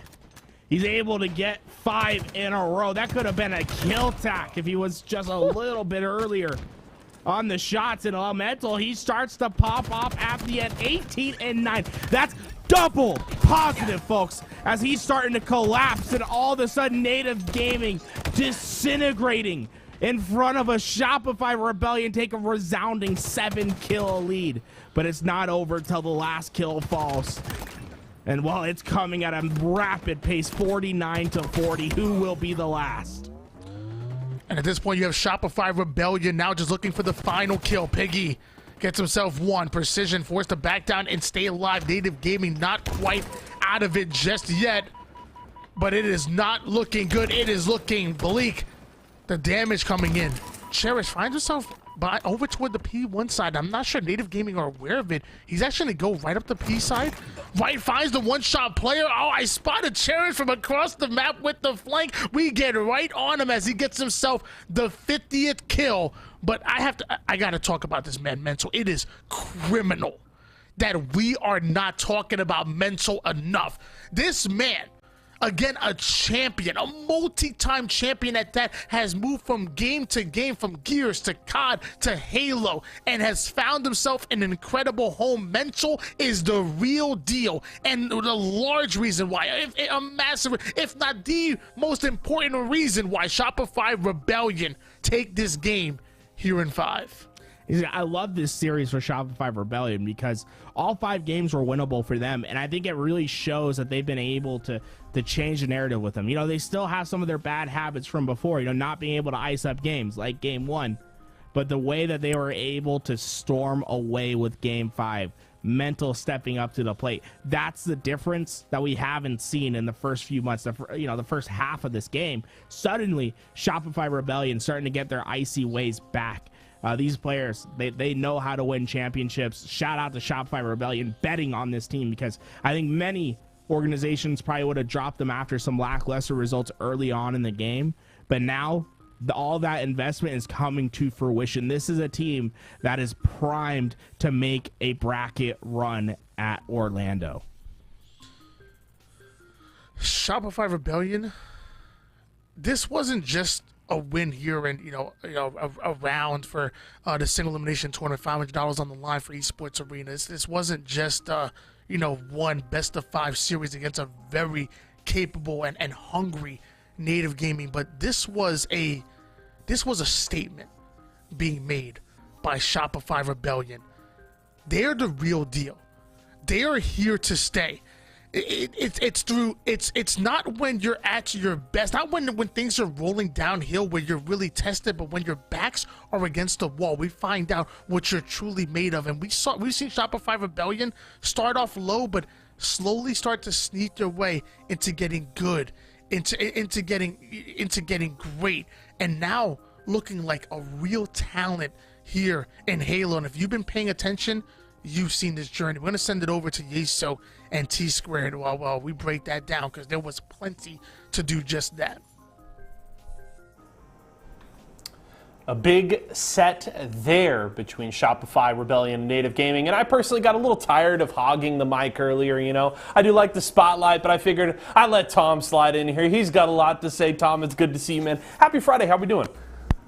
Let's be honest, I'm doing great. I ran to the bathroom in that first series, and they got slapped so hard that I thought that we had more time. So, right. That's on them. That's not on me, all right? We're going to need that series to go a little bit longer. No, but I'm doing great, and that was such a great series, yeah. So, 3-2, and you could literally say for both teams, yeah, it could have been a 3-0 for Shopify Rebellion, but at the same time, that could have been a win at the same time, too, for Native Gaming. And there was just minor mistakes coming in from both teams, right? And I know we're going to go through game by game, but if you guys are just joining us, there was a huge lead blown in recharge, and it just wasn't really typical to see. You thought that this series was just going to be completely over, but the ability to bounce back for Shopify in game 2 is key. And I think it was Tony saying if it was him, that he would have just been, mentally done. And you know what? I believe that. I've teamed with Tony before. The dude just implodes after getting out BR'd. So, it was such a great series, honestly. Yeah, and really, it started off with 2 incredibly close games in 1 and 2. Of course, we get that big comeback in game 1, which can be a dagger, and Tony mentioned it. That's tough on the mental, but a good job from Shopify Rebellion to bounce back, and then a very tight margin of victory there in game 2. And it just felt early on this one had to go to 5, though it could have certainly, as you mentioned, ended 3-0 in either direction. I know a big game, though, that you really wanted to dig deep on was game 3. We go to CTF, and this was where Shopify Rebellion took early control of this series. But this is one that I think you would agree we should have seen Native much more closely in this game. Yeah, Native was down, I think, 4-0 to start that game, and then they started to get rolling a little bit. But there was just minor flag running mistakes, and it's a lot easier when you're casting and you can look at the VODs and see everything that's going on. When you're in the game, you can't really pinpoint it on one person, and it's kind of unlucky that both times it was King J running the flag. Now, there was one player alive, and it's not King J's job to go and check where Cherished is. It's someone else's job to go and cut off those angles, and he's trying to make a safe play by not running the flag and stopping. But the thing is they let one person kill 2. The last guy alive killed 2 people, the flag runner and the guy getting his back. So, if King J if he just runs the flag faster in both instances, I would say the first one was a little bit unlucky when they were trying to get that cap and Cherish stopped him. But the second one was just honestly a bad play. When there's 30 seconds left in the game and you have mines waiting on the flag to get that new flag and run it, you don't have time to be, circle jerking around, basically. Like, you got to go and you got to run that flag, man. Like, he's looking around for a kill at the bottom of the map that doesn't matter. You have 30 seconds mines squatting on the flag behind him. It's like, dude, run the flag in. Like, we just got the return. It's time to move. We got another flag to go in. So it's unlucky on the first one, but I really feel like the second one, was just too much hesitation. And, hopefully that's something that Native can go, look back at, adjust it. And it is certainly a difficult situation when you're sitting there with that 30 seconds left, right? All the pressure's on. You've got all the momentum of this huge comeback. And it's certainly, one little mistake there can kind of make it all crumble. But ultimately, they go down 2-1. They go into game 4, but they are able to bounce back. Talk to me about what you saw in game 4. And that's what these players have been doing so well, right? Like, so you mess up on the flag, and then all of a sudden you have some pop-off moments going in Game 4, saving your team numerous times. Jay was even popping off to begin the Slayer, and I thought that it was all over for Shopify Rebellion. And that's what made this series so exciting, because you go and you look at both of these hills. Shopify Rebellion has these on lock. All of a sudden, they come back, they take over those hills, and they kind of end the game. And at that point, that's where you thought, in reiterating Tony's point, that maybe they were down on themselves, and Native Gaming got to them a little bit, and they had that momentum going. You know, Mines had a slow series to start. He started to pick it up. Jay was going absolutely nutty in game number 5. But in game number 4, to be able to take those hills and keep that series close, that's, you know, there's two sides of the spectrum here, is that you have one, Native Gaming, that is saying, all right, hey, we can make crazy, crazy comebacks. So if we can start the game off right, no one's going to really stand a chance. And then on the other end, you have Shopify saying, all right, well, we're starting off really well, but if we can clean up our mistakes objectively, we're really good at the Slayers. They won both of the Slayers, and you know, some players will say Slayers can be a coin flip, and you know, winning the objective games are really big because there's 3 out of 5. But at the same time, there's so much positive to take away, and there's a little bit of negative from both of the teams. But the positive side of both aspects is that you could easily look at these things and fix these things.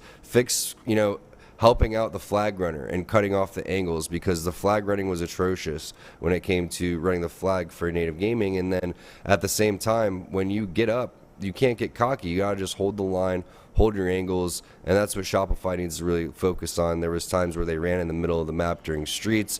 There was times where they kind of were a little bit lackluster and thought that they had everything on lock. But then they proved that they can come back too when it came to Game 5. So that series really had every single thing that you would hope for in a Halo series. And obviously we got to touch base on Mental's amazing gameplay throughout that, especially in Game 5. I mean, we're looking at like a 40-40 situation. Camo was coming up, and then he pops off right there. But there was a supporting cast behind him. You know, a lot of players were laying down the assists, but you could see once he gets confident, the rest of the team gets confident as well. He starts leading the charge, and then he's like a bulldozer on the map, and it's really special to watch. We do have the replay of that Mental play that was the backbreaker for Native in Game 5. So let's pull that one up right now, because this was what finished it off. Shopify Rebellion finding that second Slayer win in this series to close it out. And it was Mental just finding his best Halo at the most important time, able to get the triple, gets back up to some high ground, peeks into Camo, and just a wonderful finish here, and it just opens up the gap, because this has been a nail biter all throughout. And finally Mental grabs this killing spree at the final hour to grant that kind of separation, that breathing room for Shopify Rebellion. And that was all she wrote for Native, because Mental picks this one up and it's just over at this point. It's funny because as soon as Garrett said that should have been a kill attack, that was literally me saying the same exact words here with my mic muted at home on the broadcast, because you look at this and there's the triple kill right there. To me, this is the best part right here, where the camo's coming up, and if you still get this camo and you live, you're okay. But he stays alive. That was the overkill. That was the kill tack. And at that point, he's full sending over towards P2 for the Killtrocity. He's not going around right here. And I have a feeling that he gets it. I mean, that's a Killtrocity. I think there was another player over here that's weak. I mean, this was just absolutely ridiculous. And this is what we're talking about. Once they got the momentum, you could see that the game was basically over at this point. So if he doesn't make this play and the rest of his teammates, again, don't assist, you can see the melee coming down for precision. You can see the help coming in from the backside too when the player was pushing over towards car 1, but the thrust with the shots, the peak shooting, the strafing over towards top center, the extra jump out and thrust right there too, that helps secure the dub right there. And there was numerous times that he did this throughout the series. It's so funny, because I've noticed in just watching a lot of Halo and talking to Halo competitive players, this is an esport that generally produces incredibly confident, mechanically skilled players, but you could really feel it just watching Mental's POV, how he was really feeling, oh, I'm going to make the play right now that's going to win us this game. And I think the most important part is, yes, that peek to the camo, and then the thrust off to finish the kill and complete the killing spree, and then he can still go and get more. Mental very much was, had that kind of ironclad mental at that point and was ready to pull Shopify Rebellion kicking and screaming across that finish line. Yeah, and his game was going really well too, but the game kind of led up to that moment. That was that final moment where it's like, what's going to really happen here? And, the other side of the spectrum is if you're having a bad game, you have to expect that your moment is going to come. And that's why I love his name, mental. It's all staying positive throughout, the game, because if you are constantly beating yourself up, things aren't going your way, it's just going to get worse and worse. So you got to just say, all right, well, if I'm having a bad game and we're still in this, I'm most likely setting my teammates up for success. And there's going to be a time and point where that's going to happen for me. I can't tell you how many times that I was having bad games, below 10 kills, which everyone in a Slayer, you want to have over 10 kills for your team to win, right? Because you need to get to 50. Just makes sense. But I've had games where, I had 7 kills, but I, got that final 50th kill in 49-49. And that's all anyone remembers is, hey, who won the game? It's so important to stay positive even when things are going badly. And I think that was the key to the series basically for everybody. At every single point in time, both teams, all 8 players were down, and there was a giant wave of what was going to happen, and everyone stayed focused, and you could see that. And there really wasn't a time until that very final moment that we just showcased where you had a feeling all right, the game is over. And it's not really over because Native Gaming was saying it was over. It was just the spawns, the timing, the way that the map was going. There was so much control and momentum right there that there was no way that Shopify Rebellion was going to lose that after fighting for the first 4 games. I couldn't agree with you more. As we now prepare for grand finals, we've got Incognito after that win over Esports Arena Blue, and of course Shopify Rebellion able to kind of breathe that sigh of relief after closing out that very close 5-game series as we head into grands now. Put you on the spot here, Tom. Your prediction, are you leaning Shopify or Incognito in this next set?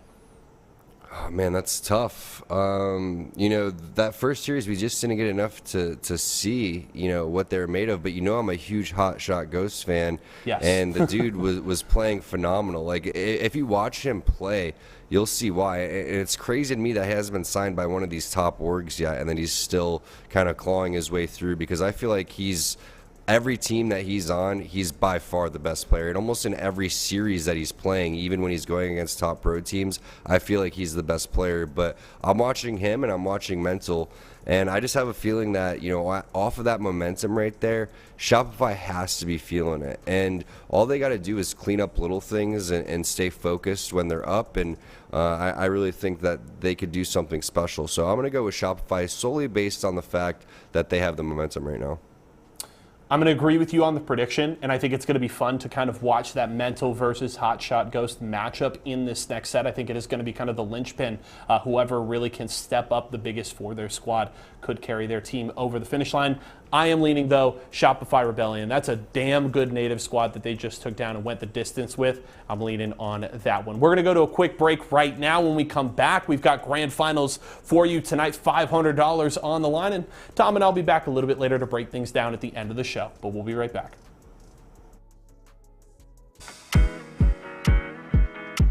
What's up, guys? Tyler Endress, CEO and founder of Esports Arena. And did you know that Esports Arena is located inside Walmarts all throughout the country? We're here in Tulsa, Oklahoma right now at one of our awesome Walmart stores. Let's go take a look.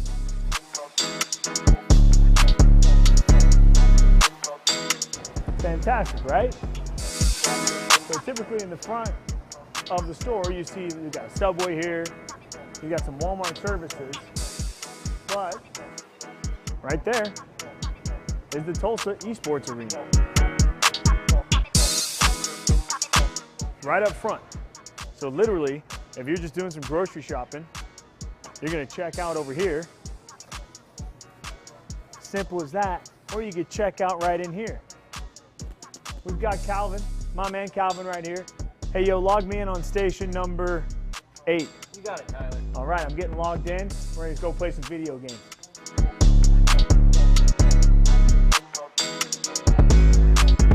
at that.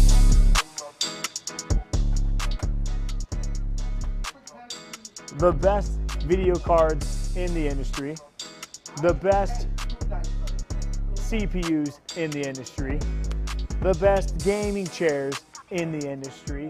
The best Razer peripherals in the industry, the best monitors that let you hit that 200 frames per second in the industry, no screen tearing whatsoever. All right here at Esports Arena. Now I'd let you keep following me along, but I got a tournament to play tonight, so I'm gonna get some practice in.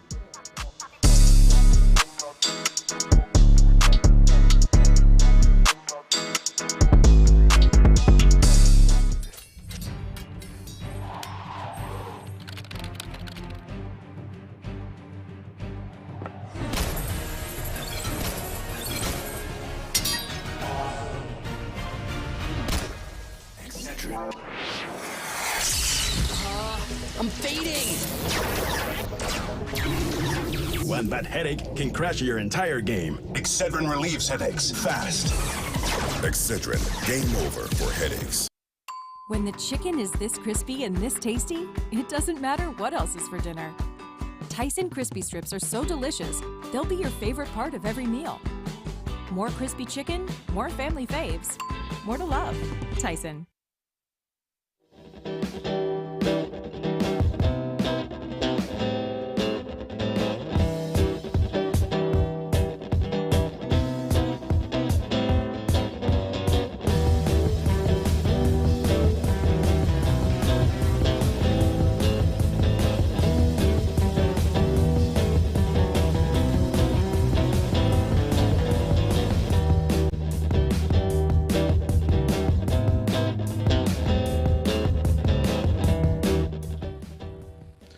Ladies and gentlemen, we are back once again with your Esports Arena Series E Pro Night, and we are at your finals. And by the way, winner takes all, $500. There is nothing given for second place, so it's go big or go home for both of these squads. I'm Why Not Be Reckless, aka Why Not Be Casting. This is my man Garrett. How you been feeling so far with this tournament? I'm excited, man. Shopify Rebellion finally living up to their expectations, and well, they're gonna have a match ahead of them, Incognito in their way, and we're starting off one of the best maps possible, man. I love me some Live Fire King of the Hill. Get that sniper rifle in action, see who starts hitting them heads. Yeah, it's going to be really exciting to watch both of these rosters out. Incognito, in case you didn't see them in round number 1, made up of Parzelli, Hotshot, Ghost, and Burton. 3/4 of that roster that was able to upset Space Station Gaming, formerly known as Anime Demons. And then joining them is Carmea, always rocking that Incognito banner. You're talking about 4 players that are young, that are hungry, and very capable, very similar to Native Gaming, who Shopify Rebellion just beat out in the semifinals. You know, I don't know, like, is Carmea going to be a permanent fixture for this squad? That's the question to me, Tony. I'd love to see it because these guys are looking good, but I don't think anything can really stop Shopify Rebellion at the moment. I mean, the amount of momentum they must have from that last game, it's going to be dangerous. Incognito coming off a little bit cold. They had to play the first series of the night. It was a best of 5 that went the distance. They're going to have to quickly get themselves back in fighting shape because Shopify Rebellion have all of the momentum to work with. We saw how good Shopify Rebellion can look on Live Fire, and they're looking to carry that out again. But hold on, you can't let Carmea get away with the shotgun and the sniper rifle. You're going to have some problems. Down to 1 shot, he goes and plays both of those power weapons off of the map. So no, if he can't have them, nobody can. Yeah, I love a selfish boy like that. You know what I'm saying? Go get the weapons. You're either going to make something flashy happen or you throw them off the map. It's the best of both worlds. Right there, as we see Shopify Rebellion finally having an opportunity to break the hill, and it's going to be a 4 down for Incognito. Parzelli, the first alive. You can see how far away they are spawning towards those screens. The only thing that worries me for Shopify Rebellion, they don't have any presence towards Big Door or A. So depending on how this push comes, they could be exposed, but it looks like Incognito, they're pushing the opposite way, and it's the pink mist that for Cherish that wins the Big Door. This is worked out about as perfectly as possible for Shopify Rebellion. I'm trying to think of what weapon in Apex prepares you for using the Needler. Like, what weapon was he? Because he has himself a battle rifle, but there's a couple burst weapons in Apex. I know what it is, like, Tony. Oh, what is it? It's the Prowler, baby. I mean, a Prowler with the red dot. Do you even have to aim? You know what I'm saying? You just boom, boom, boom. It's instant hits. Get yourself prepped for them Needlers. Obviously, as Cherish puts the pink mist to work immediately, and now we're seeing Shopify Rebellion immediately rotate over toward the overshield. So powerful to hold setups and break them as Incognito go up 1-0 so far in this game. Shopify Rebellion, though, with the early setup onto the Charlie side of the map. So it's going to be quick on that rotation. Incognito up 1. So the overshield in the hands of Explosive. You have to imagine this second hill is going to be going in their favor, as he's going to be cleaning up too. Well, let's make it 3 for the folks at home, as the 4th is going to be the one takes him out from behind, but Parzelli basically only getting the leftovers. Oh, what a gifted spawn for Incognito, but Precision's on top of the action. Already looking, he was able to get the perfect kill, but while all these kills are going in favor of Shopify Rebellion, Tony, they get no time. A lot of wasted objective time in that moment. Precision consistently finds himself behind enemy lines, giving the free back shots and getting easy kills because of it. Sniper rifle coming up, and Precision finds himself in a power position once again onto that tower side, but the nades are coming, and so are Incognito. The nades too much. I mean, they didn't even have to shoot their BRs in that entire fight. They just threw all the frags possible, and it basically cleared Shopify Rebellion out of this hill. And now Shopify Rebellion looking for another opportunity to get a push in, but what a massive win. I mean, at that pillars. But Carmea has the sniper, and well, he's already shutting down Shopify Rebellion's push. Oh my God, he hit the fadeaway anyway.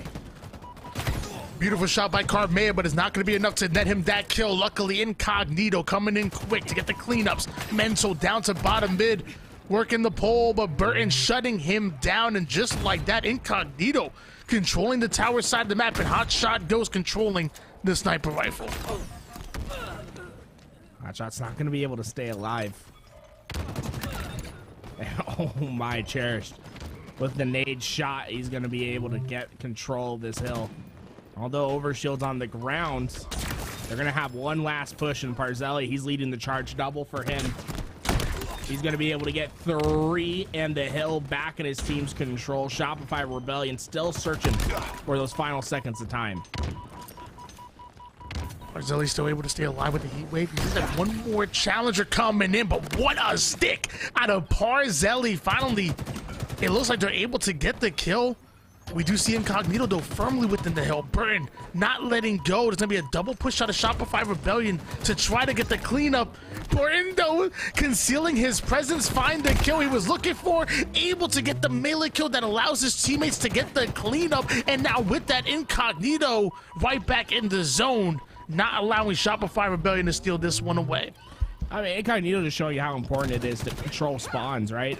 Even though they're blown about even in these fights right now with the slays, they've been able just to constantly refill themselves in the hill because of their control on the map. And while Shopify Rebellion, they're having to fight through the BRs to even get time to contest. And suddenly this hill that looked like it was going to run away for Shopify Rebellion is slipping through their hands. And I'm about to see back-to-back captures out of Incognito. Clearly, they have come to play a 2-0 lead. Coming out of Incognito, we do see Shopify Rebellion once again set up towards the next hill, but it's not about setting up early. It's about holding the setup, and Incognito are currently breaking it. Oh, love that from Hotshot. Really using this heat wave so effectively. And he's getting all that information. He saw the player back B as well. Hotshot, he has so much info for his team, and he is absolutely destroying Shopify Rebellion. You better watch out because he wants more of the action. He's getting behind all these players. He's eventually taken down, but not before Carmea gets away with this overshield. It could be a 3-0 lead for Incognito in this game. Incognito still within the zone. Mental Doe laying down the law with that sniper rifle. Carmea trying to get every last ounce out of the overshield, but 3 down go Incognito, large because of this man on screen making plays with the S7. It's crazy how one play can change a game so drastically, right? That hill looking as if it was just gonna walk away for Incognito. Instead, Mental gets a massive double kill, and well, now you have to see the counter push from Incognito once again to break this hill. And it's nothing is safe quite yet. Carmea is doing his best to survive. Cherish Nade's going to be able to get him. And I love this Incognito. I mean, quick to break it once again. Does Shopify Rebellion just give this one up? Mental had to make a huge play to break the setup, but he had to make a huge play to hold it, and sadly, it's not Shopify Rebellion. They would come out with it, and a 3-0 start out of Incognito. One more capture, and they're going up 1-0 in the series. Meanwhile, all of Shopify Rebellion just huddled up together, waiting for the nades to come in. Yeah, I mean, look, one nade from Parzelli equals 3 assists. Like, that, it's insane. That spawn for Shopify Rebellion. They all want to get into this action, but it's coming at a massive cost, and a 3-0 lead can feel like a death sentence in King of the Hill. Almost impossible to come back, because Incognito, if they wanted to at any moment in time, they can decide, hey, let's just play Slayer, and we're going to keep them out of the hill, and they'll probably buy enough time just to win this game with their lead instead. But they're still playing aggressive for this hill. Might as well get it done in 4. Shopify Rebellion taking their last stand. Explosive taking a bit of damage here. Nades from the left and the right. Dodge and Stickies. Oh my gosh, somehow still alive with the assault rifle. Almost get themselves a kill that could have netted him an overshield, but it's not going to happen. Cherish, though, huge double out of him. 3 down, go Incognito, but the final player is in the hill, and I have to assume he was able to get away with the OS. Yeah, the time's quickly ticking away for Shopify Rebellion. They don't have any time to squander. They're going to try to get into this hill in time, but it's going to be a 4-0 victory for Incognito. Absolutely phenomenal from them to get it done in that fashion. Obviously, it's never as much of a blowout as it seems when you look at that scoreline. There were some hills that definitely could have gone to Shopify Rebellion, but it's Incognito that clutches up and gets the job done. 4-0, you'll take it all day. Now moving on to Catalyst Slayer as our next game type. What's crazy to me is that you, even at the point towards the end game when Shopify Rebellion were able to put Incognito 3 down, somehow Incognito have that final player in the hill and grabbing overshield. So even when things are going in favor of Shopify Rebellion, somehow Incognito are able to make plays, and it kind of told the story of how they were able to dominate in that 4-0. Going into game number 2, maybe it's just live fire that they're just not a fan of. Hopefully they like Catalyst a lot better. Yeah, I mean, remember the Catalyst flag, Tony. They got a 4-0 lead in Catalyst, so maybe they know something on Catalyst that other teams don't. We'll have to see if they're able to recover in this Slayer. It's always tough to come back from a loss like that. I know, Tony, you probably experienced a lot of these 4-0 King of the Hill losses in your time. You know, I've seen you play matchmaking. You're streaming every single day, twitch.tv/whynotbereckless. Go check it out. You can witness the losses as well. But we're getting right into the Slayer. And Tony, how do you recover from such a devastating loss? Well, I feel like I should ask you, because I feel like you've never lost a game in matchmaking history. I mean, and not a single time. So victory. That's the reason why you can't really speak to how you come back in the game. But I will say, I talk about it all the time. You know, it's about hitting that peripheral button, that reset button, and you have to forget what happened nearby, what happened in the past, and more importantly, take a quick timeout. Don't go right into game number 2. Stand up, take a breath. I promise you the TOs are not going to find you for taking a 2-minute break. Stand up, get a breather, talk about what you want to do in order to succeed, and just come in with a hot start. And counter your enemy team jumping off the map unless he has the grapple. It comes right back up into the overshield. What a play out of Incognito. Oh my god. That might be the most unique overshield grab we'll ever see, huh? Just taken the long way.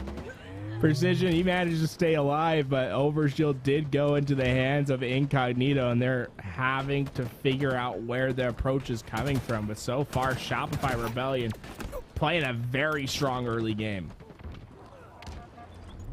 7-3 lead in favor of Shopify Rebellion. The creative grab on that overshield wasn't enough to stop Shopify Rebellion from coming out hot. Mental spotting the player over toward the mid side, immediately dives in for him. Burton goes down, but there's 2 players onto the skewer.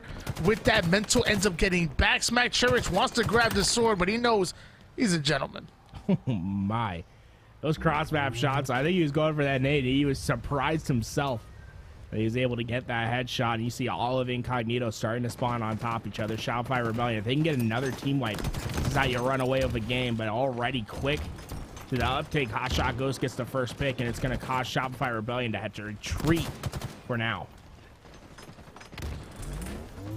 Cherish has his duo with them. Wants a little 1-2 combo over toward the player onto the high ground. He immediately starts taking damage from God knows where. Down to one shot he goes. Cherish that was hunting a player down, but now trying to fight for his life. Right back into the action he goes, taking down Parzelli. And with that, his teammate gains height back in the driver's seat as this duo, the Shopify Rebellion. Cherish deals with one and holds on to a 5-kill lead. Cherish tries his best to burn that overshield. Incognito going to be able to get a swing. 3 kills for them off that overshield. And now right back into this game, showing how impactful the power weapons and the power-ups can be. And I love this. They're not stopping for anything, Tony. They want to get right into the action. And that man went through the matrix to dodge that skewer shot. And it comes at a heavy cost. Shopify Rebellion, clean wipe. 4 go down. Incognito, their push largely unsuccessful. Cherish going to slow things down, wait for that grapple to come up. Meanwhile, 4 members of Incognito looking to get off of their spawn. Precision does end up going down. Cherish ends up with the grapple, but down to 1 shot he goes, and we had Shopify Rebellion that was in the driver's seat that had some control, but now Incognito breaking through the map, but for how long? Well, the skewer is going to be going into the hands of Cherish. Precision got an overkill. I thought that would have timed out or something, but nope, he's just dominating everyone on the map, and Shopify Rebellion getting themselves a hell of a lead to start this game. And oh, come on, Cherish, do it for the clan. He's just grappling everywhere. What is going on Cherish's POV? Oh man, this game, he missed it. He's like, no, I'm done. What is going on, Tony? Clearly not a Pathfinder main on Apex when he was a professional player, but here in Halo he's been pretty good. 7-3 right now. 3 assists to go along with it. Mental on screen though, chasing away a couple members of Incognito, already having the lead, but not wanting to overcommit, not wanting to throw away his life, and he never spot that player riding in the corner, but luckily his teammate does. Down goes 1, but the cleanup for Mental. Now gonna work on to another, the perfect kill. That's a hot shot for you. And the flies out. The overshield coming up. It looks like Shopify Rebellion has finally won a fight for overshield, but the cross map shots are already getting to precision. It's not for long. Incognito find the burn, and Cherish, while he's trying to find some scraps, some redeeming quality for this push. Unfortunately for him, Incognito doing a great job at zoning out these pushes, using the grenades as area denial, and just slowing Shopify Rebellion's roll down. 3 members of Incognito about to run into 3 of Shopify Rebellion, and it's all of them stacking and pushing together. Carmea and Burton find himself 2, puts them in the dirt. Explosive and Mental answer right back, and here comes Parzelli. Easy shots go in. He ends up going down, and 3 members of Incognito will follow. Carmea, the only player alive. Oh, what? Carmea somehow trying to get away with his life. Explosive's going to be able to get the kill, but I mean, just a weird series of events as the lead has been consistent for Shopify Rebellion. Incognito needs to stop getting traded out if they want to get back in this game. The thing about this Shopify Rebellion squad is they're so nasty at making sure they take one down with them, but finally the camel's back starting to break. Mental's doing his best. He gets 2 players 1 shot, but there's just too much. They're all over him. Mental somehow, he's still alive. No, he goes down finally. He tried his best. Incognito getting themselves back in this game. Camouflage and Skewer coming up at the exact same time here. Explosive knows what's on the line, but there's 2 members in front of him. He doesn't want to be another one onto the feed, so backs down, but with that Cherished finds himself a huge kill. We see Explosive starting to explode through, finds himself a kill of his own, so 2 members now onto the black screen. Shopify Rebellion taking control of the mid-map right as the active camouflage comes up. Wasn't getting into this action. He's found his prey. And now that they beat that 40-point threshold, it just feels as if it's a matter of time as they start to control the game. Overshield in their control. Skewer up for their grabs as well. Nothing seems to impede the Shopify Rebellion squad at the moment. And if you're Incognito, this is just, you have to get together. You have to play those BRs with each other and do not get traded. You cannot afford to trade. And unfortunately for them, nothing is going right in this late game. And now just 5 more kills needed for Shopify Rebellion to tie up the series. And Explosive able to get himself one. The final player of Incognito gets himself a kill and gets himself some spawning players right behind him. Great spawns out of Incognito. I'm not sure that Precision's aware of it, so... Oh, hold on. Shopify Rebellion, they have no problem stacking members as well. Mental opens it up with a huge kill onto Burton. Precision immediately backs down as Shurish finds himself a nade. There's one player ratting in the corner out of Incognito, but I'm not sure much he can do. Well, you have a 10-kill lead, only 2 kills left to go. I mean, this just feels as if it's a matter of time, but Incognito, they're trying their best nonetheless. Don't give up until that final kill. They get themselves within 8, but it's just one more for Shopify Rebellion to tie up this series 1-1.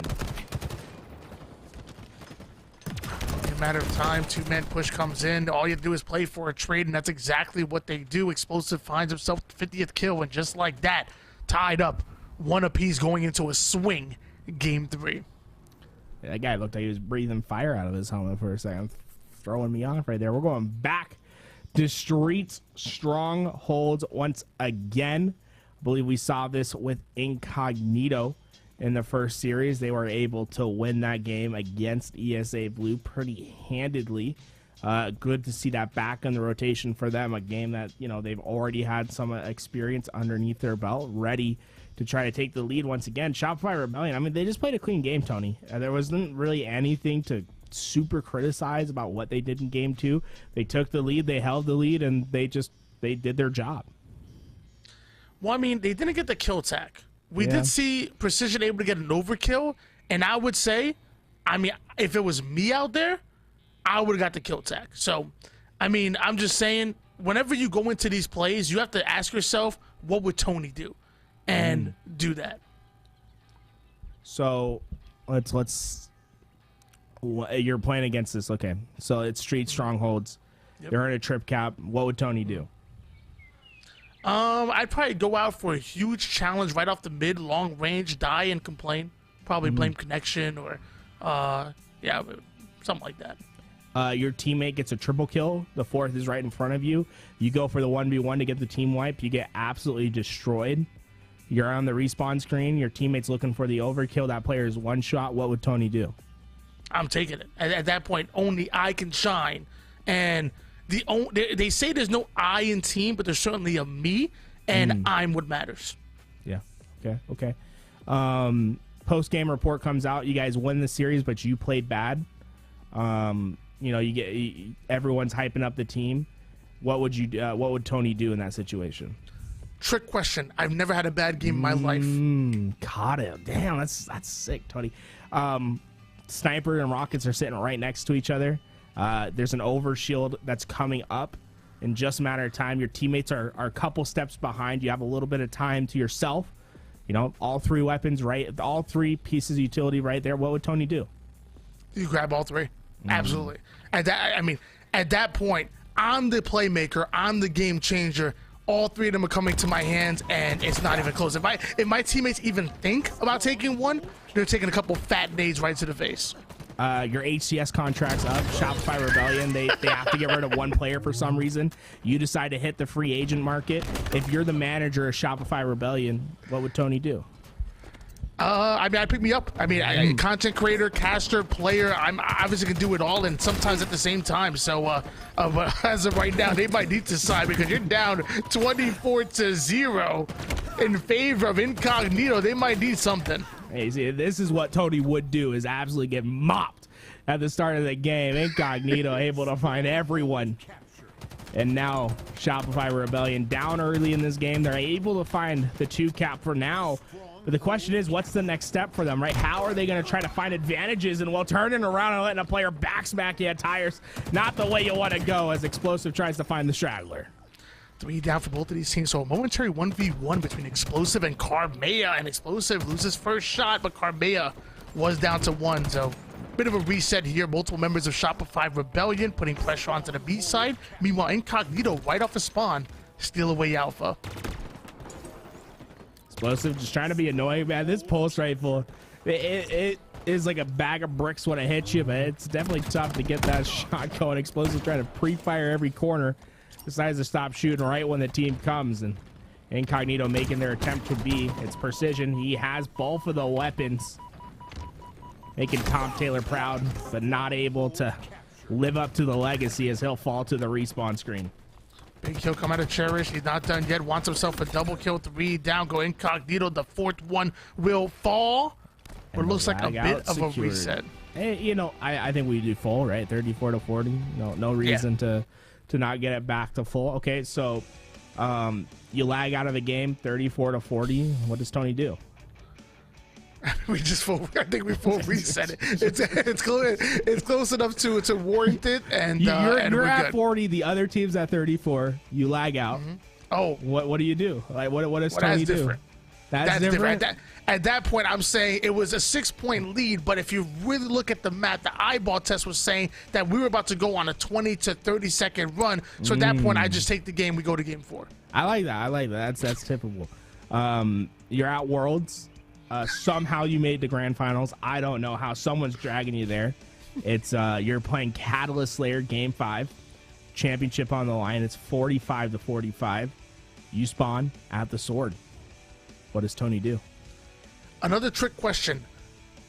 I wouldn't GA the sword. I would ask the enemy team if we can GA the map, and we're probably going to either recharge or Aquarius. There we go. There we go.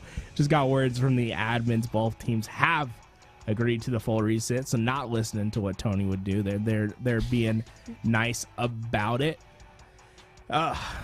Tony, you would GA the map. Do you think HCS would allow that? Like, what do you think would happen if like both teams right now we're not gonna play that? Nope. Get us a different map. To be honest, I have no clue. Honestly, I have no idea. Do you DQ both the teams? It's in grand finals. It's like neither you win, third place gets first. Yeah, you end up getting fined all the money that you won. Oh my, that would be so bad. Oh my god.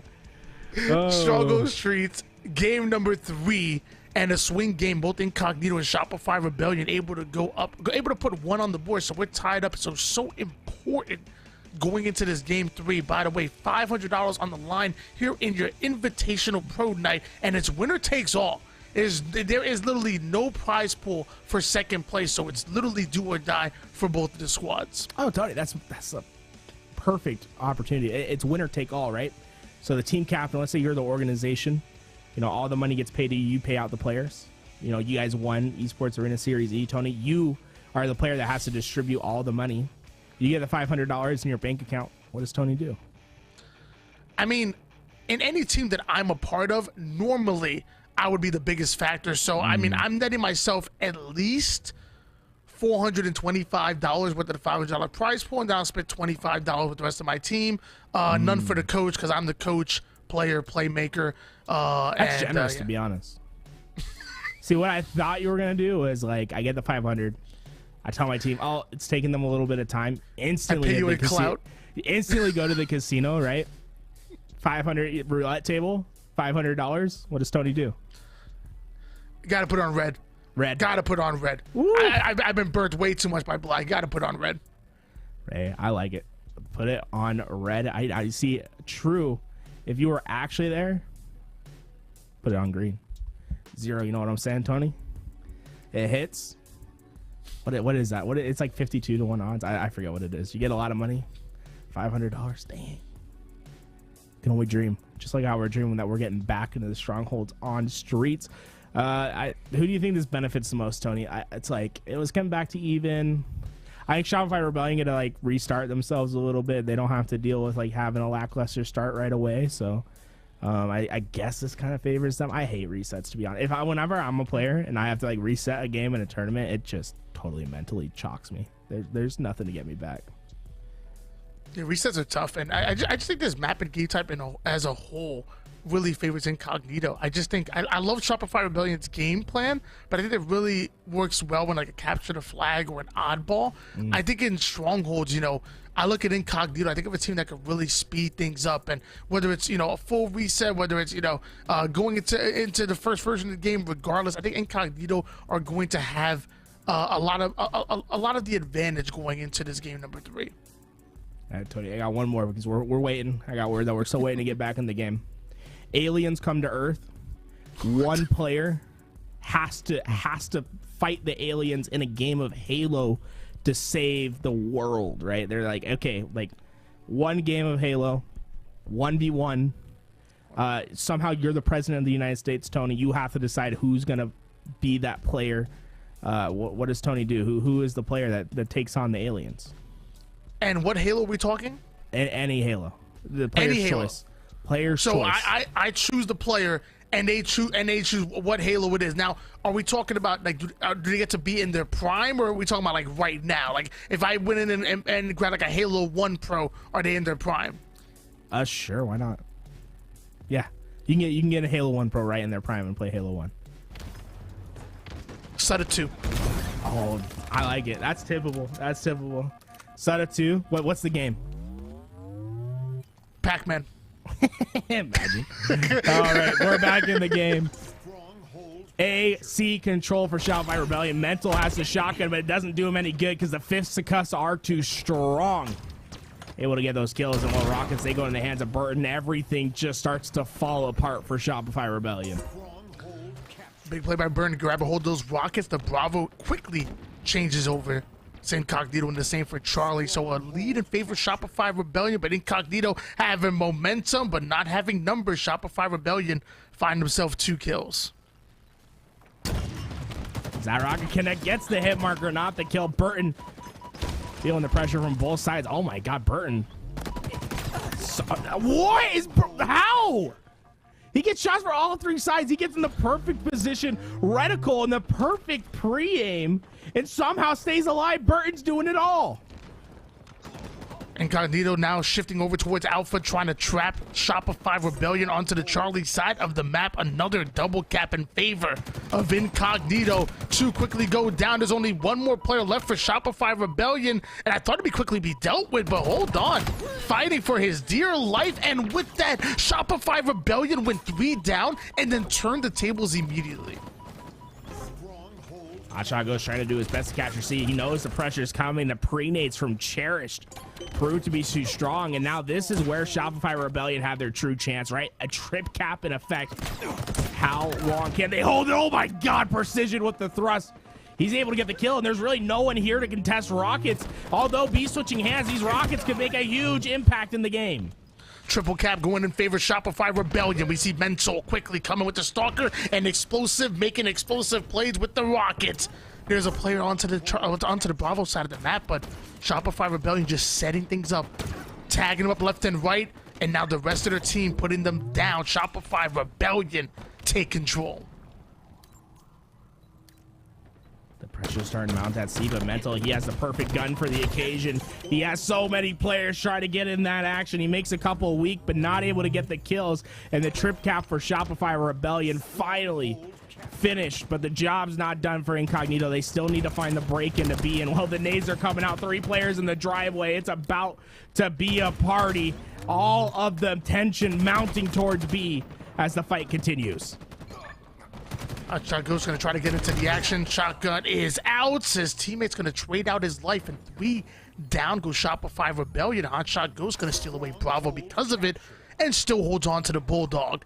Now we're seeing Shopify Rebellion spawning onto the A side of the map, looking for some kind of hole in the defense of Incognito. And checking out that Wolf magazine, you know, you got a good selection right there. See what he wants to read in the back of Arcade.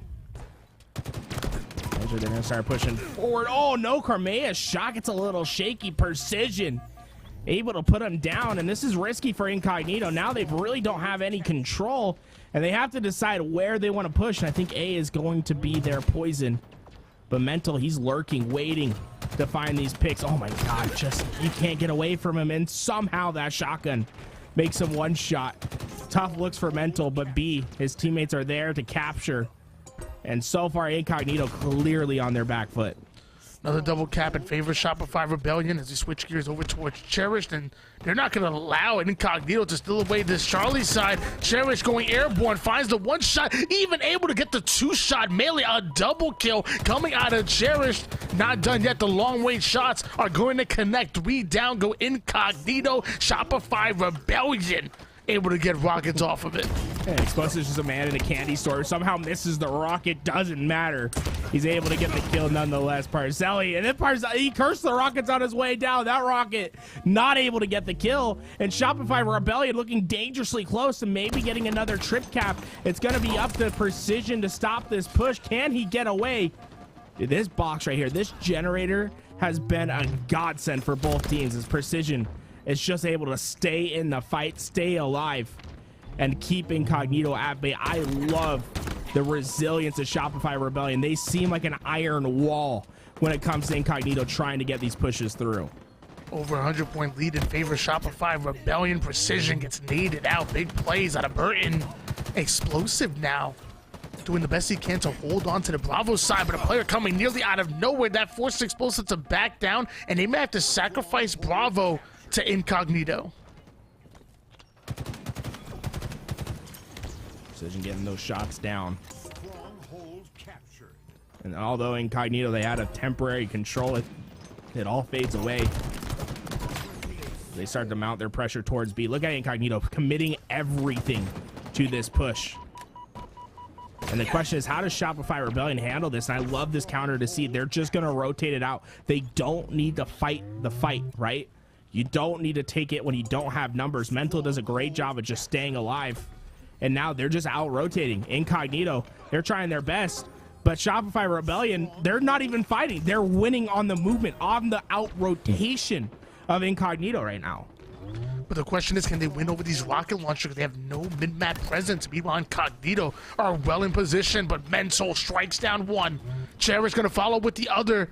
I'm not sure if one of those players were rockets, and yes, they were. So it looks like Mental's going to steal away the rockets and Bulldog away. So sacrificing a bit objective, but get yourself the power weapons and put it to use immediately. Didn't immediately get picked. Explosive is going to be able to capture C, but he knows there's one player with that Stalker hiding at B. Is he able to get the kill in time? Yes, his teammates are there. Shopify Rebellion standing strong for the moment. And oh my god, Precision, he's going back for C. He's doubling back. The player stands no chance. Able to get around the corner, but not able to get the hill. Precision gets the reset. And he wants more, but the spike grenades, man, they're so good in this game, Tony. I cannot believe how strong those spike grenades are. Big kill with the spikes.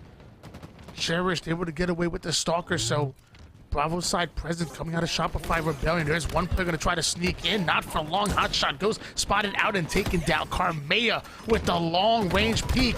Precision ends up going down as well. So 3 hit the black screen for Shopify Rebellion. This is Incognito's opportunity. Right, how long can you hold the trip cap, right? It's 2 points every second. And Shopify Rebellion, well, they don't have anywhere to call home. And Parzelli says, yeah, you can try to take this fight. I'm going to get you from behind. They get the kill. And what's dangerous about this is they're able to contest C. This is where Shopify Rebellion could find themselves quickly losing control of this game. The trip cap remains in effect, and there's nowhere for Shopify Rebellion to run. They get wiped once again, and this game quickly tightening up. Not only are Incognito able to find himself a trip cap, but they find themselves a fresh 4 down. So now they know exactly where Shopify Rebellion are coming from. Incognito playing this lights out, keeping the pressure on them. So now Shopify Rebellion have to sacrifice time going towards a zone to try to make a play towards Rockets. It's not going to pay off for them. Parzelli ends up following up with the kill. Carmea comes in with the Stalker. And what happened to the Spanker? Well, it looks like a Hotshot Ghost was the one that gets control. Problem is the PD splits happen, but it's not a problem for Hotshot. He's able to get right into this action. Well, how about the Bulldog to follow it up? He had everything. And this game now within just 20 points. And it's a trip cap in effect once again for Incognito. Shopify Rebellion falling apart at the seams. And we're about to see a lead change here as Incognito have taken control. putting some distance between the scoreboard and Shopify Rebellion. Hotshot Ghost still alive. Onto the alpha side of the map, Bulldog in hand, but 2 targets in front of him. That's just enough for a Hotshot and Carmea to rip a double kill. 1 onto the Bravo side, make it 2 for Shopify Rebellion, but it's still the double capture in effect here for Incognito, who are about to steal this game away. And look, it's the 2-2 split from Incognito that's so strong. The Shopify Rebellion has no rotation that's easy to make, because no matter which way they're going, they had to fight players from Incognito. And Incognito are dangerously close to closing this game down. It's a last-second effort from Shopify Rebellion to score points. But one mistake in Incognito steals this game. Shopify Rebellion needed to hold on to this Bravo and Charlie side for dear life, and you see Incognito sending 2 right up toward the Bravo side. Luckily, Precision finds himself a kill, but Bird and Hotshot Ghost immediately answer back. Carmea goes for a little bit of BXB action. Can't quite find it though, but still, Bravo change hands. Shopify Rebellion now forced to rotate onto the alpha side of the map. Porzelli comes right in to try to finish it off. He's like able to do so, but the nades, the rockets, everything coming in, and Incognito steal it away. Yeah, you knew that game was in trouble when Shopify Rebellion was getting spawn trapped at purple. And that's how scary that game was for them. That's one of the most dominant trip caps I've ever seen on Street Strongholds. And the way that they're able to do it, right? They put 2 players towards a red and C, 2 players towards back A and PD. And it basically forced them to spawn in open air and having angles from both sides. Remember, it was a player at bottom C literally pre-firing the nades while another one was at A trying to shoot down the purple lane. That is the scariest spawn trap there is on Street Strongholds. And I mean, Incognito, Shopify Rebellion clearly have a weakness to the trip cap. It hurt them in their previous series, and it hurts them once again. They have all the control, but it goes to waste because of how quickly the trip cap changes the game. Parzelli was definitely one of the difference makers for Incognito to come out with the win on Stronghold Streets. And now going to look at his former teammate in Precision. They're going to need Precision to have a lights-out game in Shopify Rebellion. I'm not even talking about just on the scoreboard. I'm talking about the plays that he's able to make to stay alive that you mentioned before. The flanks, the getting behind enemy lines. 2 teammates now having to go up against each other on 2 dynamic rosters. 2 rosters that are ready to pull off some upsets at Orlando and hopefully beyond. Capture the flag on Bizarre might be our final game if Incognito are able to get this win. Yeah, it's going to be a slog, though. If anyone knows anything about CTF Bazaar, it's never easy. It's going to be 15 minutes of action. It's going to go to time. And if you're able to get that, Tony, I feel as if you ever get a 2 capture lead on Bazaar, it can feel impossible to come back into the game. So making sure that you come out strong, get that first capture, and carry your momentum through the game is key for these teams. Ladies and gentlemen, this is your Esports Arena Series E Pro Night. $500 on the line every single Friday night. Single elimination, only 4 teams are invited, 3 matches, and we're at our finals right here, right now. It's Incognito going up against Shopify Rebellion. Look at this, Shopify Rebellion able to get control of just about everything early on. The rockets fall to Incognito, but the grapple and the overshield in the hands of Shopify Rebellion, and they're immediately trying to take advantage. Look at them trying to corral these players at the back of the base, and Precision, he just does not care. He has the overshield to work with. He's going to take them all on, and the flag quickly away. And look at Precision's knowledge. He knows exactly where that straggler was. They know that there was one player that was forward. The problem is that one player, he has the best weapons in the game, the rockets to work with. It's an easy pick for him. And Incognito need to make a goal line stand. 2 members of Incognito in the base of Shopify Rebellion. Right as that flag is making it through, Carmea getting tagged up left and right. Answers right back with some shots of his own. Buys enough time for Incognito to push up, but now he's the final player alive. Goes after 1 to thrust right into the second. Sadly, it's a team game, and there's only so much he can do by himself. Carmea goes down. Cherish lets him know about it. And with that, Shopify Rebellion having to push back up because the return did come through. And it shows you how impactful stragglers can be on this map. If you're able to overextend and make the opposite BR your home, you can absolutely be so impactful on this map. It's really 3 stages on the map, right? You have the map control stage where you're trying to fight for the mid map. Then you have to pull the flag, and then you have to win the fights on the way back. Really 3 stages of kills that you have to get. In Shopify Rebellion, they got too ahead of themselves. They didn't finish the 3rd stage. They thought they had all the timing, but that one player staying alive and them not slaying them out on the way back cost them the flag. And already Incognito trying to make the best of their opportunity. That overshield might have been snatched up here, but Cherished with the long-range shots connecting. Can't say the same for his teammates, as he's the only player alive once again. And sadly, Carmea hunts him down, and the shots that were going from Cherish right to Carmea returned right back as they are shooting bodies here. Precision going up against his former teammate, ends up getting himself a kill, making sure that this base is cleared out here as Shopify Rebellion look to get aggressive. Precision able to finish off that kill, getting himself right back into this fight. It's always this mid-map fight that's important. I like how Shopify Rebellion, they had the opportunity. They could have pushed from their base into tree, but they're wrapping through the BR. And although it didn't quite work the first time for them, that's the recipe to success for me. Players that did get too caught up on just pushing through tree over and over and over again, those are the players that are going to struggle on Bazaar. If you're able to control both the BRs, that commando spawn, that's where you can really find some dominance on the map. And that's where I think I've been really happy with how Shopify Rebellion's been playing, is that they're clearly prioritizing BR presence. Precision getting himself the huge double kill.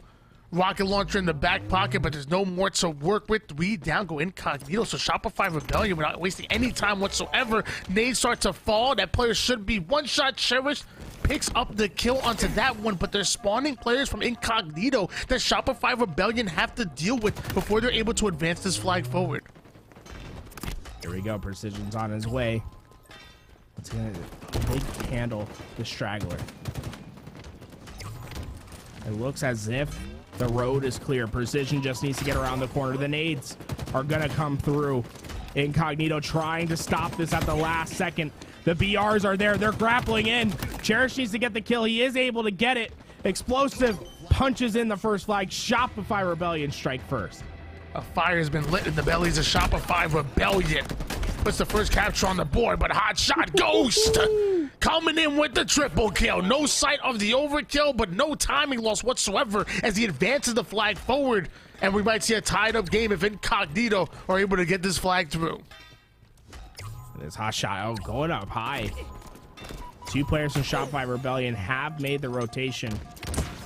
Does he know that there's no bullets with that shotgun? There we go. He eventually drops it down. Shopify Rebellion, they did get the overextension off, but they're far away from getting this return for free. Parzelli, he throws a nade. It's not going to connect in time. Shopify Rebellion able to get the return at the last stage of the map. Hotshot Goose coming into play. Does have a teammate with him, but the nades are being devastating. Landing onto both of the players. Still a 3-man push on Incognito. Hotshot Ghost has a couple grenades of his own. Now pushing up with the Bulldog. Connects onto one. Working onto the return is Hotshot Ghost. And I don't think there's anybody from Shopify Rebellion able to get the pull. So great return out of Incognito. Hotshot getting the kills. And this is the flag run that they need to be successful. Remember, a 2-0 lead can feel like a death sentence on this map, and Incognito, they need to get this one tied up if they want to get back in this game. And Carmea is doing his job. Carmea has been so impactful on this map, 10-7 thus far, and he's been controlling the power weapons for his team so effectively. Remember that goal line stand that he made the Rockets so impactful. Fortunately, he's gonna have to back down for now. That flag, it's in trouble, but his teammates are there. They're coming in for the save. One more player to take care of. Carmea gives it of his life, but it looks like Shopify Rebellion's there for the return. Burton's gonna get the complimentary overshield, but not before that return comes in. Carmea definitely putting work on the battlefield, but meanwhile, his teammate in Parzelli putting up me kind of stats. 4 and 14, 5 assists, but that's not gonna be enough. Burton, though, able to get the Rockets and the overshield. Bit of a puck and rocket onto the first one. The second one will connect, so that's an easy double coming out of Burton. There's one more player in front of him. He grapples over towards, gets himself 3, and Burton takes down all 4 members of Shopify Rebellion. And now we're seeing them staggered off the spawn. One more round of slays, and they will be pulling the flag. Problem is, this is a story that we've seen before. Incognito have been woefully inefficient at getting this flag out and away. And it looks like Shopify Rebellion are going to stand strong once again, not letting anything through. And Hotshot Ghost, he has a decision to make. How does he handle this? All these players got through. Slow playing himself. Gets the opening pick. His teammates are going to come to help. Oh my god, that nade was just about perfect. Now you see that one hop in the corner. You're not getting away anywhere of your life. As Incognito's trying their best to recover, but Shopify Rebellion once again standing strong. They're doing a great job of clearing out the mid-map. And you talked about it before, a 2-cap lead can feel like a mountain to climb, and with 4 minutes and 30 seconds on the clock, it's Incognito that still have to capture 1. They've been able to pull multiple flags, but it's so tough to get the flag through. Maybe that overshield coming up soon might be exactly what Incognito need, but Shopify Rebellion are making sure they are stuck within their base. Precision gets right behind the enemy players, and this is his chance. Double kill. God, this shotgun, man, it barks. These players keep lining up, Tony. They're all falling down, finally able to stop Precision's push.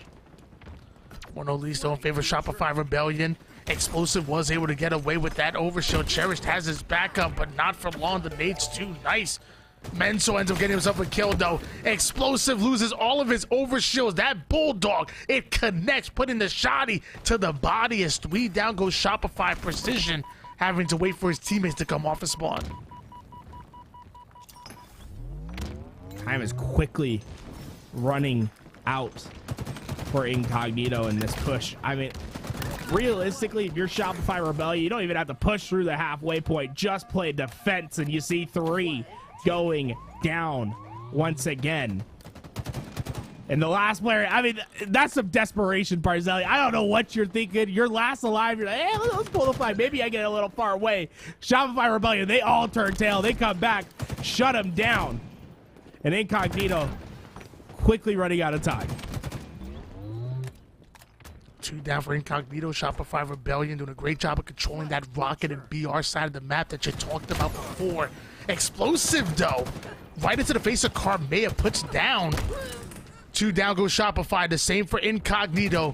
Parzelli with the shots onto the BR side, and we should see the flag be run the same exact route here, going right up the alley and right through the shotgun.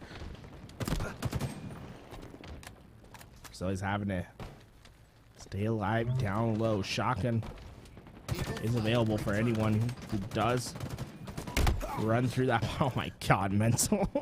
No. Hey, sometimes things just don't work out for you. Mental gets the kill.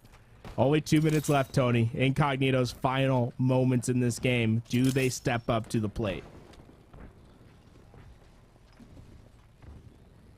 On board now with Hotshot Goose, holding down 1 perimeter. Meanwhile, Carmea holding down the second. We have 2 players from each side of Shopify Rebellion on the BR and the tree outside.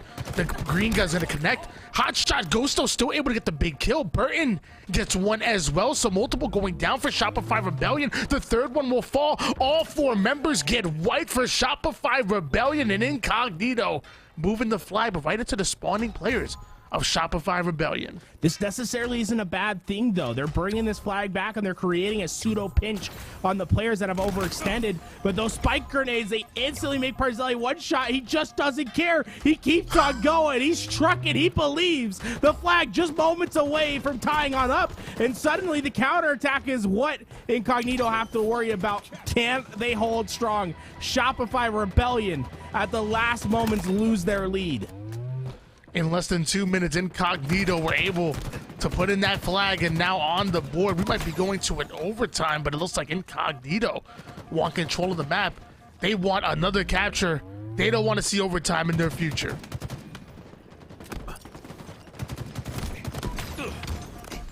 Only 42 seconds left. Oh my god, Parzelli was waiting. Carmea, if no one knows, he has a real opportunity here. Get into that top BR.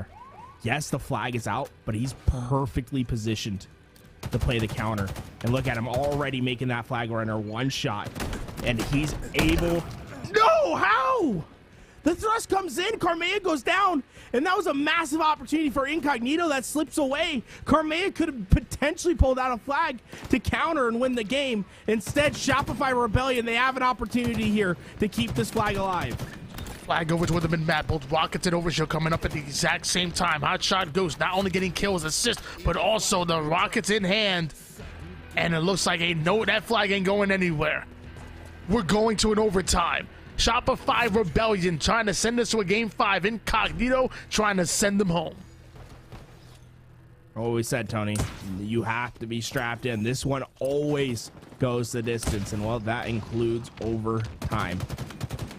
And Incognito come out strong, immediately get 2, make it 3. This is disastrous for Shopify Rebellion. Nothing going their way. Hotshot goes. He doesn't even know what he wants to do. Do I go for rockets? Do I go for the kills? Checking just about everything.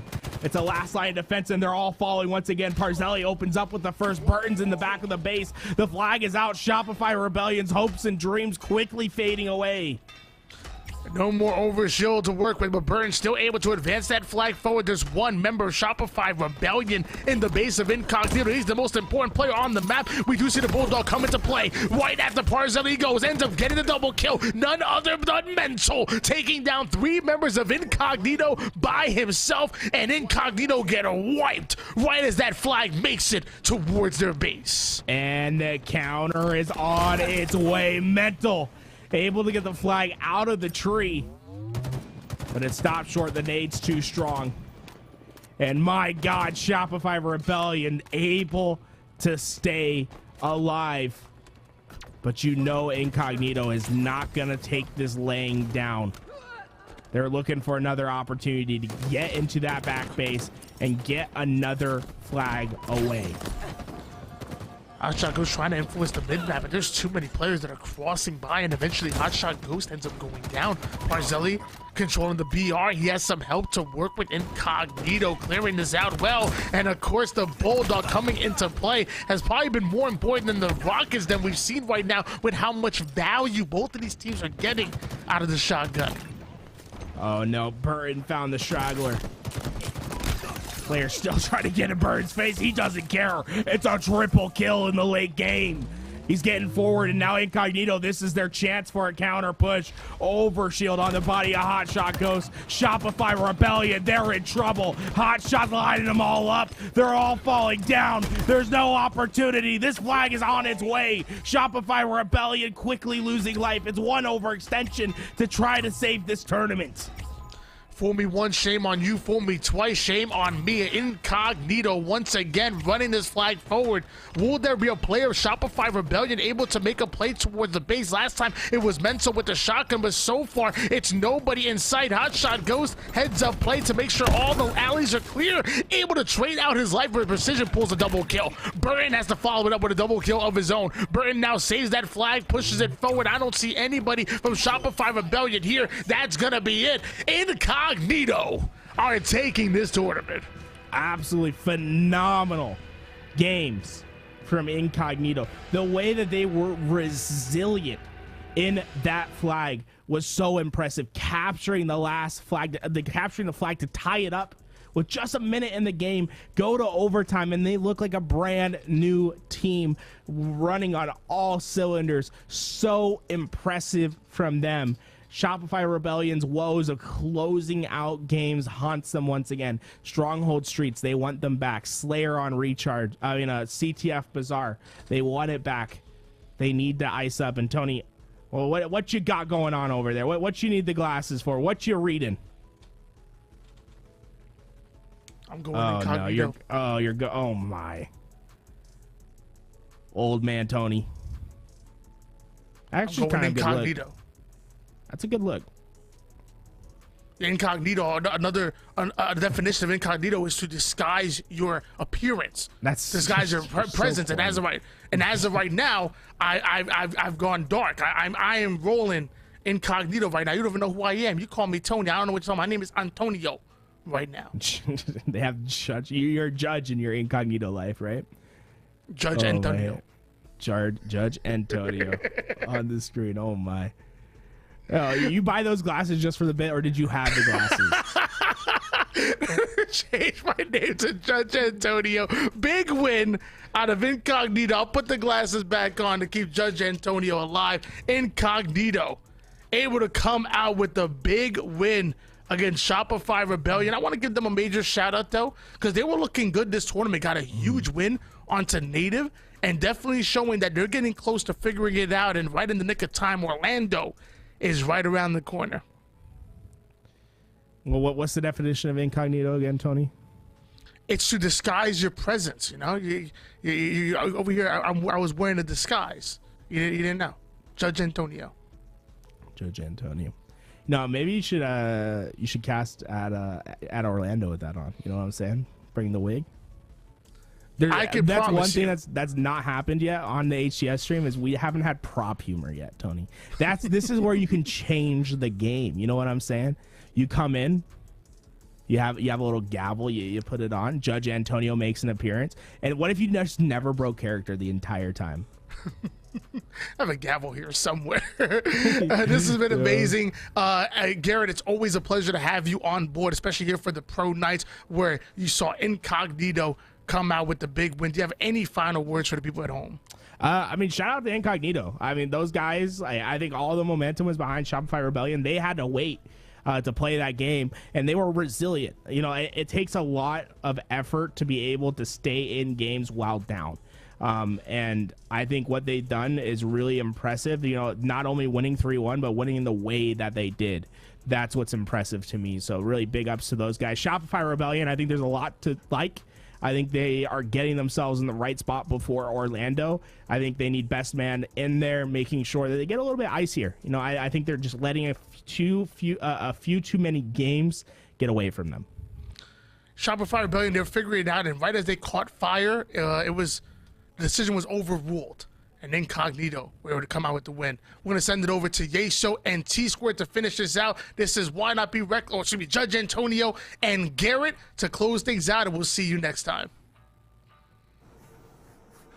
Big thank you to Tools and Judge Antonio there as we're coming back after our grand finals tonight. T-Squared joining me once again. And, hey, you were on the Hotshot Ghost hype train despite predicting Shopify Rebellion, and he and the Incognito squad came out and looked really good in this series, especially when you kind of contextualize it with the fact that they are, you know, not coming in with that momentum like Shopify Rebellion were, and didn't seem to bother them in the slightest. They looked damn good in this grand final, Tom.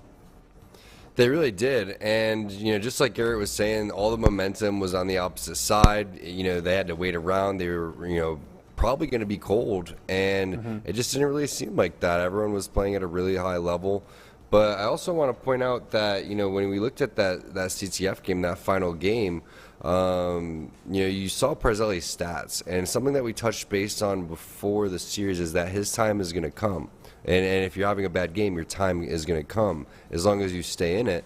And it came in a flag capture, and it came in him running the flag and continuing to run that even though he was weak. And he could have, you know, made some different plays, played it a little bit differently. And he didn't. He just stayed right in there and stayed focused, and his time came, and he sent that to overtime with the rest of his Incognito teammates, and then they ended up winning the game. So that's a perfect example, you know, 7 and like 23, I think, at one point, but yet clutching it out when his team needed him most. Yeah, and that just goes to that, you know, mental fortitude that we talked about earlier, being able to hang in there and understand that even if you aren't playing well right now, your opportunity to put your fingerprints on that game will come eventually, and Parzelli did exactly that, and a big part of why they take the win here. So congratulations to Incognito. As we get ready to wrap up, you know, Halo here, Intel Week at Series Z, any final thoughts from you, Tom? I'm excited for, you know, the open day that's going to be going down, to have the major bracket and to see all these new team changes that are coming forward. But I think we saw a lot today from the teams that showed up, and really what I want to see more is from the ESA teams. You know, these teams are really good, but they're just not able to, put up this fight that we know that they can. So I'm hoping that ESA Blue and ESA Red step it up next week during our pro night. I had a great time watching the Halo matches, but man, we had some really close series, and we thought that this one was probably going to go to the distance too. So a lot of talented players, getting excited for Orlando. And again, just like in Apex, don't be surprised when you see the teams that are practicing in Series E do well at the major events. Yep, a lot of incredible talent here coming through Series E week after week, regardless of the title. That's why you can't miss out on it. 4 p.m. Pacific time, Monday through Friday. We got 3 different games we're covering. And, if you like Tom, he's all over the place too. So this is a good place to come and see what he's got to say. T-Squared, it's always a pleasure to hang out with you, my friend. Have a great rest of your weekend. Always appreciate your insight here. That's going to do it for us, folks. Happy Intel Week. If you need more products from them and all of our partners, walmart.com/esports arena. But for myself, my good friend Tom, everybody here at Esports Arena and the entire live broadcast crew, thank you so much for hanging out with us here today. Have a wonderful weekend, and we'll see you next week.